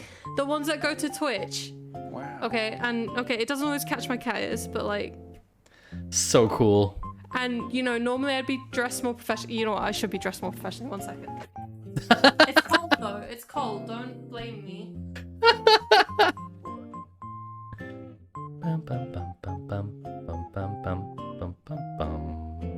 Now I'm ready to deliver the news. Oh my god, fucking leg cramp. Oh shit. Ow, fuck. The same ship captain as goes to Twitch. Wow, wow, wow. Wonderful. Thank you for the congrats, Slashy. Slashy is a wonderful streamer and a good friend. And so you should please go follow Slashy. If you have a minute, please do that. And how are you doing, Slashy? We have an ad starting in a couple seconds. I've been looking at Apple's blatant disregard for privacy, which is pretty bad. Pretty bad. And I am doing a lot better than I was a couple weeks ago. I am still unemployed, but I hope to change that very soon. Very, very soon. Hopefully. Because I'm not earning any money right now. So yeah. I'm going to take... Music ducking is super intense. Yeah, it is actually. It's quite intense. I should probably... Hold on. It stops like completely that you don't hear... Oh yeah, it's super quiet. But I mean, that's the thing. Like, my music is very aggressive. So maybe the ducking should also be aggressive. You know? Don't you agree? Don't you think, Slashy?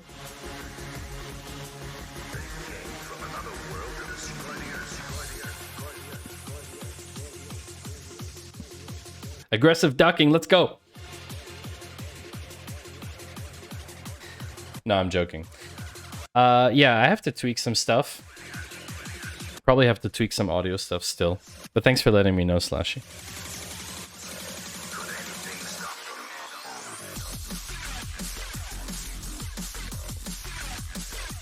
Two years on Twitch!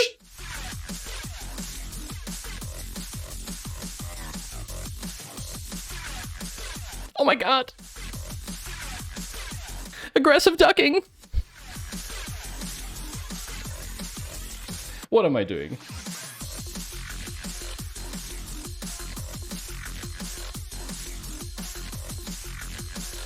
Welcome, everyone. It's fine when I speak intermittently. Yeah, totally. That's what it's for.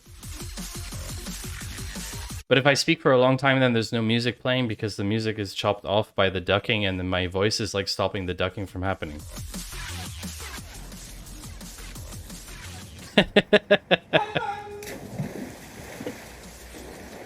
Ah, summer days. Summer days. Actually lost a lot of weight because of COVID. I lost like 8 kilos. I noticed it in one of the recent clips that played during the break.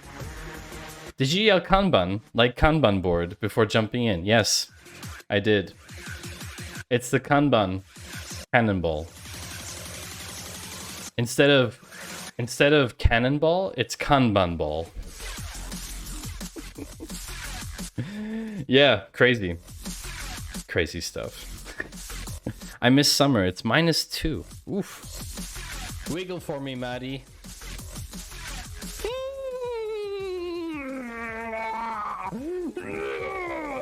Okay, you only get one of those.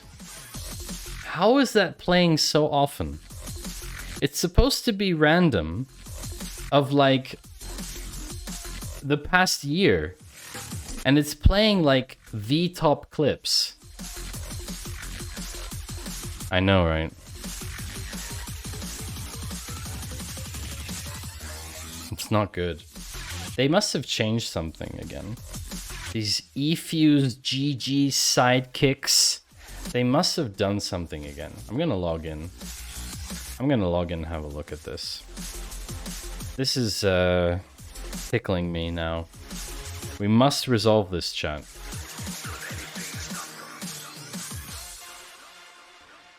Ah, overlies. GG, efuse.gg. It's a sidekick, it's called. I'm going to do this once, and once only for the internet. Octopus! Bye. Yeah. Oh, interesting. Hold on a second. Another powerful reason Ah! for insisting on Intel Inside. Interesting. Oh. Okay. Well, Well, privilege. Hello, just curious about the decision to manipulate the DOM. Because I'm not using a framework, really. see again, This is Exy. a proof of concept. I'm building first and engineering. Yeah, so it's interesting because it's set to, this is what it's set to. This is what it's set to. Garbage. Set to garbage. Turn this knob to full garbage, chat. No, it's set to any range, any date, any clip order, minimum 5 views, less than 40 seconds. Weird. Oh, these tracks. Drum and bass. Yeah, no, this is strange. The garbage knob goes to 11. Mine was top all time. Yeah, definitely. If I do top, then it does that, but I don't want it to be. I want it to be random. Can I like save it? Is there no like save thing? Save. Save. Top. Save. Hold on, let me just go top. Save. Random. Save. Okay. It's also 58 seconds. Ah, interesting. So it's not respecting this in that case. The scene of your lives. Wow, yeah, you're right. So it's not working. Okay, doesn't look like that big of a deal, but check this out. Check this out! Interesting. Huh. I have to look into that. Weird, weird, weird, weird, weird, weird, weird, weird. Thanks, sidekick. Anyway. Apple's getting sued. Dumb question. Is it signed in as the correct... Yeah, I only have one. I only have one account. But good question. Apple's being sued. Next. I love this. AI... Generative AI is going places. But what's great... is doing stuff that's just fun. Like, AI Time Machine is a new tool that allows users to create images of a person in different time periods. And what are we going to do, chat? You ask yourselves the question. We're definitely going to use it. The problem is, it requires 10 to 25 pictures of you.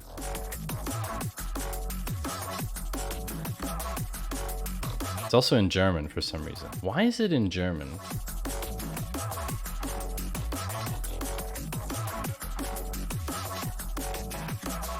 Aye. Upload photos of yourself to create incredible AI generated images. I thought it was only one. Okay, so we need like 10 photos. Did that not work, Exegete? Did you not roll? Did it not roll for you? What the heck? Why is that not working? What? Did something break? Like how did everything just suddenly break? That doesn't make any sense. Roll d20. Oh, okay. There it is. Weird. 2-year stream growing pains. Yeah. Anyway, okay, but you can do this. And it's really cool, and I want to try it out. And if I try it, if I upload, if I'm going to go find the pictures and stuff, I will post them in the Discord. Because I'm super excited about what I look like as a Viking, basically. That's my primary motivation for this, is I want to look like a Viking. So yeah, come join the Discord. Thank you, Exy. Come join the Discord if you want to see the pictures. It's kind of awesome. It's also part of my heritage, so, you know, just saying. Anyway, speaking of AI, we all know where this is going, don't we? ChatGPT 3, ChatGPT. Oh, I can write my entire thesis from university with AI. This is so funny because this is from November 20th. So basically, this is from 2 weeks ago. 2 weeks ago, Facebook took down an AI that can produce fake academic papers. Oh, I wonder why that's a bad thing.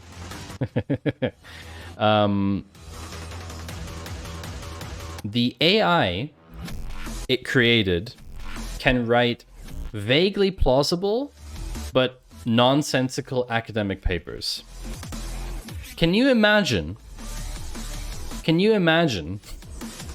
the amount of crap that people would reference articles like this one about space bears? Like a Soviet space bear named Bars that in its bizarro universe was launched into aboard Sputnik 2, the poor cosmonaut dog who burned up on a rock. I mean, it's just awful. Thanks for stopping by, Slashy. I appreciate it. And yes, I hope the job search continues to be. Corporate Lord Imsum. Thank you, Exegete. Leverage agile frameworks to provide a robust... Oh, sorry. We got to do this properly. Leverage agile frameworks to provide a robust synopsis for high-level overviewers. Iterative approaches to corporate strategy foster collaborative thinking to further the overall value proposition. Organically grow the holistic worldview of disruptive innovation via workplace diversity and empowerment. Join us today. Amazing. So this, yeah, we've had the AI for years, exactly. But this is so bad. It's basically academic shit posting, as they called it. So Facebook took this down. I think that's a good thing because it could have been abused. People referencing articles that are nonsense to people to prove points that they're trying to make, like the ultimate fake news problem. Just terrible. Ultimately terrible. Okay.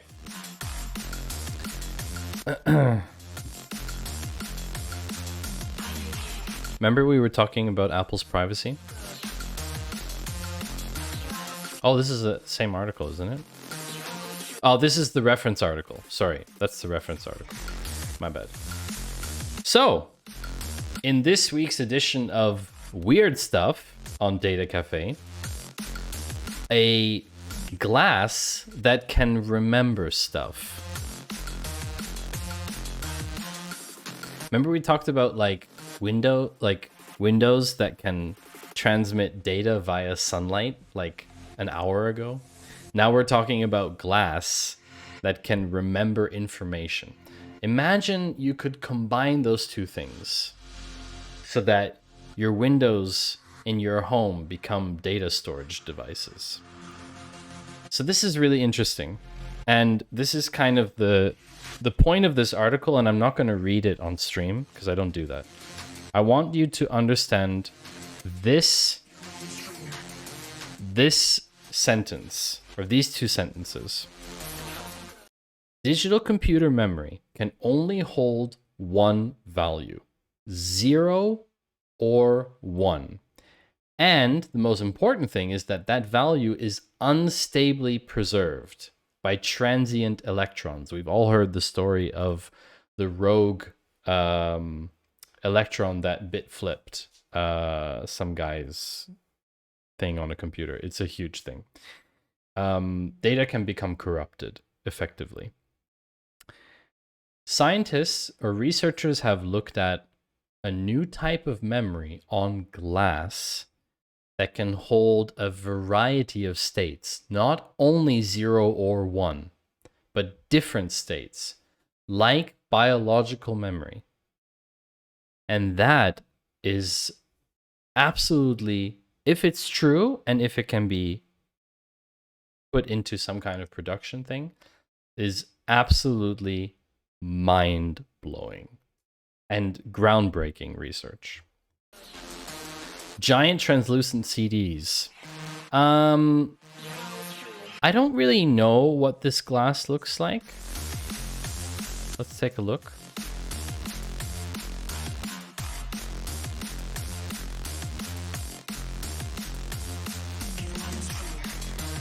I mean, it's basically glass, right?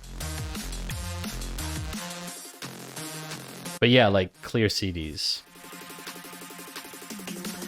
So yeah, there's this whole thing about like the structure of glass and how it works and all this kind of stuff. Structural memory. It's super interesting. I don't understand the science behind it, but the fact is that if we come up with a storage medium where you can store something that isn't 0 or 1, or only 0 and 1, but also something else, that is like, that's huge in terms of like availability of storage and all that kind of stuff. It's an absolutely massive thing. It's huge. Data related, obviously, because we now have, this is the article I want. Data is so much, we have so much data that there are now new unit measurements to keep up with the amount of data that we have. This is the irony, right? So if we found a new way to store stuff, like on this glass, then we would also need measurements to keep up because we would measure and store more stuff. So we now have more unit measurements, 2 large ones and 2 small ones. We have a RONA, which is 27 zeros after the first digit, and a QETA, which is 30 zeros at the top of the measurement range.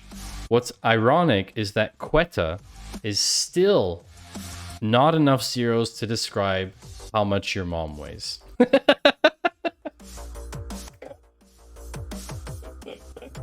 I'm sorry, I just had to. It was too good, chat. I'm very sorry. I'm very sorry. You know I don't mean it. I don't mean it, chat. But yes, I had to slip that one in there. And now there's Ronto, which is 27 zeros after the decimal point, and Quecto, which is 30 zeros after the decimal point. So basically, things like milligram and microgram and stuff like that, The problem is that we don't have enough prefixes anymore because basically, for example, the previous one was iota, 24 zeros. So the Earth's mass was 6,000 yotagrams. And now we can talk about the Earth's mass being 6 ronograms. I will not make a mom joke again. So yeah, that goes well with the whole we're going to store stuff on glass at some point.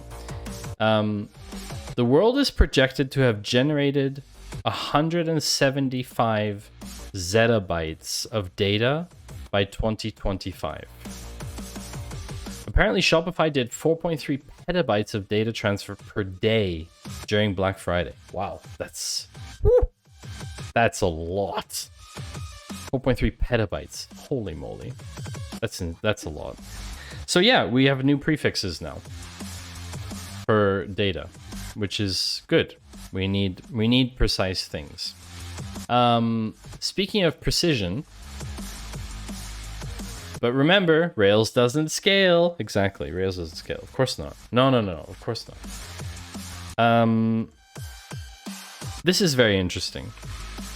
So, ChatGPT 3, or ChatGPT, and all these GPT-3-like applications, they all bring you code for your projects.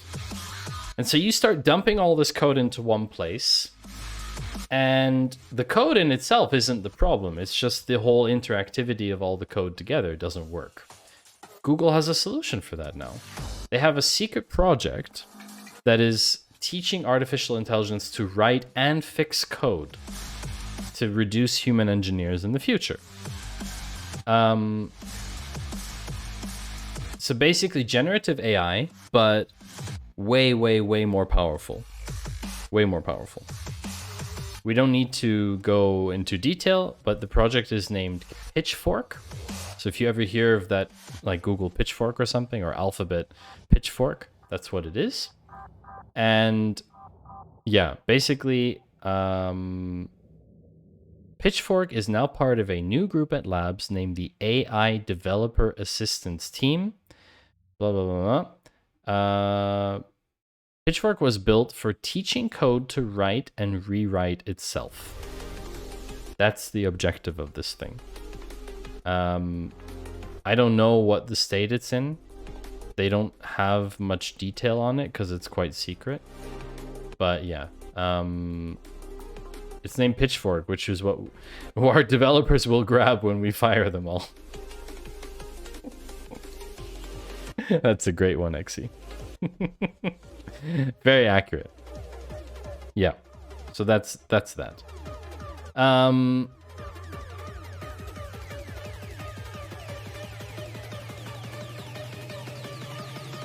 Was it this one?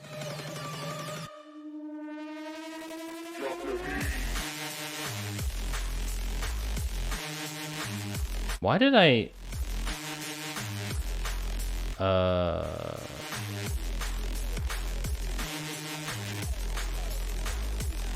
Huh, I don't know why I have this in here.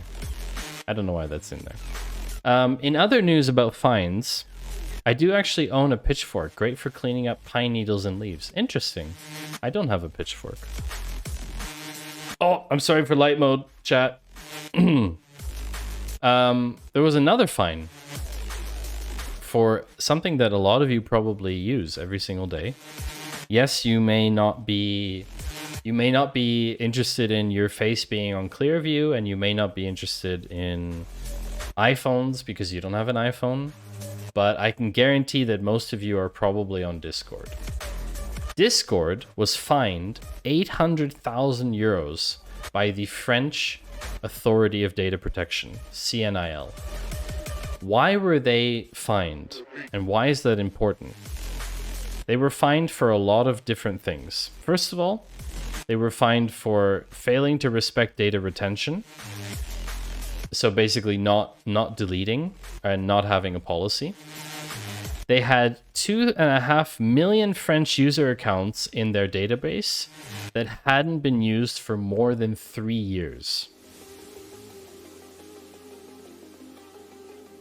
And they just had no data policy about what to do with those accounts. There were no data retention periods that were provided. They failed to ensure data protection by default. When a user logged into a voice room closes the Discord application, they actually just put the application in the background and stay logged into the voice room. Discord's behavior is different and may lead to users being... Basically, they're not making it clear enough that you are still connected to a voice room. Security of personal data. Password of 6 characters, including letters and numbers, was accepted. So that was a basically bad password policy, and that's under the GDPR. It's insufficient security of personal data. And they didn't have a data protection impact assessment. So they never had like a thing saying what would happen if we had a data breach, for example. Why is this important? The main reason why this is important is because Discord is a major technological company. They are a big tech company. This shows that no company is exempt from each individual country's data protection authorities. They have the ability to go after, and they will go after, various companies, whether they're based in the US or not. Now, as we saw before with Clearview AI, it doesn't seem to have had the effect that was desired.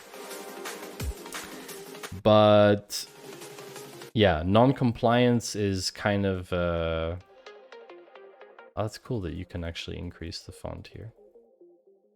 Non-compliance is not a great strategy, in my opinion, really. So yeah, this is really cool.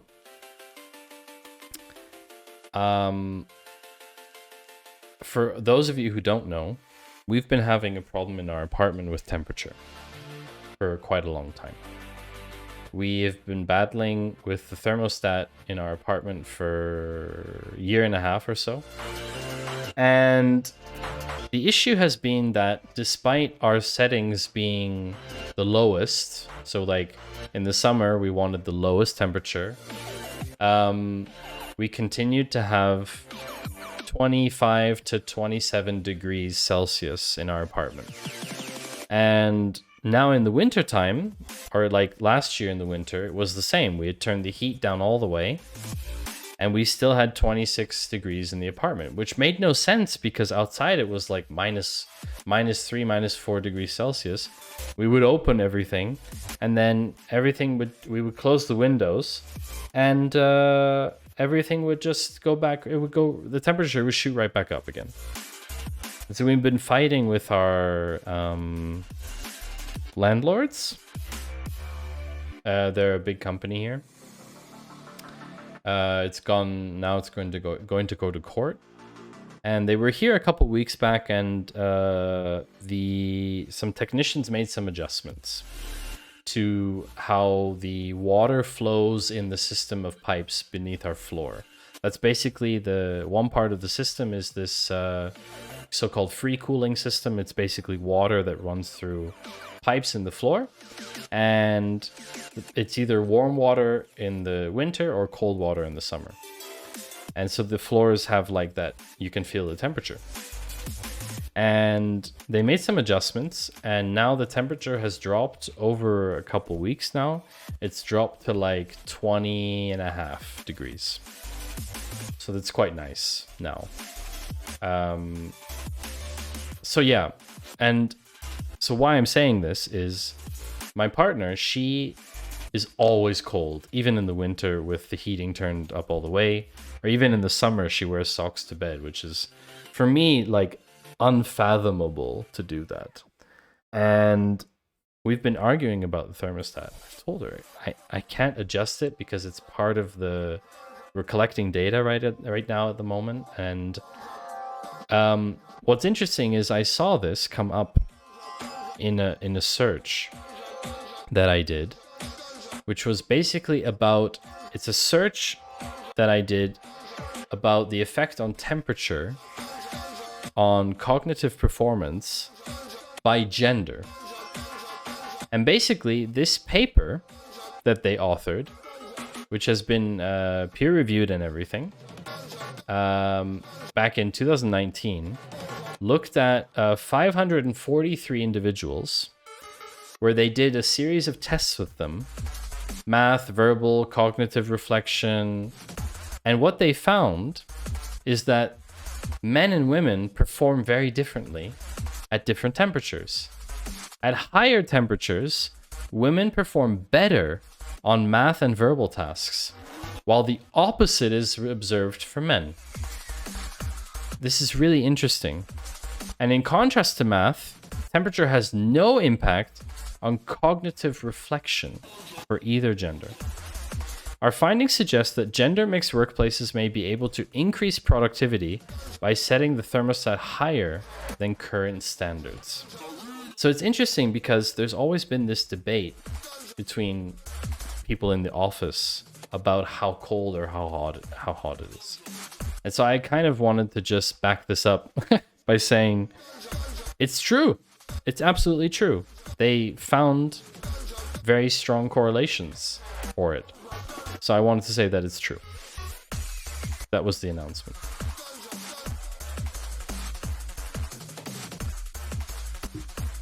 I'm running out of water, chat. Need to get water soon.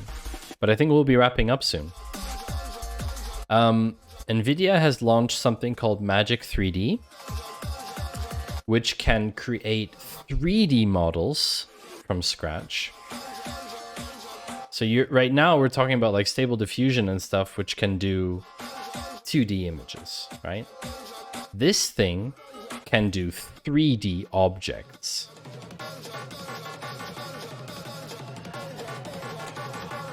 Which is, I mean, you basically get this mesh, right, that you can use as assets for whatever it is that you do. I mean, look at this bunny on pancakes. How cool is this? It's just, it's incredible. It's so incredible. So I think that's something that's gonna take off, especially for game dev and stuff like that. I think that's gonna be quite significant. If you're into cognitive difference between temperatures, you should pick up an aware air monitor. I have an air monitor. So I have we have a data collection running since last November about temperatures. I'm actually gonna pull that data into a stream at some point, I think, as well. I want to look at some cool stuff around it because the measurements are taken every 5 seconds, so there's a ton of data there. It's really, there's so much to have.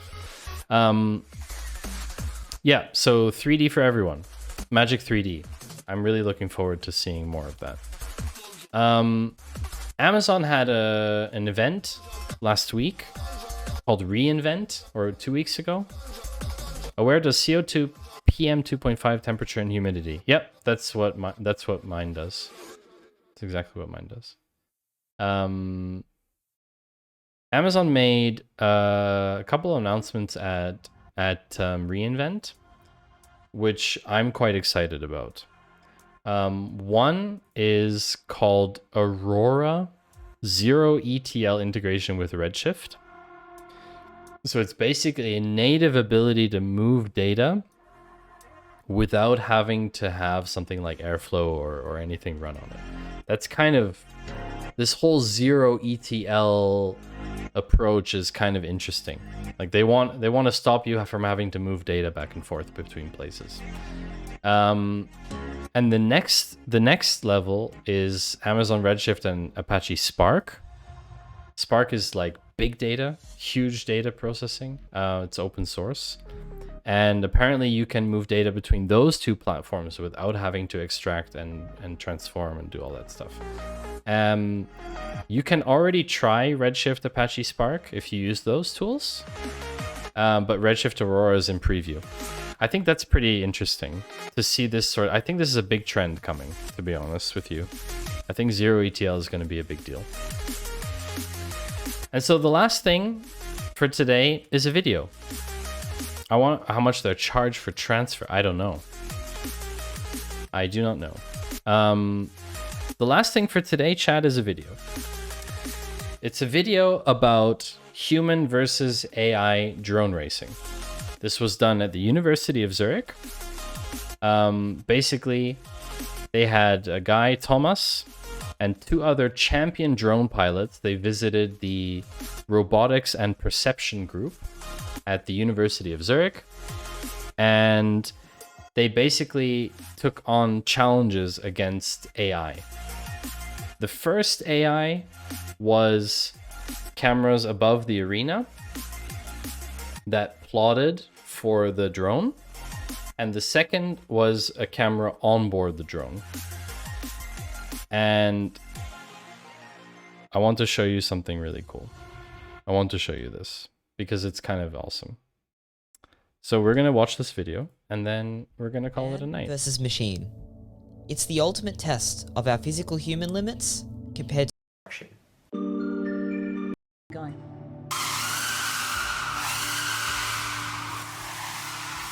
So these drones are super fast. Like bonkers fast. And this is the AI versus the humans, right? Would love a link after the video. My roomie is big into FEB. Yeah, everything will be in Patreon. Hopefully tomorrow. I'll have the link up. But what's really cool is when the AI learns a new track. Thomas here. Welcome back to the continuation of the AI versus human drone minutes left before we had to leave the lab and catch our flight. Completing the testing, we had around 90 minutes left before we had to leave the lab and catch our flight.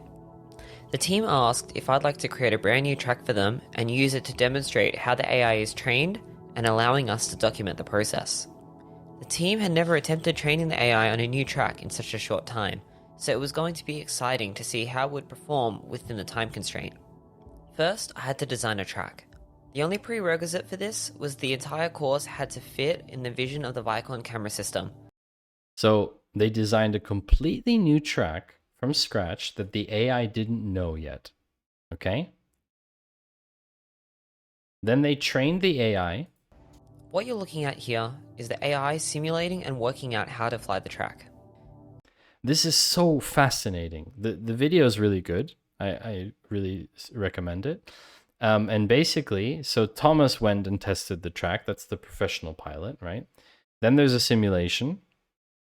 Then they went with the drone. And then this is the first attempt flight. This is when really cool science happens, because we just try things that we don't normally try and you see what happens.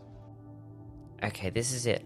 The Vicon JS1 race drone on the track for the first time ever. As of about 40 minutes ago, this course didn't even exist, but it's ran some simulation laps, and it's time to see how it works in a real-world deployment. Enjoy! What are you doing back there, Tom? Safety. So is this where the control inputs are coming from? So here we have a standard the control.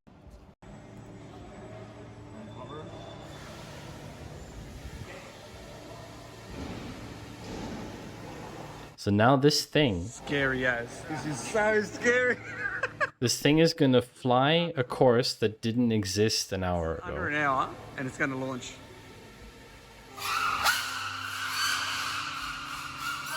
It's wild.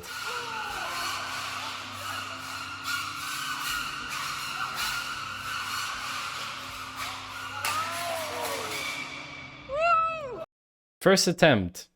I think it was pretty good. It crashed, but it did really well. In the end, it ended up in less than 2 hours. It's trained to fly the new course, and the performance was really, really good. They said it was very, very, very good performance. So yeah, that's kind of awesome.